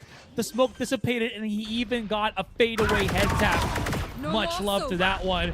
There's the ultimate, there's the follow-up, and it's only 3 players remaining. Call the police because I just witnessed a bloody murder there. And now it's just a mass grave for DEWA United as Pandemonium tied things up. I was slightly concerned for Spyco. It's just he's spamming through the smoke. He might run out of bullets soon. But at very last moment, the smoke dissipates, hits Zal in the head, and it's just everything's going Pandemonium right now. Yeah, it looked like it was a mistake. Or it could have been a mistake because, again, he was holding that angle for so long. He was even crouched, couldn't get back into cover quickly enough. But then out of nowhere, the taps, when it happens, it happens. And when it does, it hurts to be DEWA. There they are. It's a magical moment there for Pandemonium. Let's see if this can be their wonderland now. Smokes out too. Anticipating that short cross if ever. DEWA United trying to play for A. Draghi has the blade in hand, but here comes Kagura willing to challenge. The flash comes on in, and it's Kagura executing 1, 2, and 3 on the spot. Zaldo on the opposite end, make that 4 for Kagura, and he's hungry for that final kill. He wants the ace. Can he get it now? He does so. Kagura has authority in the round. Pandemonium take the lead. Wow, it was a little bit more sketchier the round before that, but this time Pandemonium securing themselves a solid round and getting them closer to getting that first point. Kagura now standing with 18 frags, giving himself that ace, giving himself that big boost. But of course, it's not yet over. DEWA United, they got themselves a good bank, rifles in hand, as well as big ultimates almost at the ready. If there's one thing that we know, DEWA can play off of this exceedingly well. It's just a game of momentum right now. It was all DEWA a while ago. Now it has been all Pandemonium. And it's just crazy to think the synchronicity now from Pandemonium, it's bearing fruits compared to the first few rounds we saw in this game. Kagura, so confident now. After that last round, when you get an ace like that, Asurai, it doesn't feel like you just can't miss a shot moving forward. Let's see though, if that's going to be the case. The garage contested now by DEWA United. The Aldrin also scouting out what's going on, but Kagura now humbled immediately by Draghi. And that's the chance for DEWA to try and move on in elsewhere. That's a big one too. They can start moving back. The only problem that they had for A-side was Kagura there. Artsy, is he going to commit the push here? He will, and Draghi punishes him. That's not going to be too good. Ventura's holding an angle here. The double push is there. The flash, the punishes, the trades. And Beloved, he's going to try to get a catch. He's going to get tagged though. Oh, and onto the site now. That's a double detain. So Etra Fleur, he's allowed to just go for a free pick here. Spyco will be his victim. Leads now to a 1v1. Has it from the shadows though to play with. Looks to get repositioned over onto the window. And does Belov actually expect this? That's the question. He's looking right now at the same direction. Just sticking it. He's trying to go for the hold, but Etra Fleur times it right and clutches it out. We are tied up again. And Beloved just cannot catch a break here. He's trying to get as much value as he can, but it's just not happening at this point. Still, there's a big bang for Pandemonium, but that was, again, as I mentioned, one of those things where DEWA United really likes to play at that B push, they start getting a lot more value here. The counter response for Pandemonium not as quick. They might try to pressure mid once again, and losing Kagura so early on really was a blow here for Pandemonium. He is the glue that is keeping this team together. If he's alive, there is so much more spread around the map that they can do, but once he doesn't, that's when they start to panic a little bit. Well, if he's the glue, apparently now he has a long stick to work with here, as the operator is ready to watch out for Long. DEWA United, though, they got success towards B a while ago. They're trying to angle themselves towards mid because of it. And here we go again. The garage, patiently contested by Marciano. Just waiting now for anyone who does their peek. The smoke is out from Pandemonium as well. DEWA United, though, smoking out ceiling, so it's giving some intention towards Pandemonium that B might be the hit. The dash on in confirms that the Nano Swarm gonna get burned. Here comes the Paranoia as well, and while Belov had the right angle, he just couldn't see who was coming his way. Spike's gonna go on down, fault line is there, and Pandemonium have to wait on the outside. Rolling Thunder gonna be the answer too from DEWA United to make that space, but Ventura blowing Nifty up to Kingdom Come. It's already Artsy, the classic already! That's value from Artsy. Spyco moving in as well. And Pandemonium fortunes favoring the bold. And it does feel like this adventure's going their way. Pandemonium are on match points. Yo, that's gonna hurt as DEWA United, they chased too hard. They played off of the Rolling Thunder, but then it just backfired against Draggy. And everything else actually just backfired for them. They tried to push, they get countered. They try to go for picks, they get counter-picked themselves. And Pandemonium just reaping the rewards of, I guess, the over-aggression here for DEWA United. Oh my goodness, this is putting DEWA United in a position where they do not want to be. The 12-11, Kagura has an operator. Beloved, even though he's been kind of, I would say, lukewarm with the Odin, the suppressing fire is still making them flinch to where he pops the shot. Kagura, here it is, operator in hand, here comes the push. Oh, the flash though is perfect, and it now forces Kagura to the corner. Chance made here by DEWA United. They don't have the right arsenal, but Draggy has the right shot to find the two anyway. He stepped up when he's needed the most, but Belov, you mess with the Odin, you get the bullets. It's still though Etrafleur fighting back. DEWA United tried to buy themselves a chance. Suppressing fire from Belov as he goes for the cross. The Aldro might spot him though along the way, and smoke is gone. It's getting dangerous. It's getting low onto the clip, and these are the only ones still standing. DEWA United, they buy themselves a lifeline, thanks of course to the efforts of Draggy, and they move into overtime. Switching sides. And Draggy is a hero here, forcing everybody to respect his authority. A big point of that as well is, I think it's the cool, calm collectiveness of who was this? Yeah, Pandemonium, DEWA United to keep missing my mark here, but yeah, DEWA United just to kind of again readdress the angle by stopping them dead in their tracks. There we go. Yeah, it just goes to show it's such a vast difference from yesterday's performance from Draggy. When he is online, DEWA United can rally right behind him. It's enough. The two picks just lets DEWA United take the stage of the site, and they can deliver from that point on. But this has been another overtime game, Asurai. The lower bracket is so tightly contested compared to the past 2 days we had in the upper bracket. And it just goes to show elimination really brings out the best or the most efforts really from these teams. Salto holding close. You got the stun available from Nifty as well. DEWA is in the right setup right now. Do they dare swing it though? That's the biggest question, because Kagura on the other side, it's getting so tense. The anticipation. The weight of the contact. Ooh, exactly. It's all in that turret to start things though. But you can't see. There's like two players that might not get hit by that concuss. Could help out Kagura here as he starts going for the swing. Zal, the challenge, it's a fight, and Kakura wins it with the shorty. Zal just not able to hit through the wall with that Vandal of his. Yeah, exactly. And Kagura took an angle away from the stun, and Kagura gets another one. Kagura yet again ready and raring to go. A dash on in, goes over to the default. Machado holding on by hell, but Spiko clears him out. Extra Fleur now with the answer, and it's 2v2 for the time being. But there's a flank available here for DEWA United. The TP on to move over to short. The Paranoia might have gotten the connection, but Etrafleur staying in cover because of the smoke. The re-smoke also keeping him alive. And Draggy now lying in wait. Here's the TP. Draggy, though, a little too late on the shot to save Etrafleur. 1v1. And Spiko knows it's an op, it's coming from long, and he's just gonna try to tuck himself in. Waiting now for the sound cue. Draggy getting halfway. Does he just go for it? Spiko, there's Check It! And it got close, but not close enough. Pandemonium are on match point now.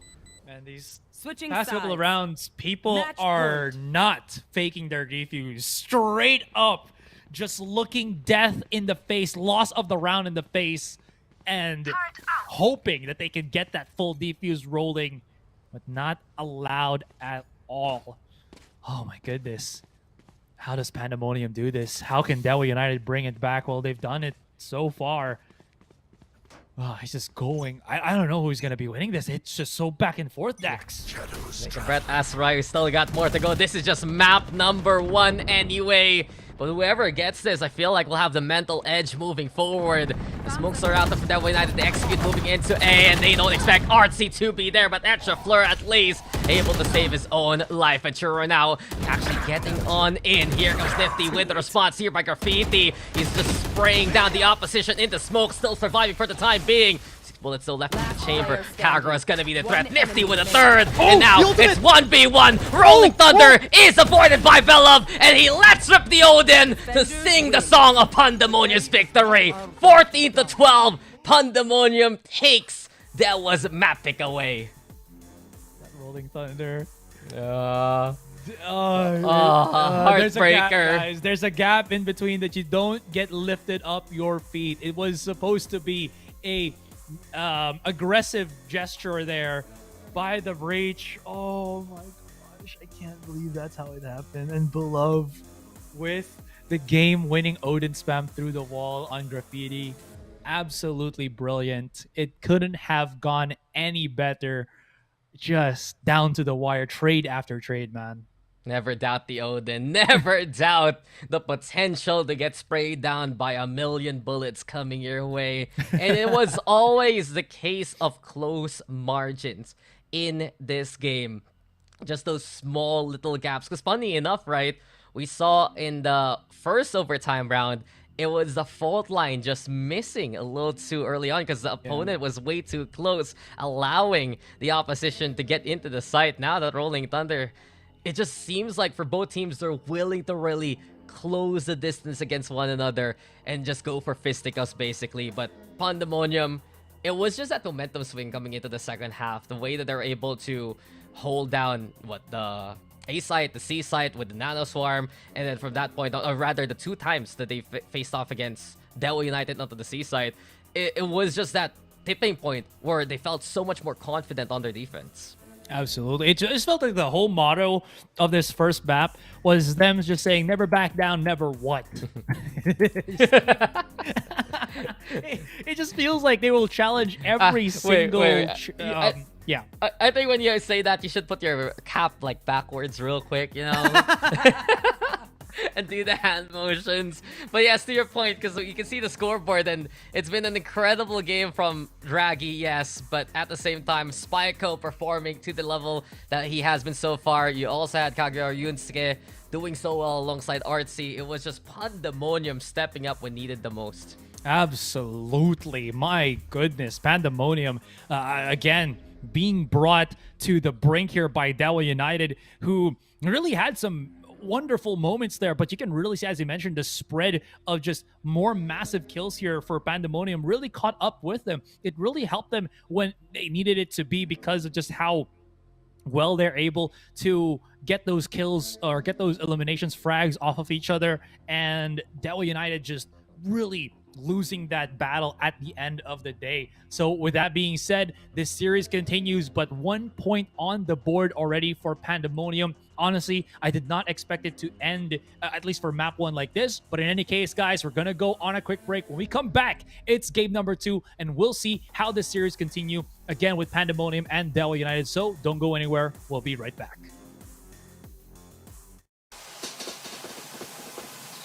You love it, you wear it. Wear your passion. Share your passion. Wherever, whenever. Gaming is a lifestyle. Get your merch at shop.eslgaming.com.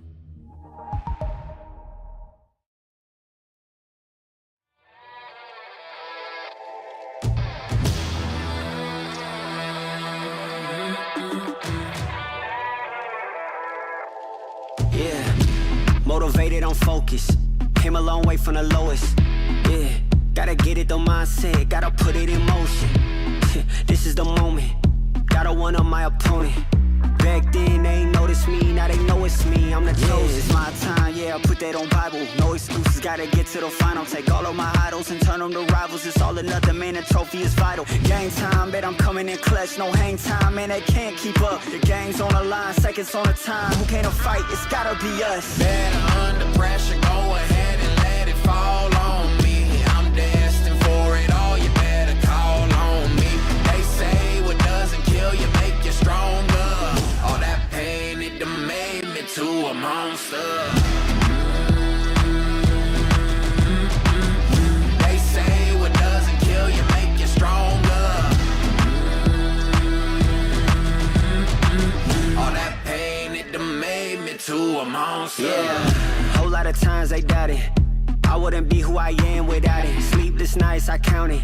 It all paid off, it's really astounding. I had to keep the faith to elevate. Hope for better days, they were coming. Now we can celebrate, knowing every day is abundant. Yeah, it's my time, yeah, I put that on Bible. No excuses, gotta get to the final. Take all of my idols and turn them to rivals. It's all or nothing, man, the trophy is vital. Game time, bet I'm coming in clutch. No hang time, man, they can't keep up. The game's on the line, seconds on the time. Who can't fight? It's gotta be us. Better under pressure, go ahead and let it fall on me. I'm destined for it all, you better call on me.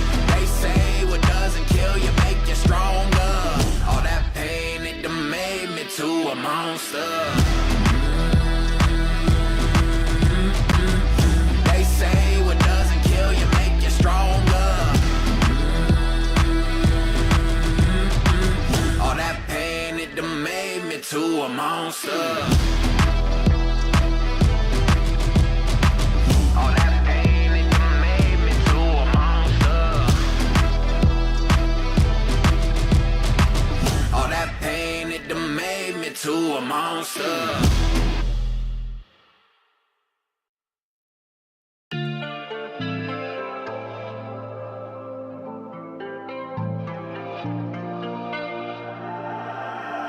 Why don't we take a trip, quick flight overseas? Somewhere you ain't never been and slide on something. It's got me wondering. Why don't we take a trip to the 513? Take a shot at the liquor and slide on something. And it's got me wondering. Why don't we quick trip to Miami and back, ayy? Down a party, let me know where it's at, ayy. Drop top off the coupe in a fast lane. Pull up to the club, pull up with, tell them valet. Off the tequila, we mixin' a drink up. Hit up your friends, we all get to link up. Only do sins, we all getting teed up. Back of the bands, we in the seat up. 5 ways on a B&B. Turn it off, leave the phones on a D&D. Good view with the scenery. And we all for the grid. Lost in it, why don't we take a trip, quick flight overseas? Somewhere you ain't never been and slide on something. It's got me wondering. Why don't we take a trip to the 513? Take a shot at the liquor and slide on something. And it's got me wondering. Why don't we slide on something? Why don't we? It's got me wondering. Why don't we? If I throw it at you, would you quarterback back. One too many, I'm a quarter past that. Got one roll, then you better pass that. Two throwed, I'm teed up, I mean it, that's fast. Why don't we get up out of here? Got your eyes on me, and let them interfere. Put it right on me. Go ahead, shot. Put your tide on me while I ride the wave, I'm wide awake. You know we gotta live in the moment, no time to waste. I know you wanna work to live and live to play. Forget that, live life, take a sip, why don't we take a trip, quick flight overseas? Somewhere you ain't never been and slide on something. And the series continues, guys. We're coming back from that break. Once again, my name is Asurai. With me here is Daks here at Clash of Nations 2023. And once again, Pandamonium and DEWA Esports locked and loaded. Pandamonium up 1. So they need just one more to eliminate DEWA and keep the dream alive here at the lower brackets. And especially the fact that we're going into the Pandemonium map pick, which is split. And it's perfect for Pandemonium because we saw how effective they were versus NAS against it. 13-7, sure. But at the same time, it was big moments there from Ventura, big moments there from Belov that allowed them to actually make their way versus Naos to actually get into the site in the first place. And one thing I noticed, especially from Pandemonium, is how they play the attack on split. They're very confident at their set plays to make that space courtesy of Kaguya as well as the rest of the initiators, and it's pretty much been par for the course for how they've been playing so far. But the biggest linchpin of that plan, Asurai, has to be Spyco. He was not just impactful yesterday, but he was so impactful in that last map as well, and the Omen gameplay coming in from him, he's just so, I'd say, proactive around the map, so ready to answer at a moment's notice. Yeah, and the timing on his smokes really allow his teammates to feed off of him very, very well. Kaguya, Kaguya, as we can see there, just able to, again, be able to just play off of that so well. And aside from that as well, Ventura's been putting his hands with some excellent usage on his Rolling Thunder and flashes to give Kaguya the ability to just, again, follow up on those kills. And it's such a potent mix. And even though, again, DEWA United had some fight in them, it went into the last possible scenarios for us. It still wasn't enough to really beat down this Pandemonium setup.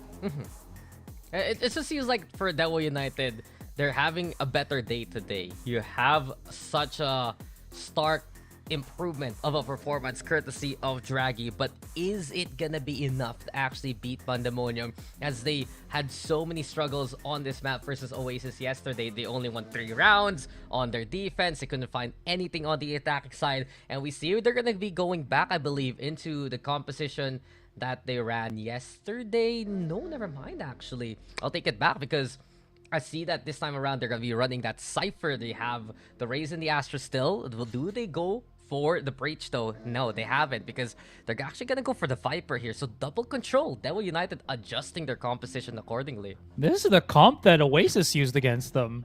So yeah, maybe taking a page out of the book of Oasis could be something very efficient when Oasis was utilizing it. And again, double controller in maps where there's only, let's say, a limited amount of ways to approach actually expands your options in how to approach that map. We've seen it multiple times on Bind with the double controller looking very effective.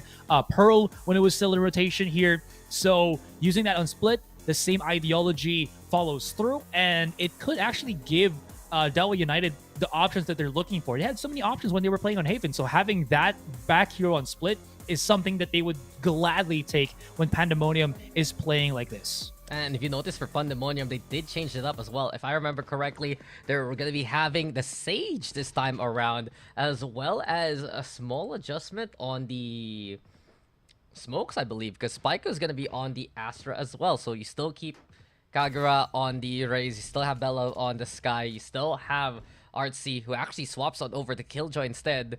So I feel like this is such an interesting swap for Pandemonium, especially because they look already coordinated with the double initiator setup, but they felt like they just lacked that, I'd say, firepower, I guess, into the front line. So now that they're running a combat stage along the way, this might be a game where Ventura really wakes on up and looks to help out Kagura in a pinch. And it is pretty big because They are starting on the attacking side. Maybe if it was defending, we might not have seen the Sage here, but this is just probably a side start decision for Pandemonium. They just want that extra bit of safety and contact reassurance that the Sage gives with the heal plus the wall. So we'll see how that goes. Couple of baited utility already here from the Asher is going to be huge because now, while they still have so much time left, they can start moving elsewhere on the map, which immediately you can see Pandemonium doing. Yeah, Marciano here trying to still play towards heaven.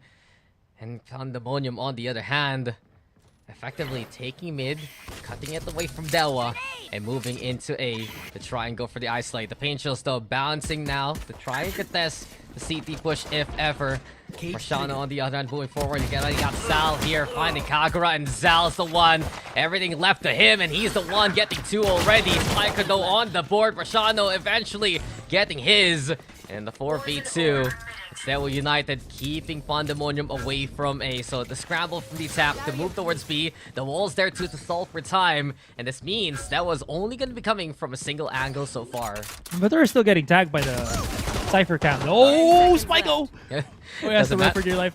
Oh no, Spyco, get away, Spyco. He's here to play, but eventually the damage is done by the members of DEWA United. Ventura had a small chance, but the 3K from the Viper seals their fate. You said it yourself, Asurai. The camera got all the scans in the world, got all the spots. And you can see how Pandemonium played with it. The Astro was the one who advanced, tried to get a surprise kill or two. But DEWA United, they had the numbers. And I add this to the mix as well. You saw that very tall tripwire from Zal, probably to catch Kagura's double satchel into the site. It's also just ringing in the people that was just pushing on A main, you know, and then they were just basically confused on where to go about this. You saw that there was a point where Pandemonium was just dead stuck on A main. Of course, they had to deal with Zal, but they were also just afraid of just pushing in, maybe fearing to trigger that trap. So all defense needing just perfect stuff on that site. Here we go again, DEWA United now looking to build on that momentum. Anti-eco with the Judge. Even more Judge gameplay for today, huh? And Spike was the one contesting here by Garage, but Etra Fleur just wins the duel anyway. So DEWA United, we've seen this from them today though. A more confident approach versus Pandemonium. They are willing to swing for that contact if they know they have the advantage. The second round goes to their favor. There was a bit of aggression from Pandemonium, but it's not going to help them in that scenario. Just super aggressive, and again, willingness to fight the angles here for DEWA United. I like that that situation for them. Couple of quick stars here on mid, though. This is gonna at least show to DEWA United the thought process for Pandemonium, which is going to be that quick push on mid once again. Goes to show DEWA United, they have taken a page out of that Oasis playbook, putting the Cloud and the Snake Bite to be a big bother. Ventura, though, with a wall to block offense. So Pandemonium, they effectively are giving the tell that they do want to move into B Heaven instead. So the Boombot's left behind. The rotation comes on in towards Garage, actually. And as of right now, Pandemonium taking their time. And because of it, DEWA United, they've sent Zal on a long lurk to get the backstab as soon as possible. Here's the thing. It's a big mistake to use that wall and place slow off of it, because it just makes it so that it's easier to know where your opponents are going to be pushing at. So here we go. It's going to be B. Yeah, it's immediately called by DEWA United. And from this point on, the pages are just spread on out. This book has been read, and DEWA United are happy to get spoilers along the way. Bellum, though, still with the fight back. He's the one trying to hold with the spike. And look at the impact coming in from the flank. Artsy getting value, but Draggy has the spike in his clutches. It's a 1v1 now. It's a force fight here for Artsy as the Pain Chills keep him at bay, and Draggy is so prepared for it. A bonus win here for DEWA United. This is big momentum in their favor. Yeah, again, you could really see the inexperience for Ventura here. So used at that breach that once he comes into the Sage, there's a lot more hesitation. And again, I go back to my point here that when you put that wall on top mid, it clearly cuts your rotation to go from mid to A. So obviously, the thought process here for DEWA as a defenders is if Zal can keep pushing on spawn and he hears nothing, it's still going to be B. He doesn't even have to fear for ropes because, again, it's his opponents that blocked it off themselves. Exactly. It's just, okay, cool, you walled that off. Now we know you guys are going here. And DEWA United was so prepared for it anyway. It did go down to the wire after the flag, sure. But the round still goes in favor of DEWA. And that was the problem of Pandemonium last time, yesterday. That it got close, but it just wasn't good enough versus Naos. Will it repeat now? Here versus DEWA United as Zal realizes that the rounds has been taken here by Pandemonium. An eco round though with the Sheriffs. Nifty on the other hand. Just sticking around. Holding close if ever someone does drop. And Pandemonium taking their sweet time. Zal already spotting out where they're going to come from. The pot shots is there to provide pressure, sure. But look at DEWA United Asurai. They're all across the map trying to build angles for themselves.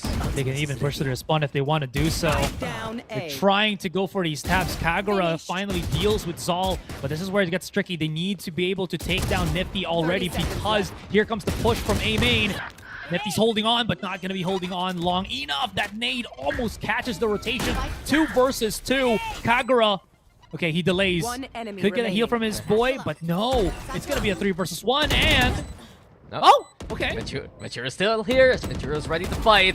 And eventually, he will be felled by Marciano. So DEWA United, that's a 4th. It did get a little bit more costly than expected as Pandemonium overran the sites. But in the end, it's still a perfect defense so far for DEWA. And seems to be Pandemonium. It was an eco round anyway. You notice, though, that they do like to take their time on this offense. And DEWA, knowing how proactive they have been in this series so far, they're going to be taking as much space as they can because of it. Man, that just hurts for Pandemonium, though. Still, that was a bit of a weaker buy for them. And what's a big problem here for Pandemonium is it feels like they can't read the situation as well as they could on Haven. There was an opportunity where they could have gone for maybe that spawn push, maybe even look for more of the frags, but then there was just a point where they just let it go and start ripping onto the side itself. Better the devil you know than the devil you don't, I guess. But again, you could really see the struggles here for Pandemonium. Oh, shouldn't be listening to your devils, Asurai. Fight those demons off. Seems like that's the case here for Pandemonium. And Draggy, jump peek now to go for the showstopper. So quick on the engage. And RC barely gets away with his life. Across the map, though, Kagura taking heaven away here from DEWA United, setting up the satchels also just in case someone's hiding onto the corner. But eventually, DEWA has committed to stay on site. The wall is there to block off the cross of error. Marciano finding the love. The res is there in response, but Spyco now marking his target from the cypher cage anyway. Drag is there, but Spyco with another one. Ventura now with the overrun. And eventually Pandemonium make their way towards his B side. So it's 4v2. The heals are there. The Spike's gonna get planted. Nifty, though. This is like the timing. Artsy looks away. Nifty's in towards Garage. The pre-fire even. Eventually, Pandemonium knows to clear it. Everything left. The Etrafleur from the high ground. And the whole DEWA United squad, or rather the Pandemonium squad, they're waiting for this last member to peek. They spot him out, they take him down, and they finally get the round. That's the value that they were looking for from that Sage. The ability to res, the ability to close off an angle when you're pushing in, not the other way around, is what they are looking for. Big problem here is that just one of many. And you know that there's going to be the quick adjustment from DEWA United as they have shown throughout this entire series. But is at least a good thing here for Pandemonium is that last round, Draggy also ripped out his showstopper. So at least there's no real big threats from the Raze utility that can stop the willingness of Pandemonium to commit themselves onto a site. Yeah, Pandemonium have all the tools they need to go on the offensive. And the Seekers plus the Caustic Divide are the beginning salvo. Now the showstopper into play. No blocking that. Etrafleur is the first victim. The Boombot, though, gets the bounce. Kagura taking a bit of damage because of it. And Ventura puts a spike down.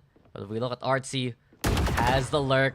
They spotted out by Masano very early on. Contest comes from DEWA United trying to fight on back, but Artsy this time around put that in the museum because that was just absolutely perfect. Historical picks from him. It's 5v2 now. Slow orbs there to go for the stall. And it does feel like PUNDAMONIUM know where DEWA United is going to come from. Draggy now caught here by this broken wall segment. Everything, got awkward. But Spyco still with a stellar shot to boot. So a flawless win for PUNDAMONIUM. They use their tools well. They definitely use a lot of tools there, but it's all to the big help for them because now not only do they secure the round, they also push back the ability to buy here for DEWA United. As you can see, they're only going to be picking up the Sheriffs. It's going to be a big thing here, Daks, because at least this lessens the threat that PUNDAMONIUM are going to be feeling. They're still going to be the Naves. They're still going to be utility. But when they know about this, it means that their opponents will be lower on HP and lower on that firepower. I mean, that was just gambling right now. The way that they usually do. The middle take between 4. Star is there, though. Just to go for the stall if ever. But as soon as the Trailblazer gets this intel alongside Kagura, this should be a confident approach from PUNDAMONIUM to make their way towards B. Artsy's the one to watch out for. Spotlight is on him, and DEWA United have taken notice. The Poison Cloud, though, in the way, covering their cross. Because of the turret placement, the spike is planted down, so time sticking for DEWA, who are navigating through pizza, moving into an angle versus Belov. But Spike already on the board too here for the side of PUNDAMONIUM. Snake bite, well done by Marciano with a stellar shot, but does he expect that Etrafleur is lying in wait here? There's a steal kill, picks up the gun along the way. It's 3v2 now, and they go for the Cosmic Divide, interesting enough. Maybe a chance here for DEWA, if that's gonna be their call so far. Time though running out. The wall is there too as it breaks. Etrafleur on the board. Ventura and Spyco, and the hopes of DEWA there. And PUNDAMONIUM are racking up the rounds now. Man, someone made a call to try to get a bit of a cheeky, aggressive play there. I do like it though. They did get a couple of kills with the Sheriffs and picked up weapons, so it wasn't really a foolhardy decision here from DEWA United. It just means that they had very little time to work with, but it was still doable, especially with that wall dropping, or with the Sage Wall breaking, excuse me. That gave them a lot more chance to may have gotten something off of a thrifty round. In any case, it's still DEWA United with the round bonus, or with the round advantage. It's still not over. Yeah. Oh, Kagura can't move. The gravity well, I believe, or basically the utility. And Zal right now, he's ready. There's the first for him. Will he find more? Kagura, though, stops him dead to right. 4v4 for the time being. Here comes Kagura with another one. And the lockdown gonna be into play from PUNDAMONIUM as well. Trailblazer, though, seeking out anyone lying in wait. Spyco, he hasn't been spotted, actually, as the lockdown's broken. And this is dangerous for Marciano. The reaction's there, but a shot still goes Spyco's way. Another one here in the books, ready for PUNDAMONIUM to take. One last from DEWA United. Can Nifty even do anything by this point? In a 4v1, Kagura still advanced. Nifty giving himself a chance. Does he dare even go for more? But the double swing is available here from PUNDAMONIUM. They got very close. It was that. It was the brink of his own demise. Here we go again. Nifty, did this guy pick up a 4-leaf clover? He's getting away with everything, Asurai. He's getting away with his life. And now he's gonna fight. He's gonna try. And this is why you don't do that, because you will die. We're tied up, but Nifty. Dude, that was a game of Final Destination, man. Death will come for you eventually. Well, he committed too much to holding that angle, so definitely, yeah. But there was a world where he could have just saved that weapon of his, maybe even bring the Phantom into this round, where again, drought is upon DEWA United, just going to be on the Stingers. And I do like this change of pace, though. A little bit more expensive than the Sheriff, yes, but there's a lot more usability on the Stingers when you factor in the fire rate, the smokes that Etrafleur can put so that you can get value in close range, maybe to catch off your opponents. Again, I do like the idea of this even on the weaker buy. At least both teams now toe-to-toe with the 4-4 and Nifty. The flash and the kills, the Stingers enough to do some damage, sure. But Ventura, this is why you bring out the Sage right now. The res value giving you the advantage in the trades anyway. So PUNDAMONIUM, they make their way in. Got Etrafleur waiting on the other side of default, if ever.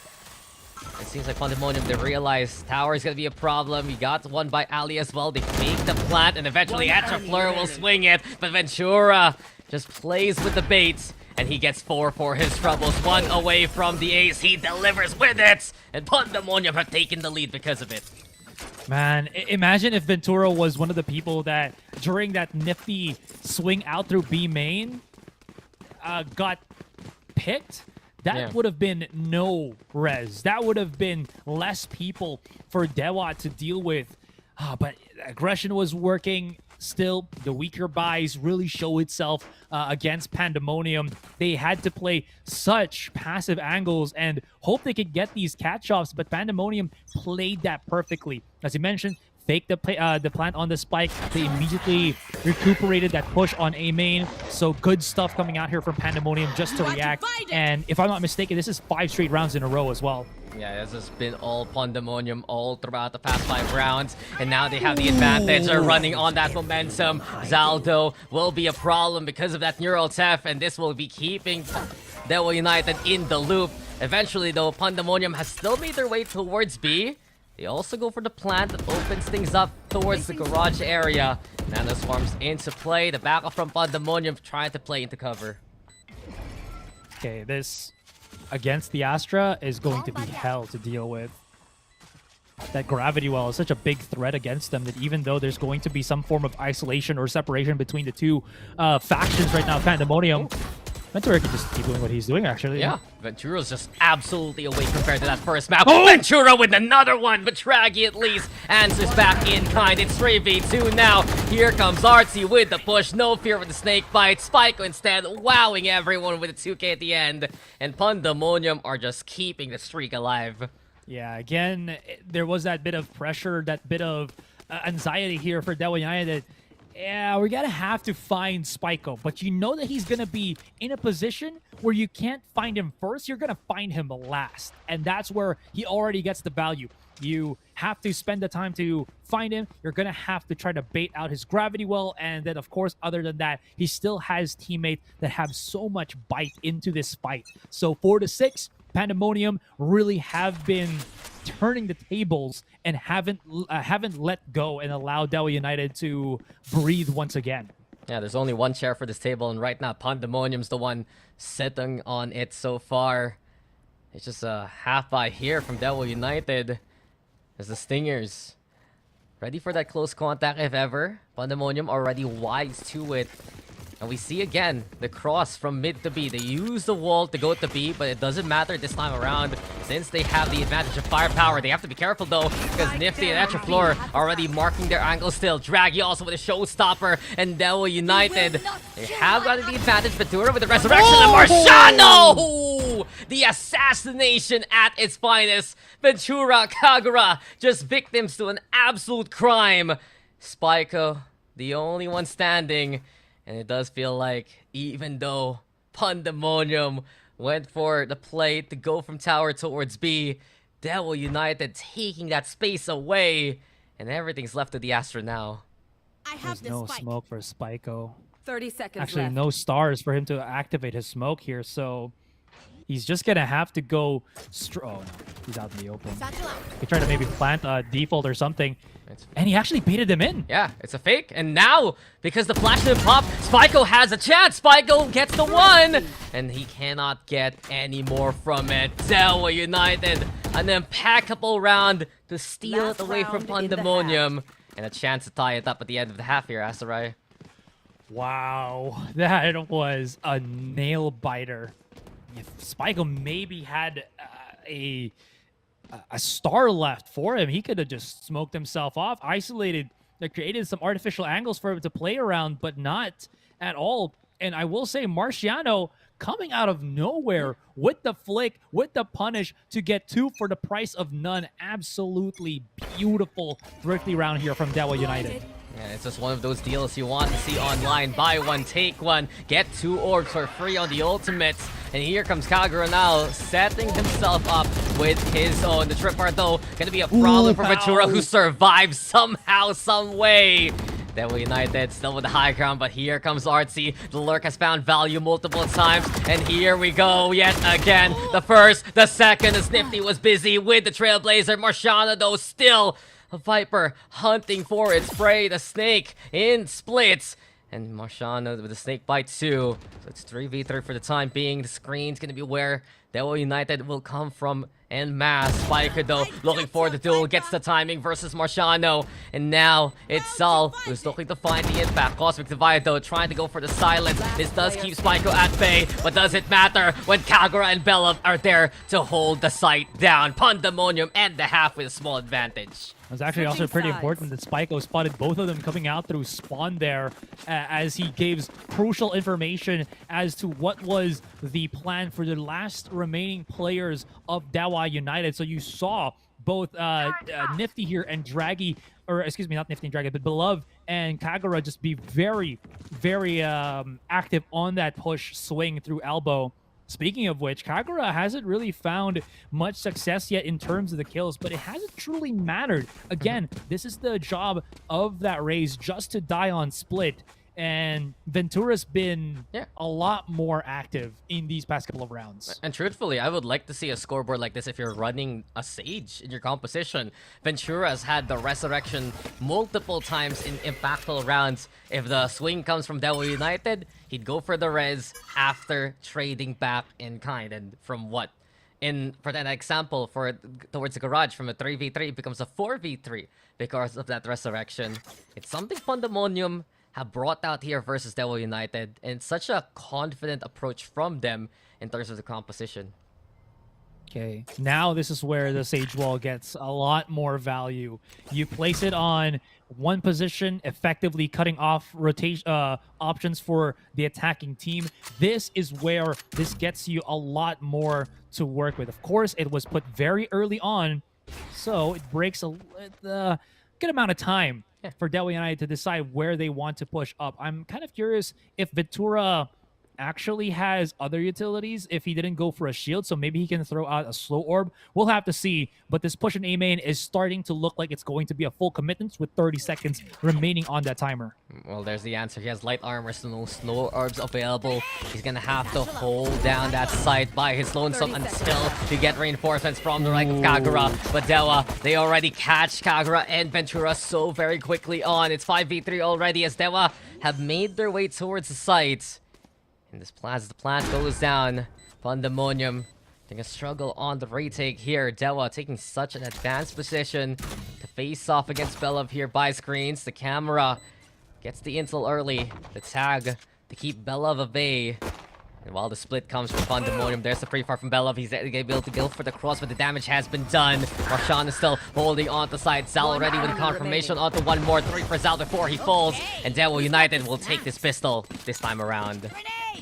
Draggy just super confident with that one. And again, this is... I did mention about the wall and everything, but after that was really good from DEWA United just to wait a little bit more. They knew that they had lesser utility to try to deal with. There wasn't really that Cypher to stop the push or the double satchel of a Raze. So effectively, they're just kind of just looking at players planted on the site, which they were able to deal with so efficiently and so quickly. So that's a big boost for DEWA right now. Pandemonium, though, still going to try to at least swing the push if ever that was going to be A main. Not now. As I said, yeah, no presence. I mean, it's an eco for Pandemonium.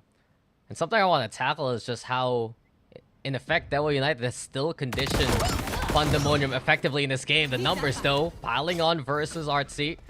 And Etrafleur gonna be able to, rather, gonna get felled, so the Spectre gonna get picked up there. But that's what I'm saying. Just sometimes Pandemonium, they expend the utility early on into the round because of the tendencies of DEWA United to just go for the flood so early on. So now that DEWA is keeping that a bit of a mystery here in the second half, it has to be the likes of Ventura, who peeks early on just to figure out what's going on. Draggy, though, already with a find. Kagura responds with a Sheriff. Here comes Draggy flying high to just set himself upon Kagura. And from this point on, the anti-eco is looking very clear. And DEWA United have the advantage. Spike goes down. It's 3v1. And can Belov do anything by this point? As the Sheriff brings one to the grave with him. But in the end, it's a tied scoreline. And Draghi gets 3 from the round, Asurai, so the showstopper should be coming up sooner. Absolutely. 3 more for that one. Big bonus for them to come up with this. Actually, it's not going to be a true bonus. There's going to be some commitments to certain weaponry here from Marciano as well as, excuse me, Zal. But this is all according to plan, I think, for DEWA United. They know that Pandemonium isn't going to be the healthiest just yet, so it's just perfect. And Kagura, he continues the trend of Rays players bringing out the judge here on Split. I like it. It's an idea. And I am curious how he actually performs with it in this particular matchup. Yeah, we've seen so much of the judge today. This has been the most judge play I've seen probably in the past few years. We've been casting Valorant compared to what is normal. But anyway, the Trailblazers there. Scout out the vents into the ropes. You have DEWA United crossing on through from mid to try and pivot if ever. But the setup they have right now, something likely they want to go for the B hit if ever. Got the wall broken quickly. Kagura here still with the judge on the hand. Just waiting for the call if DEWA United does push on in. So Pandemonium, they have stalled for a bit of time. And this is going to be the full one, but the timing might be a bit dangerous. Draghi, though, with the one on the Ventura, and Satchel's going to be there too, and it does move Machado into the line of fire of Kagura, but low HP with 6. Spyco instead delivering from the ground, and here comes Belov as well to alleviate that pressure. Pandemonium, they set their stations well, and they take this defensive win. Man, Kagura just playing so close to the knife's edge. That was almost him breaking. And there was an inherent risk there too. He could have just been dropped by the paint shells of Draghi as he got thrown asunder on that B Heaven position, but somehow he managed to convert. He allowed his teammate to assist him as well, and then they were just able to close it off. Now, DEWA United still has somewhat of some buying power here, as you can see, and this is where it gets a lot trickier for Pandemonium. If they lose this one, they will have that very weak buy coming into the next one, especially with the low economy and the low loss bonus. And I feel like for DEWA United, this is a smarter setup on the offense compared to the last one.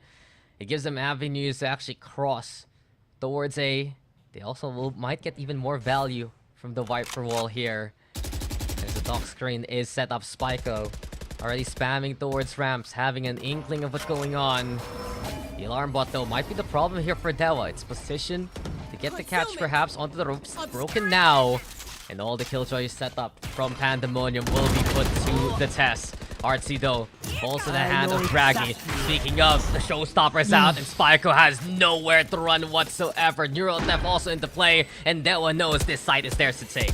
Man, Pandemonium just can't really find any control on mid, though, so this ropes area is so easily bombarded by DEWA United, and all they really have to do is isolate that one player tucked away at the back of the A site. Makes it easy for DEWA United.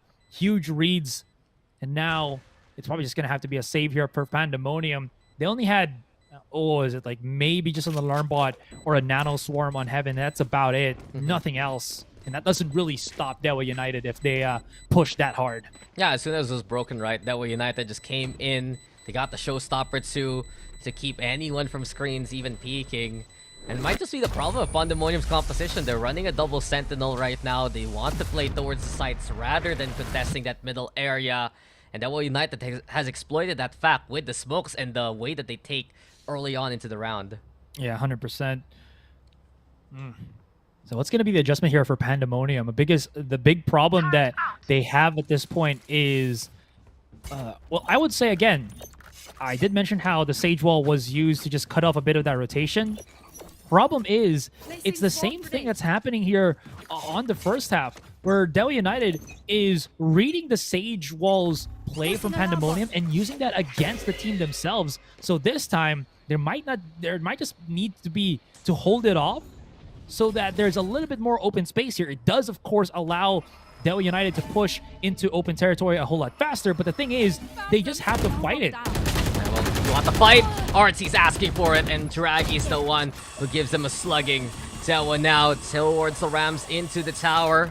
It's the Boombots. He's trying to find what's going on onto the inside. But DEWA is not actually going to be committing as of yet. Now they move in with a flash on hand to boot. And Ventura waiting with the judge.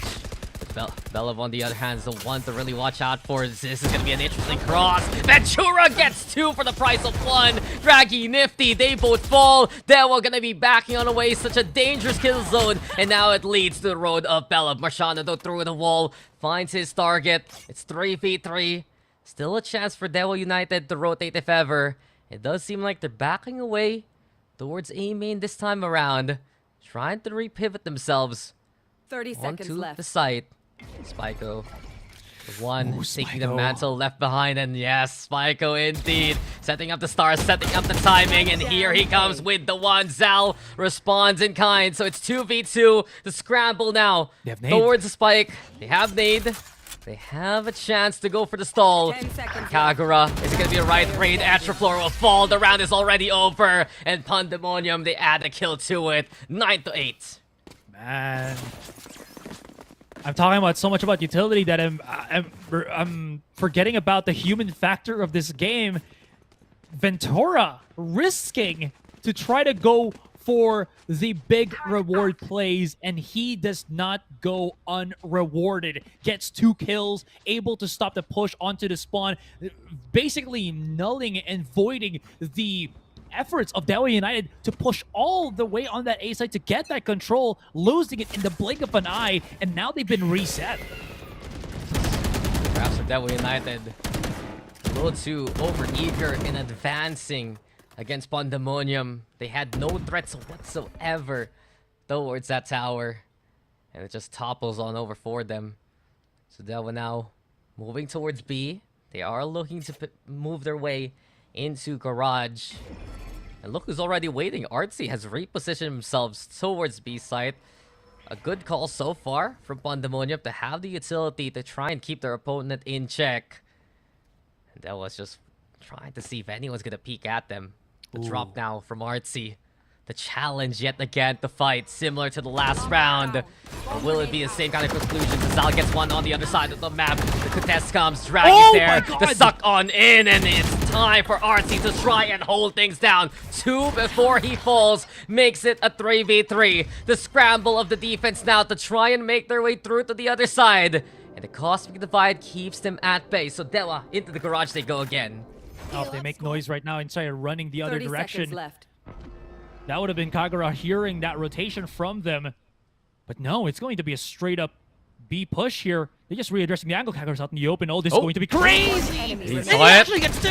Oh, they were just so prepared for it. Kagura had the angle and found the lineup to find the 2. Now Belev knows the last one here onto the side will be Zal. He has to go for the plant. He needs to commit on this. And even though Zal gets 3 for the round, Spike goes ready for the trade so quickly. It's 10-8. Pandemonium trying to run away with it again. And again, as soon as they realized that they needed to go a lot more proactive, they need to fight. They can't play and wait off of certain defensive utilities. They just have to, again, rip one out, let it go, and be aggressive. And it is working here for Pandemonium. What's also very interesting, that interaction with Artsy receiving the offense of Draggy, was he used the gravity well against Draggy there. He was trying to catch him, and then he smartly gets back into the center of the gravity well, immediately or effectively just ruining the aim of his opponent. Yeah, Artsy has been one of the most courageous players here for Pandemonium, willing to fight where no one else does. Here we go again though, Ventura. The judge on hand, the angle to try and go DEWA in. And Draggy, you're gonna get burned to a crisp by Ventura. A sneaky little escape even into the paint shells too. And that's a freebie for Pandemonium, but DEWA, they also get one of their own. Restos come, and here we go again. What's a trade when you have the resurrection? Kagura getting away from the dangerous sheriff. And Pandemonium can reset themselves with a numbers advantage. Ventura, though, daring a little too much. And he'll be punished accordingly. Oh, this is a commitment from DEWA. They actually use the Seekers. Where's the Showstopper going to connect? Nothing at all. The push still continues because of the Viper smoke. Trying to get maybe a pick there as they try to go through defender spawn. Not going to happen. Kagori just bravely pushes out through the smoke. What is happening here? And there it is. Another Seeker. Both teams really just putting their lives on the line just to secure something right now. And the spike has been planted 3 versus 3. Oh, there's a big Seeker, though. It's going to get defined, and Spike should know exactly where his opponent is. It's a round of danger, but Marciano has no fear factor now. It's 3 for him. The Viper Smith is online, and it gives absolute territory for DEWA United to work with. Spyco, he's just trying to find at least anyone to hit with the spam. But he's running out of bullets. He's running out of time. He might get the backstep onto Marciano, though. And here you go. Finds his target, but there's still another one. Extra floor will fall. But this is going to be pretty close. Should have the time, maybe. Spyco. He gets it with a second to spare. Okay. That turned into a brawl. Everybody was just unleashing all havoc in that round. They just wanted to keep pushing in. There was a commitment on the Seekers. They really wanted to get that round there. I was about to say, oh, you know, they got the refrag. Ventura immediately uses the res, so maybe DEWA United play this a lot more passively, play for their gun round. No, they just ripped everything out and almost actually get that round. It gets very scary in those situations, but here we go yet again. Ventura, does he have any cover to work with? Absolutely not. The soul's broken, but the Cosmic Divide is there to keep him alive instead. So he uses the DEWA United wall to actually cross on through to the other side. Belov, though, instead, the one who spelled. And DEWA has had enough of Pandemonium's antics. They're just trying to see what they can do from those default angles. They wanted to make a play towards A, but they'll get the pick instead. Drag is still looking through A main here just in case. I mean, they are showing their presence here. They're nearby somewhere there. And the decision right now for DEWA United is just to wait and see what happens. They still have the time. They now have the numbers, and they can start making something happen here. There it is. A couple of the smokes. Isolate a couple of the angles right now. Viper wall as well. And there's no movement whatsoever from DEWA. It seems like they are going to be committing for this A push. Yeah, they're just biding their time and looking to see if they can goad Pandemonium away from the site. Ventura here picks up the Ares now. Give a bit of that noise. The cross comes from DEWA United out in the open towards A main. Spyco instead is truly the problem that DEWA United has to deal with. Eventually, though, they clear things out. They move on in with the 3v1. The site is theirs for the taking. 10 seconds left. Okay, one last player. This is doable for Artsy. He has to deal basically with 2 injured, 1 full. Dragido has been amazing this entire game. Double tap. 1 down, waiting for the angle, but the double up from Zal makes it easy to get that quick pick. Yeah, he was setting up that camera too, so in the end, he would have been spotted anyway. DEWA United, they hold back at the right time. They just didn't go in to the Ventura wall. You saw how much they committed onto it. Asurai, they broke all 4 seconds just trying to spam as soon as they got that Trailblazer stun to connect. And you thought the Ventura was in danger, but it was Belov. Instead, it was targeted by DEWA United. From that point on, it's just a bit more of that patience here from DEWA United that they can utilize. They've shown all throughout the series that they can be one of those fast, early on engaging teams. Maybe in terms of conditioning, something I mentioned a while ago, this is where they can throw Pandemonium for a loop. In Pandemonium, they were put in a position where they basically had to try to read the movement of their opponent with no information whatsoever. Zero. Kaput. So them rotating like that, it was a given already. They were just being cooked pretty well by DEWA United, to be honest. Now, Pandemonium, it's just going to be the weaker weapons for the moment. And once again, just trying to forcefully stack themselves on a site. Yeah, Trailblazer sent out. It will be Artsy, spotted first and foremost. So immediately, Pandemonium Intentions on setup exposed. The turret is broken quickly. And DEWA United, pretty clear path to go towards B, but apparently Artsy has something to say about that. The Sheriff hits true. Marksmanship yet again from the Killjoy. The spike plant now placed towards the garage yet again. Star setup is online too. PUNDAMONIUM, they have a bit of ultimates to work with. They have the Cosmic Dive, they have the lockdown. The guns aren't there, but they're thinking about it. So Artsy actually backing away from the initial corner. Readjusts it to just clear out the site, not the garage itself. And Spyco instead has a different plan for the push coming on in from Draggy. Kagra gonna be his victim. Draggy with another one. And it does feel like PUNDAMONIUM, they will decide against it. Belov now on the board. Here comes the defuse, and it will be Marciano catching him in the nick of time. There's no way PUNDAMONIUM can sneak with it. DEWA United will catch them in the act. And just imagine if he got that. Also, Draggy just holding on heaven, being able to get those 2 picks, very huge, especially when, again, as we saw, PUNDAMONIUM committed the lockdown already. There was a point where they were willing to try something with some of the resources that they had.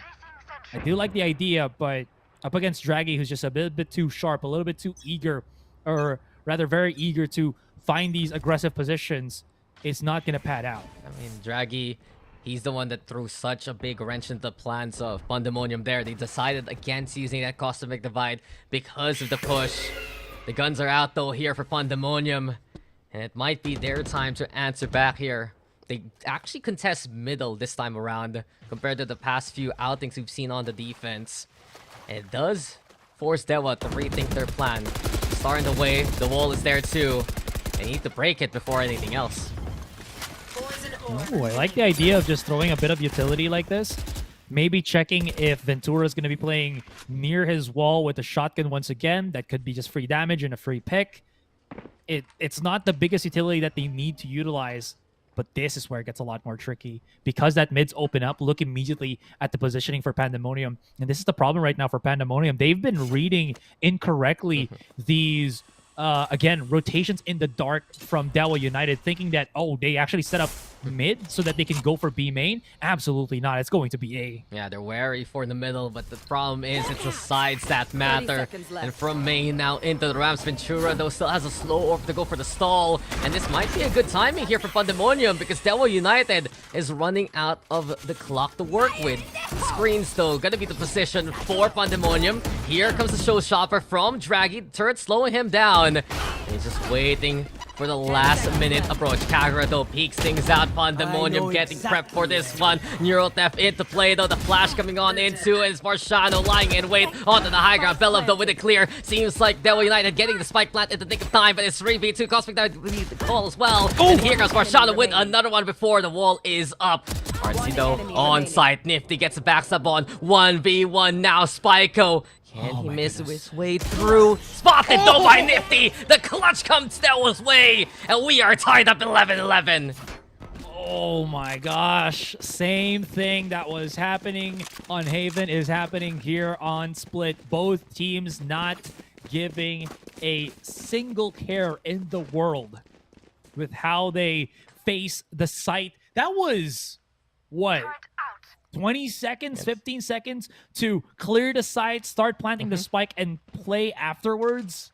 And they still manage to do that, get picks, and secure the round. It could have gone either way. And DEWA United really playing close margins in this series. I think I saw also that it was like a second to spare and planting that spike down. So just goes to show DEWA United, they were just completely on a hanging rope. But this time around, they have found their way on a platform to build on. They have the guns, and they have the advantage this time around. Marciano looking to at least break that wall as much as possible. Here comes Etrafleur as well, challenging into garage. Spyco, though, has a wider angle to work with, getting into cover, actually. And does Etrafleur clear that spot out? The smoke is set. buying attention away. And the second shot is good. But Marciano is ready for the refrag anyway. 4v3 now as DEWA march their way into B. And Draggy is the one leading that charge. We're not ending anytime soon here. DEWA United getting that second wind, finally looking a lot more consistent, a lot more promising in this round, hoping to get this match point already rolling for them. We'll see how this goes. Artsy just lurking somewhere on mid. I don't know if he can pick up a weapon here. It's all on B main. And now Beloved just making a lot of noise for his teammate. A quick little push, and he gets punished for it. Again, because of this Viper's Pit, limited options, really no options at this point. And it's just going to be Artsy looking for the exit frags for the most part. Yeah, whatever he can get, and he gets nothing. It's match point instead for DEWA United. Do we go for another decider? Or do we go for overtime? It's one thing we were talking about before this day even started, Asurai. Coming into the lower bracket, we expected these games to go down to the wire. It's elimination. There's a reason these guys are fighting tooth and nail for it, just to stay alive in their tournaments. And as of right now, DEWA United were at the brink, and they brought it back up just to try and believe into another map. Can they get the job done though this round? I mean, we went into overtime last map, so I can't really tell what's gonna happen at this point. It's been so topsy-turvy, and I don't know, sometimes there's Pandemonium able to read the situation so well or be able to receive the push of DEWA United, but one fact is true, is very prominent in this second map, Daks. The read for Pandemonium has been very weak. They are not able to understand the rotations that DEWA United are trying to do, and this is giving DEWA United a step up. It just feels like for this setup from Pandemonium, they're so reliant on their, well, setups, on how the Killjoy is stationed, how the Sage is stationed, what they can get with the slow orbs, the barrier orb, and the Killjoy utility, compared to when they ran the double initiator, when they were a lot more proactive alongside the map and finding the angles to fight against their opponent. So this time around, got Spyco playing here onto the back of sight. DEWA, on the other hand, just biding their time, but eventually they're gonna have to commit towards 30 here. seconds left. Could try to do so. A big factor for Pandemonium is just the heroics of a single player. Ventura, I think, is one of the bigger factors there. So him trying to do something is going to be big here. That flash is going to have to call the rest of the team. They now know it's going to be a straight-up push here, and they just have to deal with this. Kagura's been so good, or Draggy, but no, they deny. And there's not enough time. We go into overtime as Pandemonium have effectively found a way to stop the clock versus DEWA. Overtime. I guess that was the problem all along that Pandemonium was trying to exploit and DEWA was able to bail themselves out of.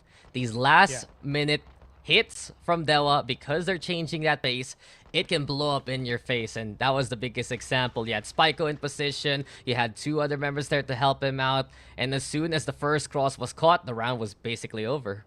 Yeah, and one of the things that I did notice, at least here, Beloved, and I didn't really notice this the past couple of rounds, maybe 5-6 rounds now, is he wasn't able to utilize his flash to catch the rotation of DEWA United. And again, there's a lot of factors here.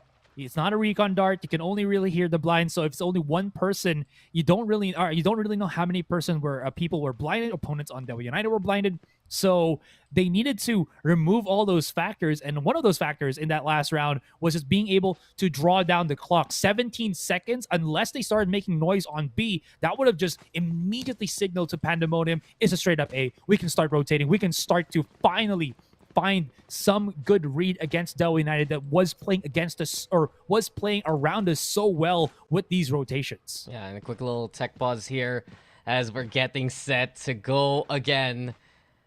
So how many overtimes have we had today? One last series and then 2 now, right? Yeah. Yeah. Yep. We kind of expected this though from this series. We did feel like that Pandemonium, it might be the team we watch out for in terms of utility, that we United we watch out for in terms of the burst.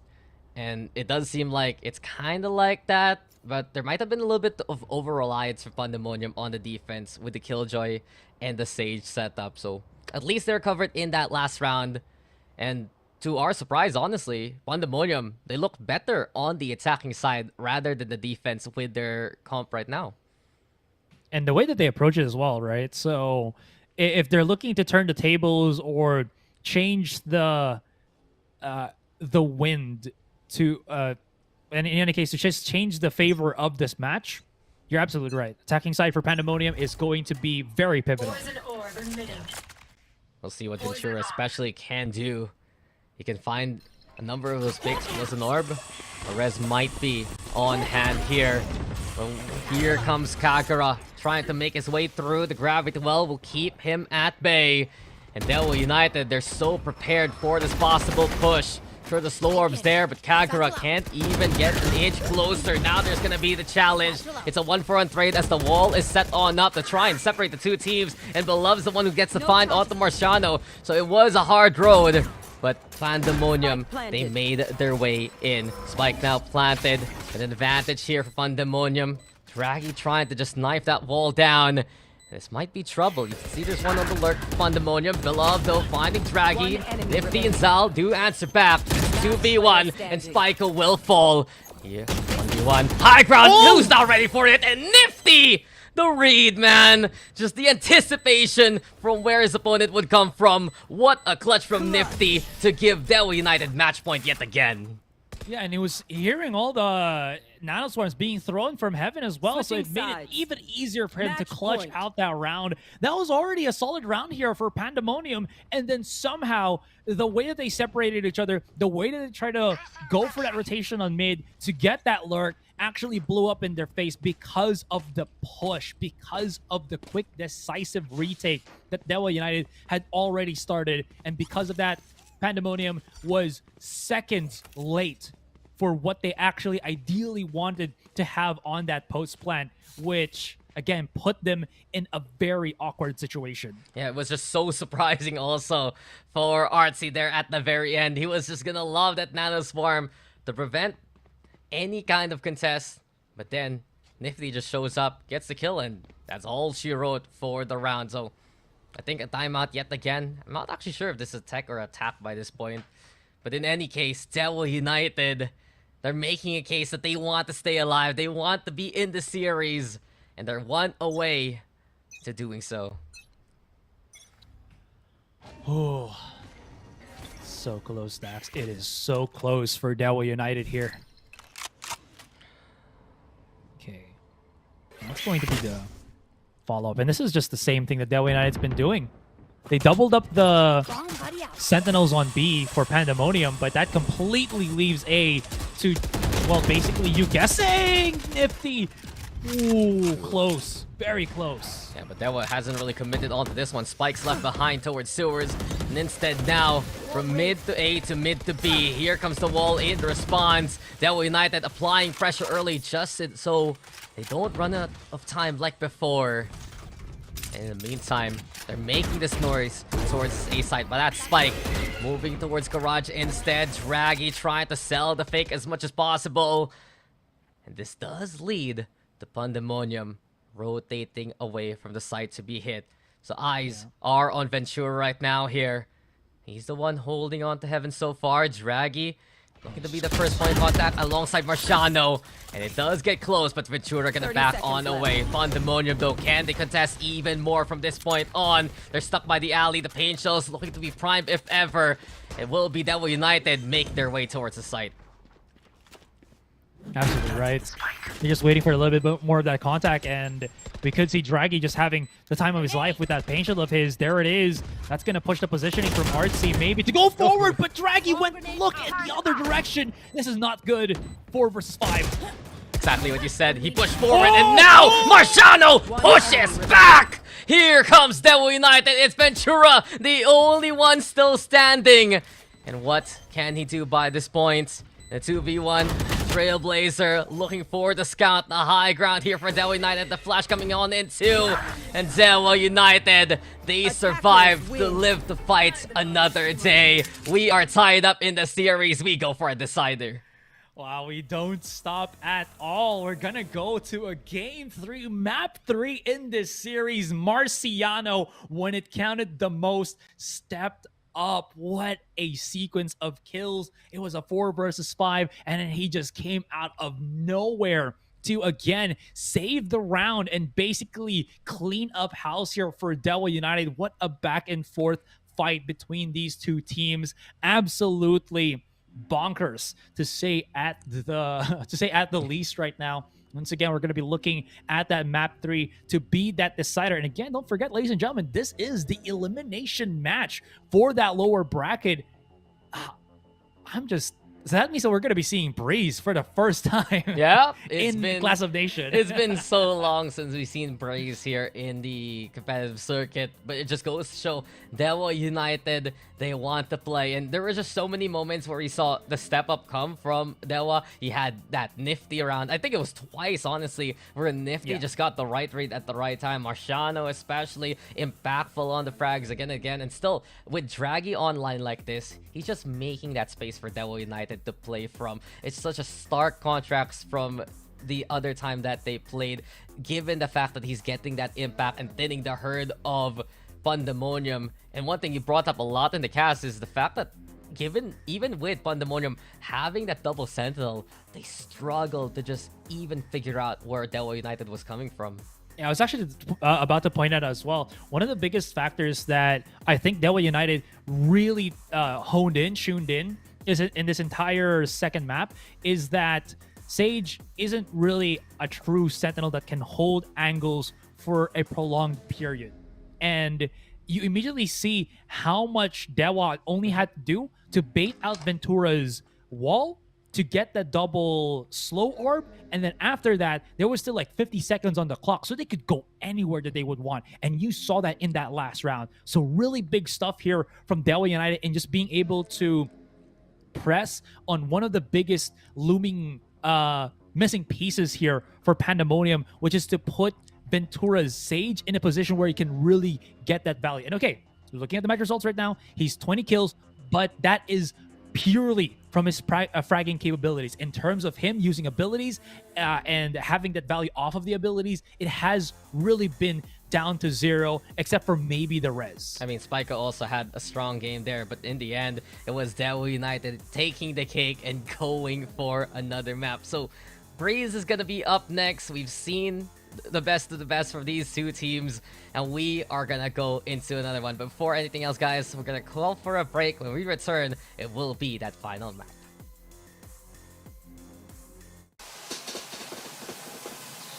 You love it, you wear it. Wear your passion. Share your passion. Wherever, whenever. Gaming is a lifestyle. Get your merch at shop.eslgaming.com.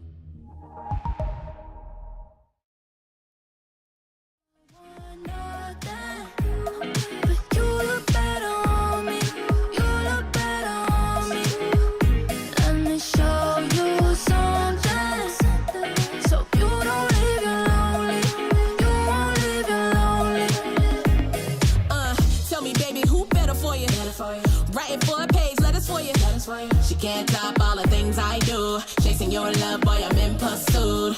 And time is of the essence. All the second guessing, asking too many questions. I'm just being honest, baby boy. I made you the exception. Kick it up a notch, let me teach you this lesson.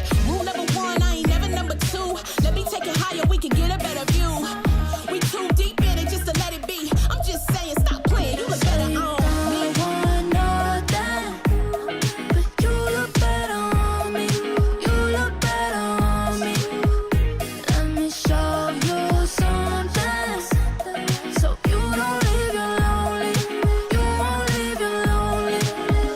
What you say, babe?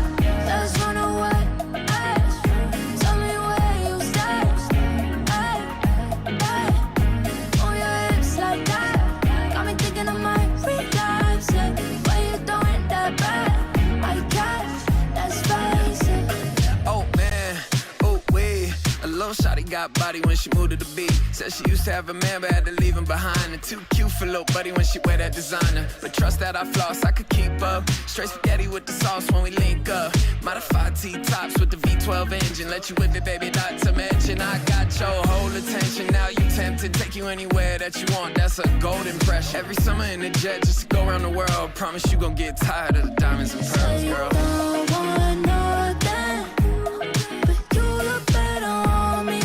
You look better on me. Let me show you something, so you don't leave you lonely. You won't leave you lonely. What you say, babe? Let's run away. Ay. Tell me where you stay. Ay, ay. Move your hips like that. Got me thinking I might relapse. Yeah, when you throwing that back, I got let's face it. Look, yeah, I've been there. Biggest player in the game, that's big facts. Two-seater when I slide, yeah, you know I do. She wanna vibe just to see how I move. And if she touch, better grip that, grip that. Tell the DJ play somewhere to hit that. I ain't messing with nobody that ain't getting the cake. Throw stacks, I'll consider it maybe. Say you don't want nothing, but you look better on me. You look better on me. Let me show you something, so you don't leave you lonely. You won't leave you lonely. What you say, babe? Let's run away. Ay. Tell me where you stay. Ay, ay. Move your hips like that. Got me thinking I might relapse. Yeah, when you throwing that back, I got let's face it.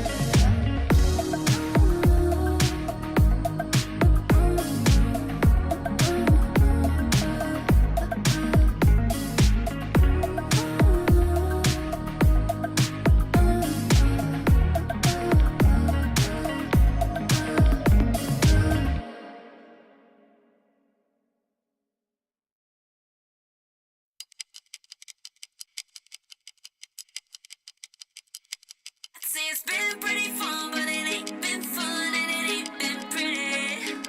I say it's been pretty fun, but it ain't been fun and you're pretty unpretty. You know good I'm gone when I'm done. Get your fill out someone else, 'cause I can be petty too. It's pretty unpretty. I laugh through the pain till I look like a clown. Smeared eyes and tears I drown. Can't feel the pain. It's like I don't know the sound of a red flag waving when a red flag. And we are back, guys. I had to lose the hat because now we are truly into the final bit of things here in this best of 3 series between Pandemonium and DEWA United Esports. Once again, my name is Asurai. With me now is Daks. And honestly, that split map took so many turns that it felt like it could have gone either way. I mean, what the overtime, right? And hasn't that been the case of the series so far? 2 overtimes already, 2 14-12s, and 1 last map to decide it all. We are going to praise, and while it's more of a fresh face, really, for both DEWA as well as Pandemonium, I think the bigger question here, Asurai, is who still has something left in the tank? Does Pandemonium find a way to recover on this map? Can DEWA United continue on with that momentum, especially those clutch decisions to make this a series win? We're going to be finding on that very, very soon on, honestly, a different map from where we last saw Breeze from a few months ago. Oh yeah, there has been a lot of changes to Breeze. And one of those big changes is there is no point in holding halls anymore. What halls? What halls? Because they cut it off in half, and you can't really push through that on either side. I mean, I don't think you can even reach that with like the Omen shotted step. So I don't know what's going to happen here. But what is a big factor right now is probably going to be a double controller once again. Wondering if we could maybe look at possibly a Harbor as well, which I think is really, really strong here in conjunction with possibly a Viper, just get that double wall rolling for yourself. Whether your attack on defense is going to be something. So there's a lot of ways that you can approach Breeze right now, especially because it really hasn't changed for the ways that you need it to change. It's still that big open map that needs a lot of big utilities to cover certain angles. And especially the controller players have been the ones to watch out for in this series. You got Spike on one side, you got Marciano on the other, and both of them have been impeccable fraggers, finding ways to just navigate around the map and get those kind of kills. On one hand, I think Spiko really has shown that he is one of the strongest responders for the side of Pandemonium, especially on the defense. He's always there when you need him for a pinch. He's always there to anchor down things if ever, and it's what has net him success all throughout the series so far. And on the other, Marciano, the answers with the impact frags. When Pandemonium pushes, DEWA United pushes back thanks to that second wave led by Marciano. And those are the kind of, I'd say, advantages each team has right now. If they can keep those key players alive and get that kind of value, then they will have a better chance moving into Breeze because of how important the smoke utility is on a map like this. Absolutely. So with that being said, we're just prepping our agent selection right now for you, ladies and gentlemen. So this is also one thing to just point out here. Whoever wins this series will be going up against Trying Your Best. That is happening day after tomorrow. So that's going to be quite the factor here. Imagine this as a great way to just figure out what you are having trouble with, which is actually a pretty big thing from both of the teams. We saw there were struggles for DEWA United. There was also times where Pandemonium was also struggling, hence why we're also seeing such a prolonged game like this. So in preparation for a team like Trying Your Best that has, again, Crazy Guy now in the active rotation, that is going to be such a challenge for both of these teams. Now, just dialing a little bit back in, I'm wondering if we're going to be seeing Ventura finally go back on an initiator, because even though he did have a lot of kills on that Sage of his, the impact on the utility was not as, I think, well-timed and well-placed compared to an initiator. Of course, there was that DEWA forcing his hand every single time, but you really did see that after that he just had to rely on his aim, and that doesn't really work most of the time when DEWA was so locked in with how they used their utility. Yeah, it just felt like for Pandemonium, they gave up so much of a map without realize what really was going on along the way. And DEWA United, they can take advantage of that fact. We do get to our decider though. Here we go into Breeze.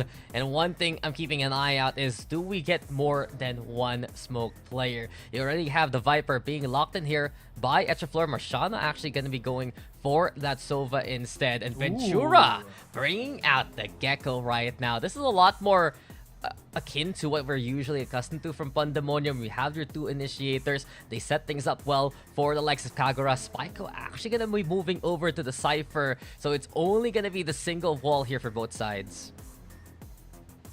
And this is, I would say, very interesting, because I was kind of looking a lot more towards the double initiator, double controller, so that you have a lot more push power here. But with both teams having somewhat similar ideologies with how they want to use or get their pickups here on the agents, it just goes to show that they want a lot more map control rather than anything else. Having that a good distance of that Breeze map is going to be very crucial here, I think, for how this plays out. And I kind of like this because they put Spiko on an agent where he can lurk, and he actually has some good lurking capabilities, so that's going to be pretty huge in this upcoming matchup. Yeah, strong lurk capabilities, strong anchor holds as well, and Spiko is the one that Pandemonium have been able to rely on just to hold things down by his lonesome. So I do wonder right now, given the fact that we get more of the Pandemonium identity this time around, will they feel a lot more comfortable versus DEWA United? Because I think a concern right now for Pandemonium is DEWA United might feel comfortable on a map where it's a lot more open and have a bunch of those angles to work with. Yes, it has been narrowed down without the cave anymore towards that A. You have the mid cut off, sure, but it's still what DEWA United loves to play on. Just be able to make a plate courtesy of Draggy, move in with the rest of the roster. Let's see how that's going to pan out, as we're going to be getting into the action soon. I will also say mid control is so important on Breeze. There's so many angles that mid play just allows you to do, so many positions that get exposed. If you get yourself a good mid control, you can transition through double doors, you can start pressuring into tunnel, and it's more felt here on Breeze, to be honest. Of course, you can still go for those default swings out, but it expands what your map control truly is when you can, again, get that control on mid. So we are just getting a quick little pause here, ladies and gentlemen.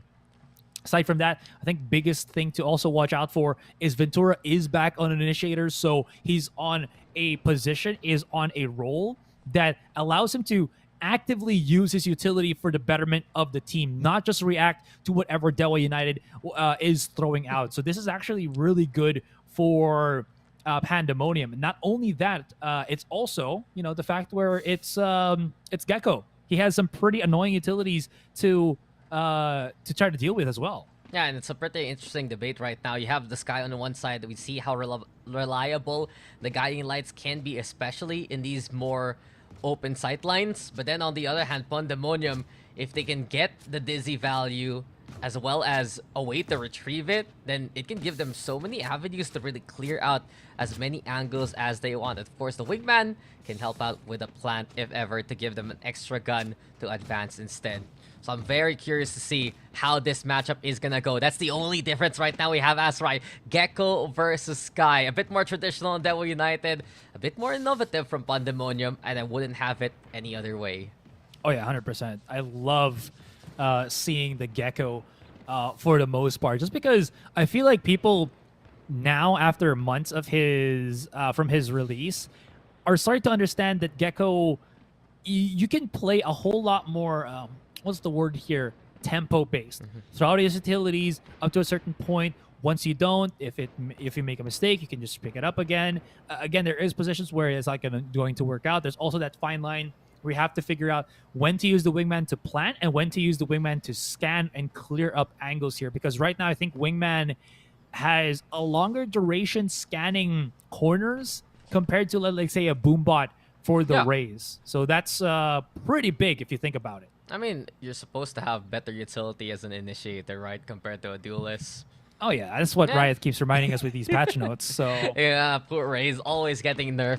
In any case, though, the action about to get underway. Who will move on and survive to fight another day, and who will be eliminated? One last chance for DEWA United and Pandemonium, and you can already see DEWA are happy to take that challenge towards mid. Draggy happy to peek if ever. The Poison Cloud, though, keeping him at bay.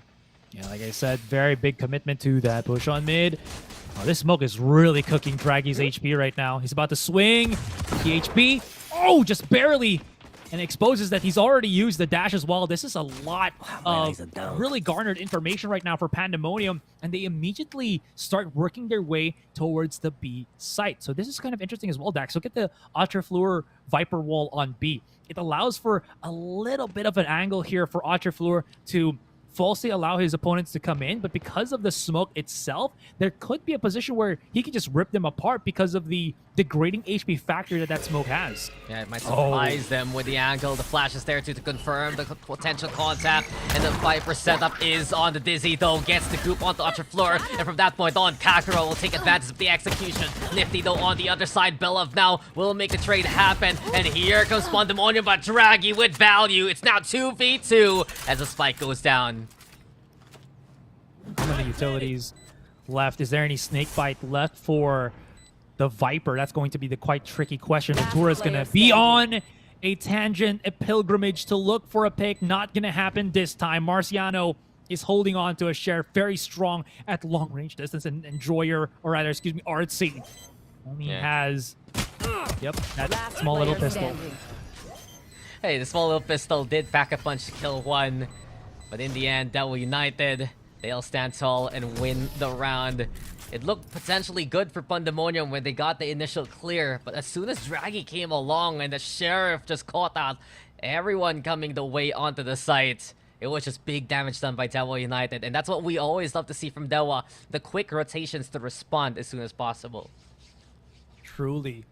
Combo was strong there, but Again, the response even stronger for DEWA United.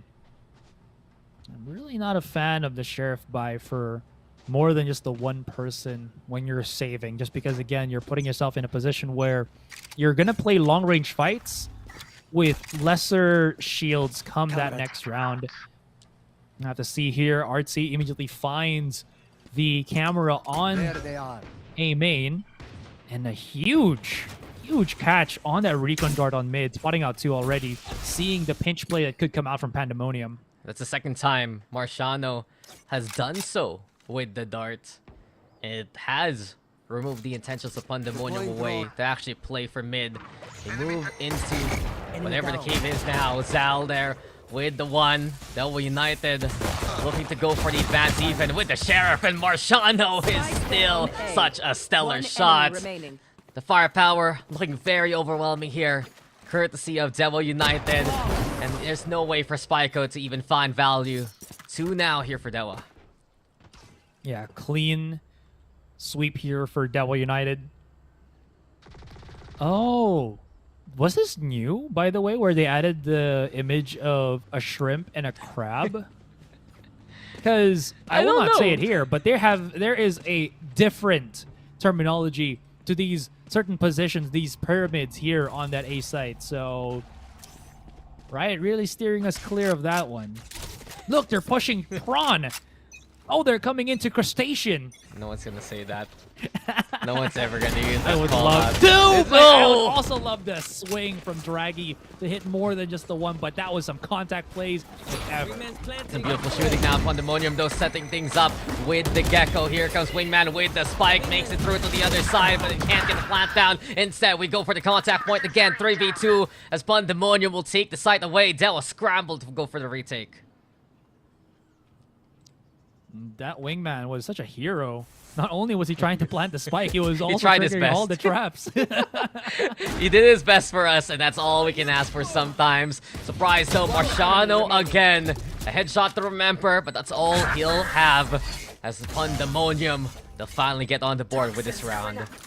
Can't wait for Pandemonium to start pushing on the A side. Oh, you're pushing on Crustacean, guys. Sure, call it out that way. Oh, yeah. Try to make it hip. I dare you. Be the trendsetter that you really want to be, Asurai. I know you want to.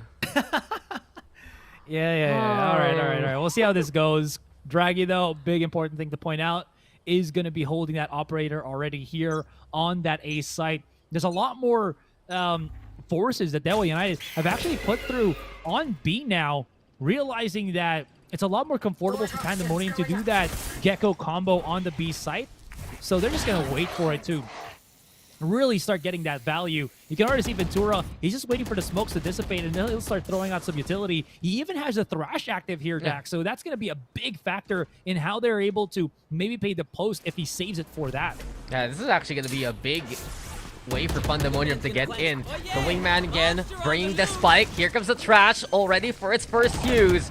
And as it's going down and being covered by Kagura, Pandemonium can actually play back instead. Kagura, though, on site, getting peppered by the Shock Dart. The Aldrin also scouting on around. It doesn't actually spot out the Jet in time. Here. Seems like Draggy, though, Oh, it is. marking the wall. Said it. It's already sniffed out by DEWA United. And Nifty is there to get the catch on. So 5v4.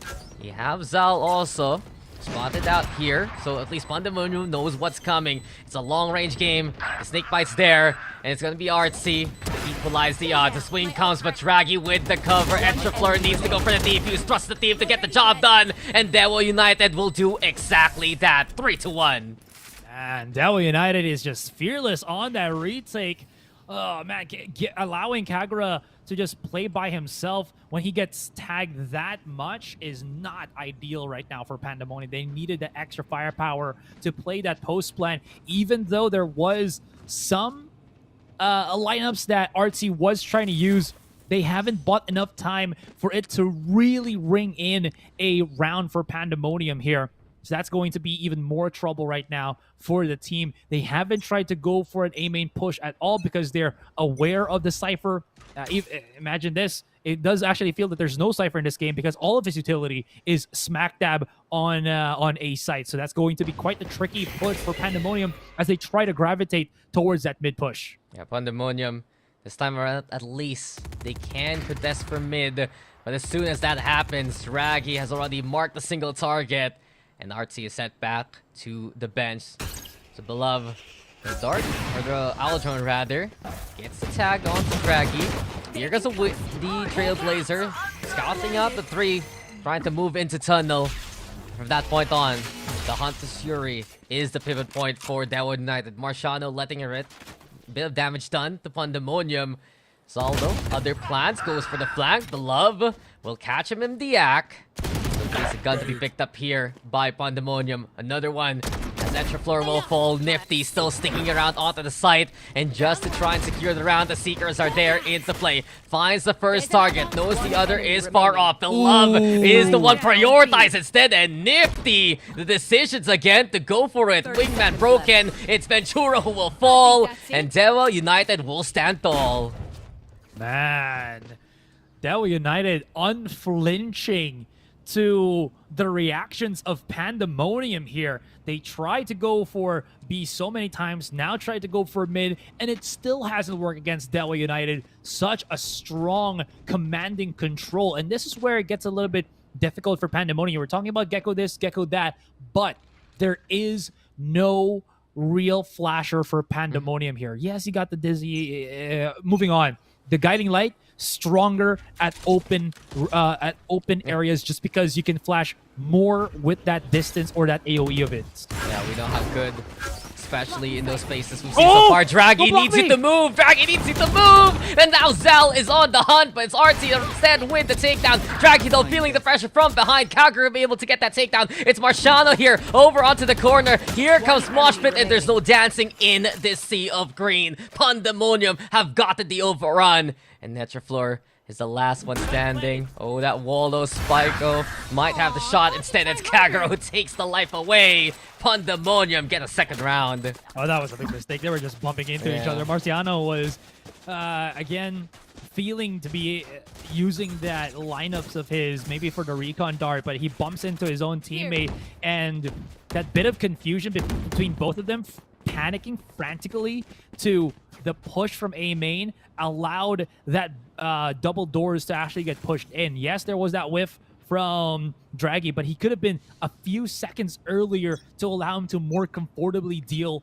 with that mid pinch. So all that one tiny detail really changed it up. Yeah, as soon as he couldn't actually get back at the cover, everything fell apart and Sal was forced to actually advance to such a difficult fight. Draghi, though, already making noise, unable to hit that small window of opportunity. Pandemonium moving now towards B, clearing out the trip bars. Marciano having to deal with the potential pressure. Beloved marking his target and just finding him with Utter Fury, but Sal still sticking on around. A pick onto Ventura. Removes the spike from the equation. 2 for him before he's felled. But Nifty has other plans. Taking an initial position from where DEWA United was originally stationed. The plant, though, gonna go down in 3v3. There's a Viper Pit, but Artsy can't use it to help out his teammate for the moment here. So Beloved for a good couple of seconds will be alone by himself. Spyco does find Ultra Fleur. That's going to be pretty huge, especially now that it allows him to utilize that neural theft of his, giving a clearer picture as to where Nifty and teammate are playing in. Whiff shot from Spyco could be big, though. Nifty coming in for the pinch. Right now, Artsy on the counter pinch, and that's going to be perfect for Pandemonium, bringing back another round. Yeah, Pandemonium have done such a good job with these 8 takes. The way that they have the setup with the Toxic Street blocking the orange crate and its sight lines. The fact that they're able to clear out Zal eventually and find him alongside the pyramids. It's just been such a comfort point for them. And it begs the question, why isn't DEWA United putting Marciano back on dart duty towards mid just to stave them off? What else can they do? Well, it's an eco round right now for the defense, and Pandemonium have a good chance to tie up the scoreline in this round. They definitely do. Zal's actually been pretty less than stellar at the start of these couple of rounds. I don't think he's just been given much time to, or much opportunity to really bring out that Cypher of his. He's got a chance here, but those couple of tags will force him back. And once again, the set place for Pandemonium looking a whole lot better. I mean, it's such a bother with the Gecko and the Sova looking for you, basically compounded with the Cypher of the opposition. The lurk, speaking of, from Spyco, waiting now to catch that Etrafleur. Zal, given a chance to stay alive, actually responds in kind. So 4v4 now as Devil United pop the Neural Theft to try and get that intel. Zal with another one. Seems like he means business this time around. Ready to headhunt for some more. Ventura looking to buy some time alongside the rest. And here comes Trash being primed. They're thinking about it, but Spyco makes the decision for Pandemonium. 4 before he's spelled. And now it's 4 for Pandemonium in the scoreline. We are tied up. Is really holding on to that Thrash. He wants to get the excellent maximum value for this, and that was not it. He had to just pull back onto their weapons. They got everything. Their opponents wasn't even defusing that spike, so they knew that they had a chance, and Spyco hitting that 4K is going to be huge, because this entire game, it's been a game of just getting that Neural Theft value. So we might be seeing that here when he's just one charge away from picking it up once again. And Devil United, they need to be wary of the Gecko ult from time to time that has been online for quite a while. Seems like, though, Pandemonium trying to play for middle this time around. Kagura also peeking nest too. So DEWA, you see the toxic screen here. They're gonna try and use that for cover if ever, for both sides. Look for the closer contest into main and give up tunnel. Arshano moving forward, but Beloved, he's waiting for it patiently, sees the barrel, and nets a kill. From this point on, Pandemonium can pivot, but Beloved has to be very careful, doesn't expect there's a second one waiting. Etrafleur now setting up with the Viper Spit. The spam comes on in, Ventura will find him and pick up the spike to boot. And from this point on, it's 3v3, resets the lay of the land. 30 HP, gets tagged in the leg, but Wingman is on duty. Can't break it in time, little buddy, little bro doing his job, and Ventura getting his revenge. Now the Viper Spit in favor of Pandemonium, and the Coliseum is set by the offense. That is perfect too. Big flanks coming in from Spyco, but immediately called out by Nifty. And this Seekers is perfect to just clear out the rest of this. Artsy somehow gets through. Ventura finds Nifty, and Zal, oh, he is so lost. He's gotta have to get the cheeky little angle, the cheeky little catch, but it's not this time. It's not gonna happen. It was only a flesh wound for Ventura. Shrugs off the op shot, gets his revenge immediately, and the Wingman plant being pivotal for that B take. One of my concerns really looking into this composition for Pandemonium is, since you're only running that that single controller, how do you even cover that Wingman? For then, if you had a Harbor, right, you just go for the Cove and keep the Wingman alive and whatnot. But instead, Ventura has just made the timings work out in his favor, win out the duels anyway. And Pandemonium, they have multiple ultimates to work with now as they have the advantage. Okay. So again, Pandemonium really adjusting and finally utilizing this Gecko. Etrafleur, he only has the Stinger in hand, so he needs to be a little bit tricky, using the smoke to his advantage, and actually somehow gets a bit of value there, but immediately quickly refragged at all. Well, this is going to be a 4 versus 4. And there it is again. The Neural Theft just going to spot out the entire rotation of the 3-man flank coming in from DEWA United. Yeah, wake-up call there from Pandemonium. Didn't clear out the site as eagerly as they would like. And because of it, they popped the Cypher ult just to get the intel. So they know the flank is the bigger problem. Ventura turning away suddenly, giving a chance for Zal to get on in towards Arches. But there's cover right now provided. Moshpit utilized. Nifty gonna be the victim of Artsy's bullets. And from this point on, Pandemonium, they just clean up house. 6-4 as Pandemonium are on the tear here. I will say as well, Pandemonium are taking a play out of the book from DEWA United. I did mention during their split map that Pandemonium is very taken aback with that mid control from DEWA United. And it's looking like they're doing what DEWA United did against them on split, but now here on Breeze, where there's a lot more guessing game for DEWA United on that mid control. And it's surprising to say that when you think about the double initiator that they have with the Sova as well as the Sky, but maybe it's just the bait of timing or something, but it is actually quite working well here for Pandemonium. They keep doing this mid play, and DEWA hasn't really answered it at all. Yeah, Pandemonium, they are just going to be taking mid again as the pivot point to move into the side. Here comes the trash. Also, Wingman can't get the spike down, but here comes the detain, and Etrafleur is just going to be a victim to the ultimates. Kagura letting the knives rip. It's Ventura also on the board, and Pandemonium have found comfort on A multiple times. Marciano can't get the cheeky angle to work, and this is Pandemonium's site to take yet again. He didn't hit any of his blades. It's all his teammate's utility. I know. He couldn't get a reset. He just like threw it away. It's like, I'm done with this. Yeah, I've had enough.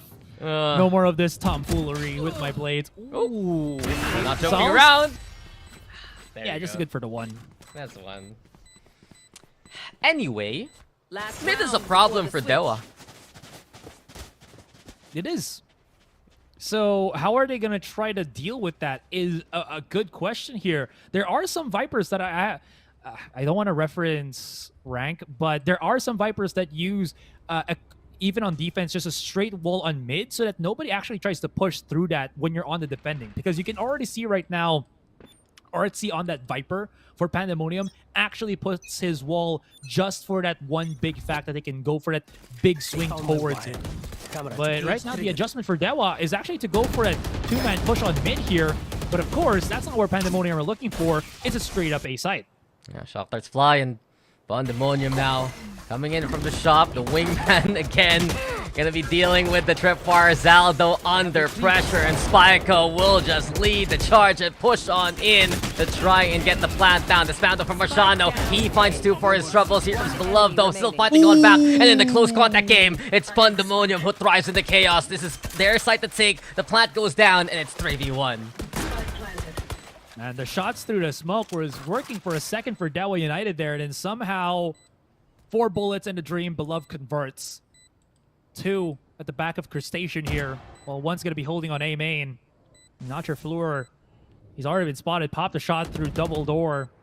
Ventura waiting for his teammate to drop that wall for him, but really no need. Etrafleur has to just walk through, take the passive damage, and see where it takes him, but time is ticking. And he's trying to do his best. Oh, he actually gets it. Okay, 2 versus 1. He moved a little bit. Ventura missing the shot, but time has basically run on out. And Beloved and his teammate are just playing with Etrafleur by this point. Here we go. Artsy with the last one. And it's an 8-4 half to end this segment of Brace. Oh, I love that. He just actually went for the wide swing, just as you mentioned, mess with his opponent. Yeah. I gotta love that. Ooh, look at this though. What is that? 7 straight rounds for Pandemonium on the later part of that first half. Cool. No, it's true. Pandemonium has found their footing so well, and what used to be the scare tactics from DEWA versus mid, like with the dart, with the utility, Pandemonium just shrugged it off. They kept using that as an angle to push on in. Kagura was a willing sacrifice more often than not. Wingman was the other to catch out the tripwire. And it's just an interesting way to go about how Pandemonium has been playing this Gecko. In a way, there has been a bit of Sky-S in it in terms of how the Wingman's been used as a trailblazer. And they just pick up the spike that's been left behind and push in anyway. It's those kind of setups. And you might want to see Ventura perhaps get a bit more utility along the way, but it's been very effective anyway. So Pandemonium, they have the lead because of it, and now they're on the defense. And comparing it to the Sky real quick here before we get into a push, it feels like you're pushing as a 6-man now with the with the Wingman compared to like the Trailblazer with the Sky, because Sky still has to control the Trailblazer dog, right? So it actually allows them to clear more angles than you'd think. So it's been okay, I like that.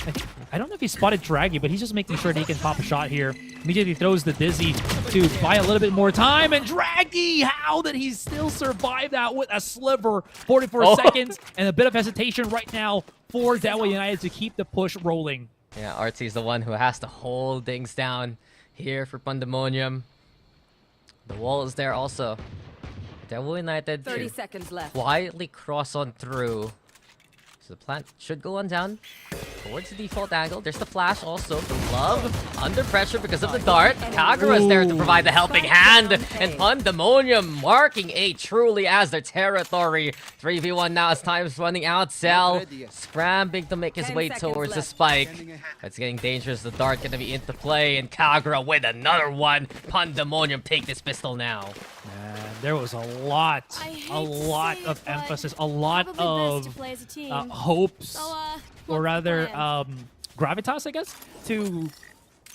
Who is this again? I'm now starting to lose my mind. Draggy, get that mid-control and double door kill if he could have. Immediately as he falls down, you saw everybody there from DEWA United actually stop dead in their tracks. Maybe it's because also from the smoke of Artsy, but I think it was more because they didn't have that pinch anymore. So they were kind of panicking on what to do next because it didn't go all according to plan. There was a bit of that hesitation and it costed them a whole lot of momentum pushing up onto that A site. Yeah, they had the numbers and they felt confident to go for the overrun. But Kagura had other plans and now the Marshals here looks away. But then again, just resets, gets the shot. Marciano answer back. Inkide on the opposite end of the map. And it will be DEWA United making their way towards A. There's still RC though to try and hold. Nifty though will find him out to the open. Beloved now with the Ares, the shock dart providing damage for Draggy to secure the kill. And this is DEWA United giving themselves a good chance into the round. Spikes planted. As Draggy now looking to find a marked target or two. Got Etchefleur holding by the spike as well. Kagura waiting to see if anyone will peek, if ever. Because Nifty, low HP, a Marshall fight. Long range is key here on Breeze. Does feel like their arsenals prove it. Kagura though a better shot onto all of them. Kagura just beats all the Marshals in the game. And Pandemonium, they'll still be able to make their second round in a row happen. Close for comfort though, but you're absolutely right. That Marshall game from Kagura has been insane. And I mean, he's got one of the best Marshall skins as well. You know, he's feeling good with it. I honestly thought for 1 second that was a tour de force, and I realized, oh wait, no. For real, it just looked like it for a while. The Neo Frontier one, yeah, that one. That probably has dethroned Sovereign for my best Marshall skin. Maybe Mage Punk, but I don't have Mage Punk, so I'll put it out there. Anyways, yeah, it gives you extra aim just because you feel so good with how good it looks when you whip it out. That animation, the Yeehaw Cowboy, that's pretty good. Oh! Yeah, well, the jump from Kagura, though. It's a Wild West here in the middle, and Marchand is the one delivering frontier justice towards Kagura. Nifty, though, a little too eager, actually sending that Trailblazer. It dies to the mosh pits. And from this point on, Pandemonium, they're losing members across the map. Etchefleur, just great patience to keep an eye towards shop. It will be another duel from afar, and Etchefleur, the gun advantage is clear. There's another one. DEWA United taking advantage of the damage that they did in that last round to be a bit more secure this time around. There's nothing that's going to be catching them on that site. Beloved is just all the way on the other side of the map here. Oh, he gets spotted out by that recon dart. Unfortunate timing. And Spyko, hello. Spotted out by Zal. That's going to just be easy pickings here for DEWA United.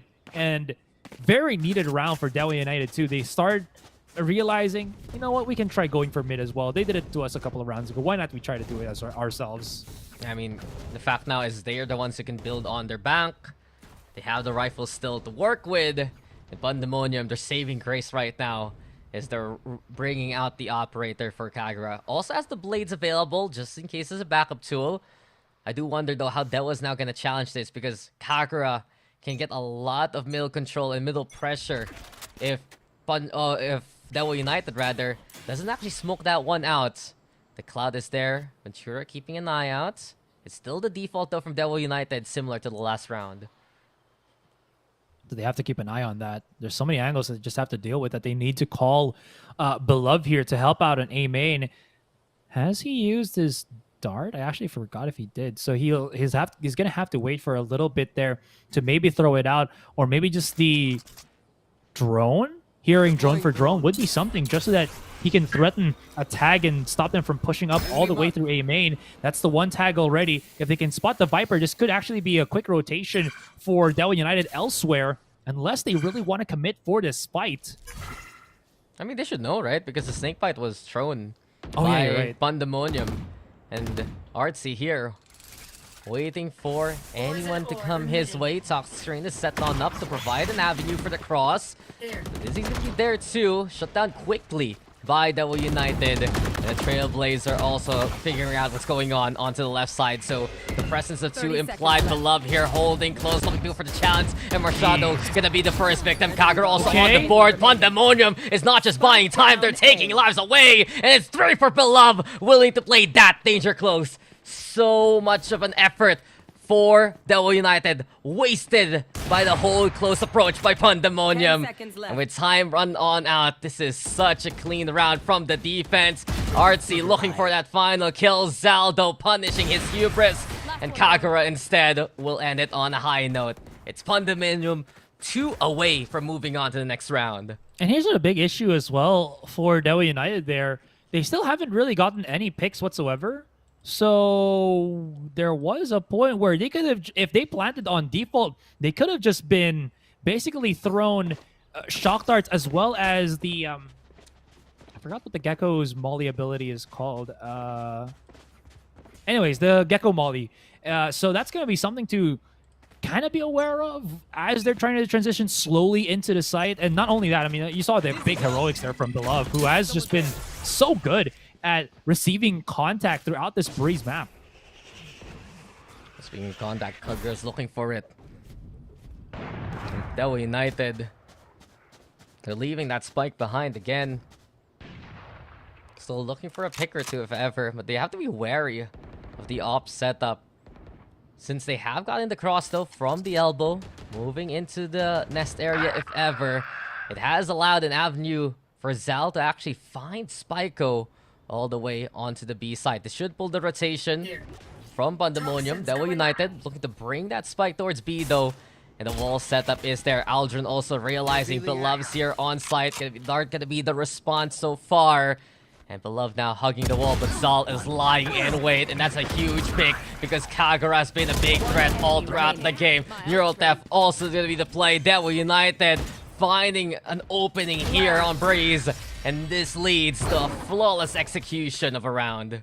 Man, that was just purely from Zal being able to get that long-range pick all the way from Pillar on mid, and then somehow managing to sneak his way towards Nest. No one was available from Pandemonium there to deal against him, and they didn't even expect him to actually be there that long holding the angle. I thought he was going to try to get a pick onto Ventura, but no, he waited and actually caught Kagura, who was obviously unaware of his presence. So DEWA United, they're slowly building up understanding of Pandemonium, but of course it's still very risky. Kagura has actually pushed himself all the way through mid, very risky. And he pays with his life with that big punish. No, hasn't that been the case of the series though so far? DEWA United, it takes a while for them to just heat up the adjustment engine. But once they do, they're the ones who set the tempo between the fast play that they do and the slower defaults that we're seeing right now. So the pick comes their way. They're now navigating towards B here. One still holding mid just in case. There's going to be that off angle, off time lurk. Is going to be perfect. Draggy's just... he was panicking a lot. He's in trouble. Okay, that's a big tag. Yeah, he was tagged it, but still manages to actually survive the Hunter's Fury. Yeah, the second one hits, but the third one doesn't. And DEWA United, they do plant their flag towards this B site as Marciano puts that spike down. Pandemonium, on the other hand, it's not the best buy for them anyway. They're on the eco. Spyco here coming in from the window, and Nifty knows it's coming but didn't see his opposition. So at least a pick here from Pandemonium. We'll see what else they can do from this point on. Maybe a few frags along the way, but the crossfire setup from DEWA United is clear. Ventura though bringing in damage with the Guardian, and now it leads to a 2v1. Still a risk that DEWA United needs to mitigate. Ventura trying to play towards the broken walls over at the other end of the map, or the site rather. Moving in now to where Zal stationed just by the crates. And he's gonna tag. He's been found. Ventura, though, that's a smooth shot. But time has run on out, and DEWA United, conveniently for them, will take this one. Great press there from DEWA United. And again, they're putting Pandemonium into a slump of sorts, which Pandemonium can't seem to really hurdle over. And this is quite the big deal because right now there is that looming storm that is DEWA United. I'm looking at the possibility of post plans. Atrafleur is nearing his Viper's Pit. Perfect for that. Marciano does have his Hunter's Fury. And not only that, I will say there has been a lot more, again, mid-presence here from DEWA United just so that they can keep the picks smoothly rolling for them. The over-aggression for Pandemonium has been punished significantly these past 2 rounds. And they're, as you can see here with the positioning, a lot more hesitation, but this is where Pandemonium have to double down. They need still that mid-presence and can't give it up. Yeah, DEWA United is basically tempering Pandemonium right now. And it's up to Pandemonium if they can handle that kind of heat. The Aldrone, though, looking around to see what's going on. Draggy able to avoid that vision and still stick around towards mid. The Hunter's Fury. I mean, the call to action actually from Marciano. Just trying to figure out what's going on towards A. A little too eager with that blind ultimate, basically. And from this point on, it's DEWA right now. Trying to make their way for a split push towards that A site. So double door is going to be a threat to watch out for. The tuck screen there to cover the cross away from Nest if ever. And RC is the one priming his snake bite. So he's still crouched on down, getting ready for potential contact. Draggy though and at the floor. DEWA United onto the inside. And it seems like this more passive approach from Pandemonium, it just doesn't get the job done. They were starting to set a trap, but they were a bit too slow to actually receive it.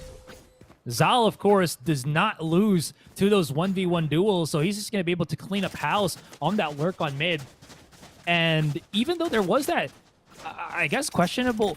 You think it was questionable, or was it a big brain Hunter's Fury where he wanted to flush everybody to the back of the site? So it's easier for them to pinch rather than waiting for somebody possibly playing through A main. Because from what it looks like from Marciano there, he threw the Hunter's Fury strategically to clear up, where was this? Front of site, brick, as well as somewhere else that is, again, front of that site. Look, I'll just like your explanation better because it's a lot more positive. In any case, Etrafleur, we've seen, or Nifty rather, we've seen this angle for DEWA United. Draggy is the one that actually makes it work.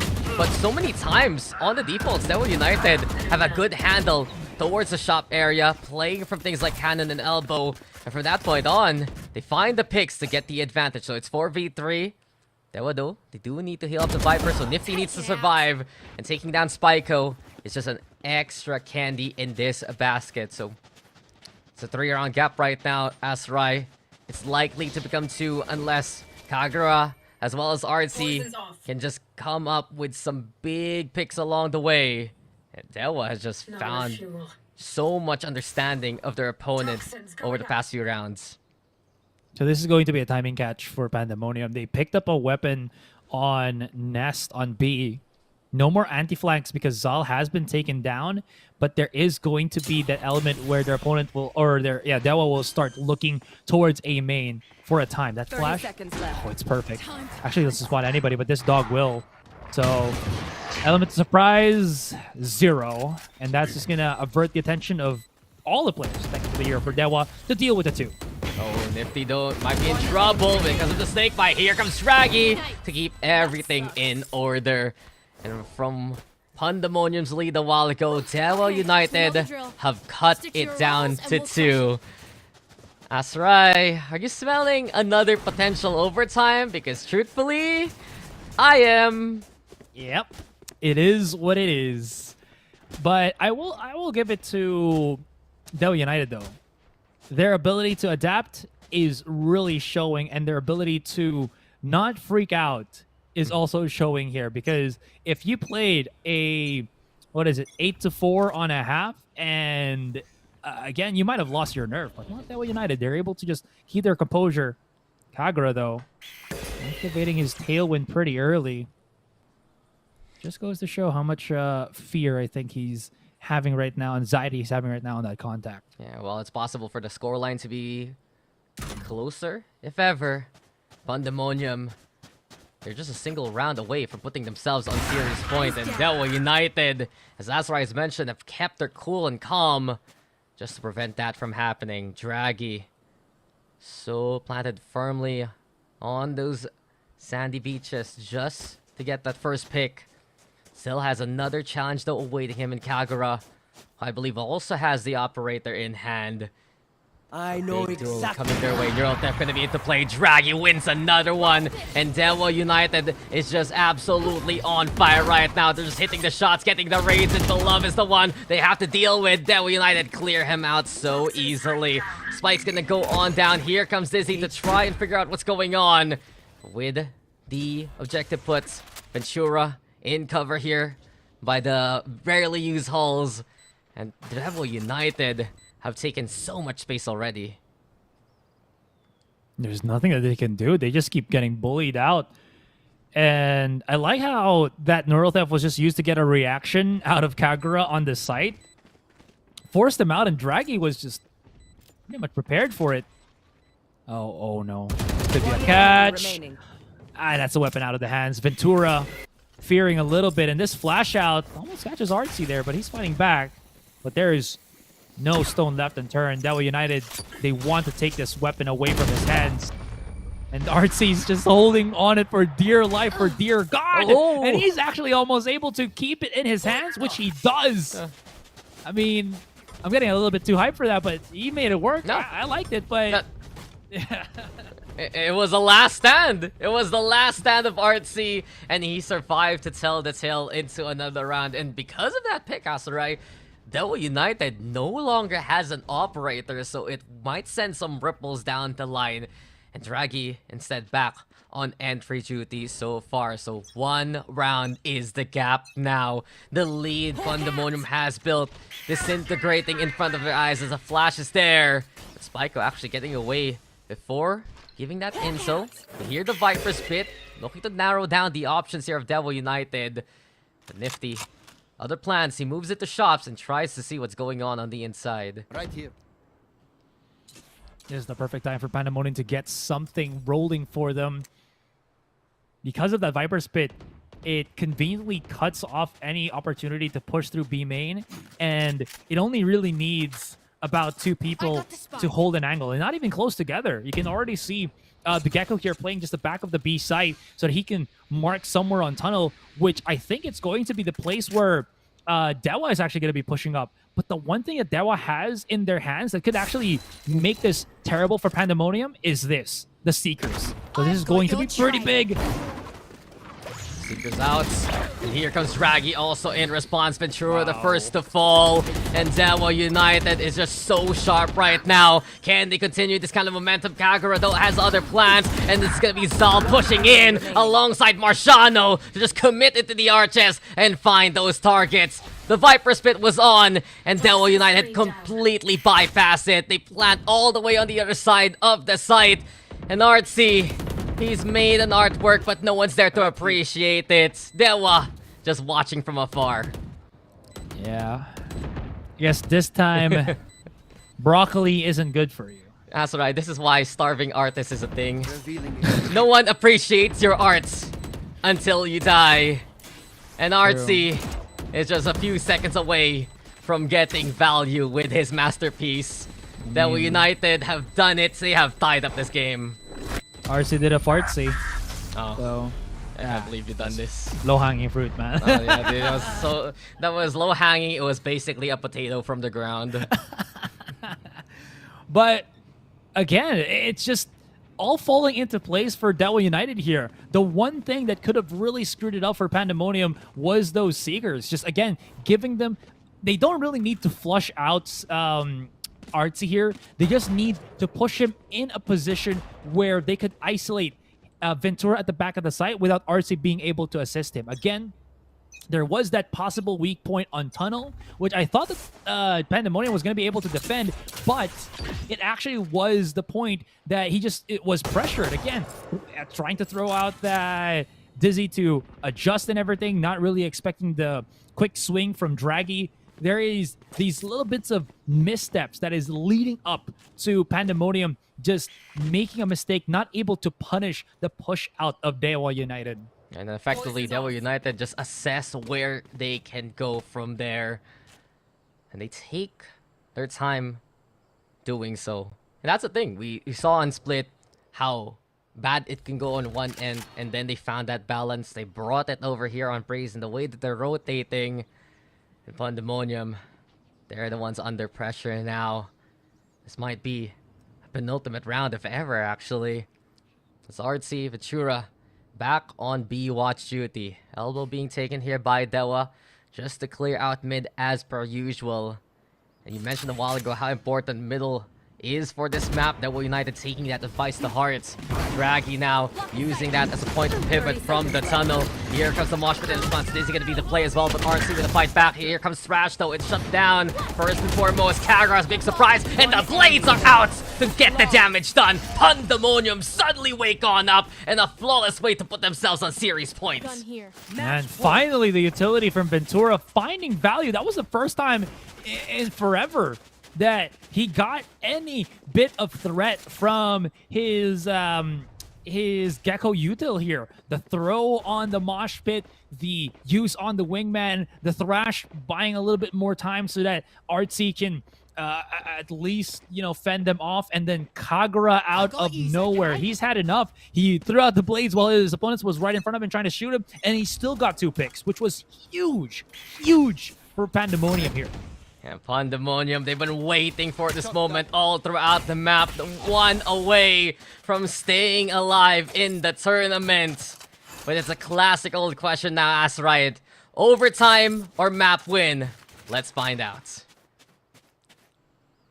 It could very well be happening, to be honest. We've experienced it twice. Why deny it now? Why not stop there, right? We're in too deep by this point. Why not go 3 times, you know, in a row?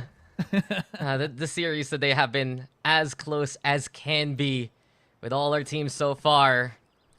And while we have bid goodbye to Dominatus, we're going to have to bid goodbye to either DEWA or Pandemonium after this map.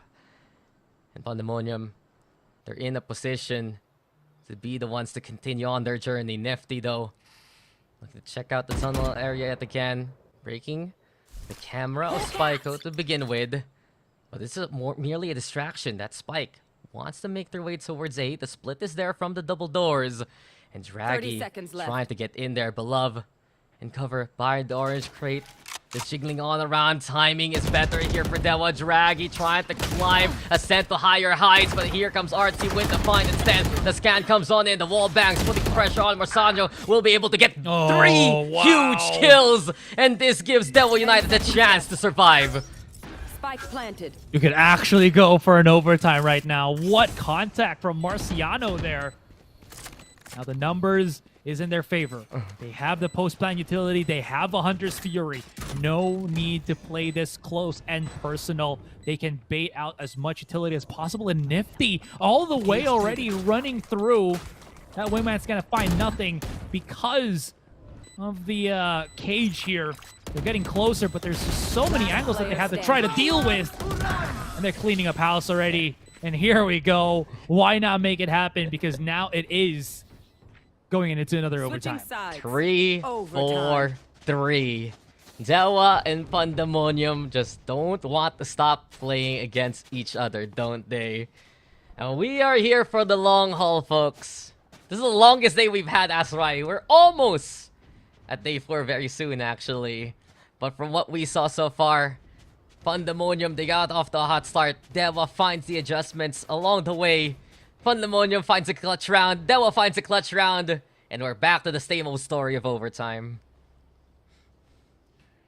At least we flipped the sides. So we'll see Pandemonium get a bit of a change pace. They're looking a lot more confident when they were on the attacking. We'll see how that goes. Zaldo. Okay, quick throw on the utility here. And it's getting cleared up very quickly. So he's set up was cut in half. And he's been spotted as well. This is not looking too good for Zal.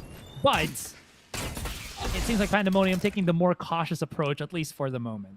Yeah, they got the tag, but they don't know who else is around the site. And you can see immediately that was scrambled to try and protect their teammate just in case. Spyco, though, one to watch out for on the lurk here towards mid. Draggy now, glass cannon operator too. And if Pandemonium doesn't see this coming, yes they do. And Kagura with eagle eyes gets the spot and the kill. Wingman on plant duty, Nifty, the one to fall to the hand of the love. And it seems like it will still be Pandemonium making their way towards the default to put that spike down. Marshada though, shock dart flying, brings the damage and puts Kagura in a more critical state. Devil United though, playing on the opposite side of the pyramids.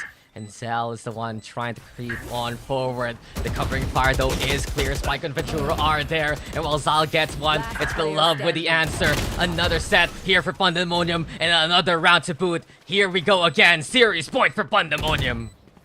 Pandemonium just one more step. This is where it gets a little bit tricky for them. They've been having so much trouble on that mid play that after what seems to be an eternity, they only got the one round success on the defense from the tunnel push of DEWA United here. So if we're just looking based on those facts, there is a big possibility we could go for a second overtime right now if Pandemonium don't deal properly with those kind of shenanigans. Again, whether it's to tunnel, whether it's to double doors here, it hasn't really gotten them that far in terms of the defense. A quick little throw in the snake bite won't really hit the entirety of the mid side, but so the adjustment from Pandemonium here is just straight up putting as many bodies as they can as possible to mid, but they can't stay here for long because it does leave a lot of positionings exposed, or will it? It's up to DEWA to get that intel. And Marciano figures out Ventura still sticking around. So they get the tag onto Ventura. You have DEWA trying to give chase, but this might be a trap towards Draggy here, because two are hugging towards the wall. If Draggy checks that, it might be a few picks coming his way. He backs off for the time being. Oh. The flash is there too. You can feel the pressure right now on either side, not wanting to make a fatal mistake. But DEWA, the plan is now to move towards B. The tripwires though awaiting them. Ventura, the same case.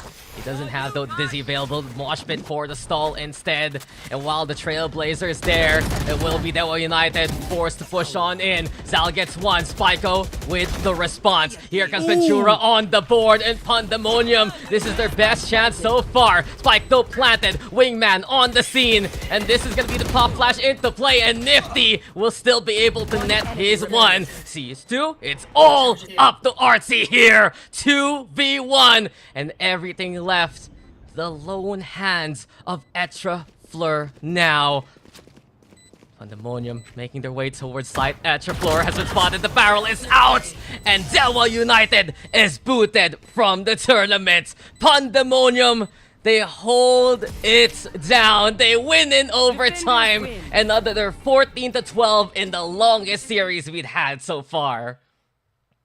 Wow. The one round that they needed to mix things up, the one round that they just needed to play a whole lot more differently from every other round that they played on that defense, was the round that gave them that W. The triple, that quadra stack even on mid, putting emphasis on that B main with the Cypher traps, all worked perfectly here for Pandemonium. I think they pressed DEWA into a position where they could lay in that trap, and the trap was perfectly sprung, and DEWA just could not deal. Just what an exhausting series. Honestly, I feel for us maybe, but I feel for them, because it honestly has to be a heartbreaker for DEWA United getting all the way with those comebacks, especially that second map, making that comeback happen into the second half, going for overtime again, and coming this close to surviving. But we saw from Pandemonium, when the going gets tough, they get even tougher. You said it already, the mix-up came with the middle take, with the aggression, and while they didn't find anything, just that presence implied, forced DEWA United to go back to a critical mistake that happened also in the last map. They ran out of time effectively versus the utility setups of Pandemonium. They were forced to go towards that B site rather than the more assessment heavy plays they went into a while ago, and that made that difference. The fact that Ventura was still able to bring in a kill. The fact that Artsy was there to find those 2 kills near the tail end, it was enough for Pandemonium to win from it. It's actually a big factor as well, is because of that heavy mid presence, the rotation for Pandemonium to go in onto a site is effectively faster than what we've seen for the past couple of rounds. Because the thing is, if A or B is taken and they don't have any of that mid presence, their rotation has to go all the way around from site to spawn to other site.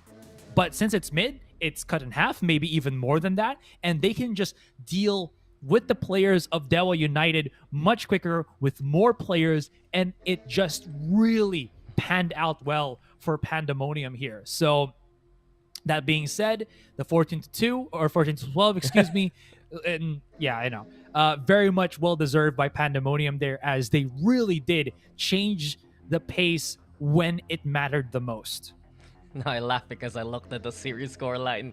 It's like someone decided to copy paste the score 3 times over, and it just goes to show how even this matchup was. Went the overtime, went the distance. Big props to DEWA United. Big congratulations to Pandemonium, and that is just the beginning of our eliminations, basically. So we have to bid goodbye this time around to Dominatus and DEWA United. It was the lower bracket run, and this does set up Pandemonium to face off against the loser of one of the upper bracket matchups, which are going to be tomorrow, Asurai. And look at it already. Boom versus Fancy United. That's one for the books. Naos versus Oasis, a rematch of the VCT PH finals. That's going to be even better than ever. Oh yeah, we still have a bit more days of action for you guys, so definitely look forward for this one. The Southeast Asia bracket really turning into a real brawl fest for these teams. Back and forth in the lower bracket, you really see how close the level is for the ones that we have just witnessed. And tomorrow, as you mentioned, it's definitely going to be a whole lot more of that, especially with some grudge matches, some matches as well that we would love to see once again. So yeah, again, having a chance to hit that main event is what these guys are looking for, because we will only have one team to represent us from the Southeast Asia Closed Qualifier. And you can see already how tough the competition is getting. Well done, especially to Pandemonium, trying our best today in weathering those 3-map series. It has been exhausting today. This has been our longest show so far, Asurai, here in the Clash of Nations. And it's time for us to call it here. Thank you, everyone, for tuning on. And we still got tomorrow, same time, same place, same streams as well. I've been Daks here with Asurai. This has been your Clash of Nations Closed Qualifier for SEA, and tune in again tomorrow.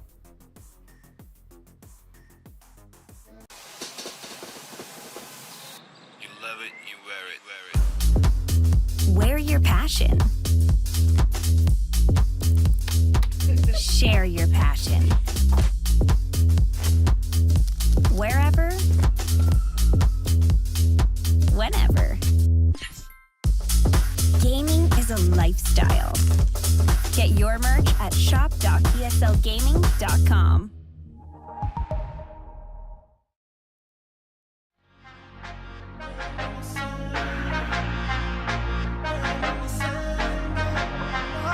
We ain't in the same league, not even the same game. Going all in, I'm just trying to maintain. Y'all don't want me to win. I can see it on your face. I can see it on your face. Think you gon' beat me? Good luck, that's a long shot. Got the ball, full field.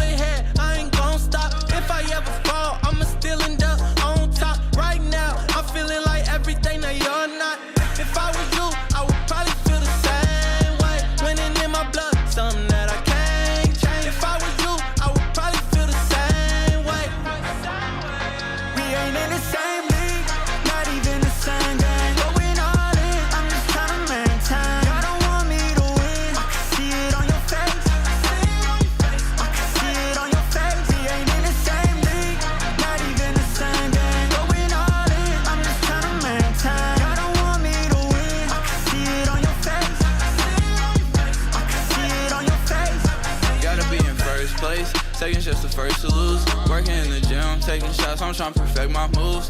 Early bird gets the worm, I don't got time to snooze. I'm not in the frat, but every year I still pay my dues.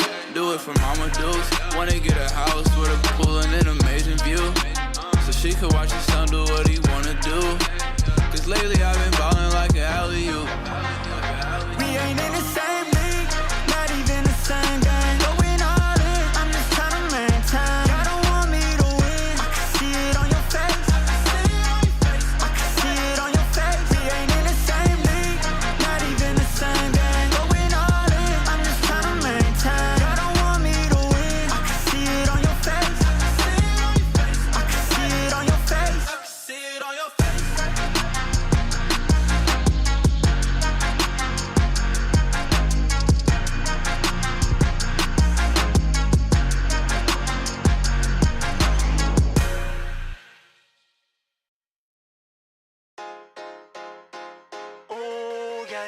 Came up on a tech, got a lot of friends now. It's funny how they switching up. Came up on a tech, all of a sudden they been down. It's funny how they switching up. You already know, yeah, just how it goes. When you get some money, they gon' always want you close. You already know, yeah, just how it goes. They gon' wanna act like they was with you when you broke. If you want it all, gotta risk it. Finally got my chance, couldn't miss it.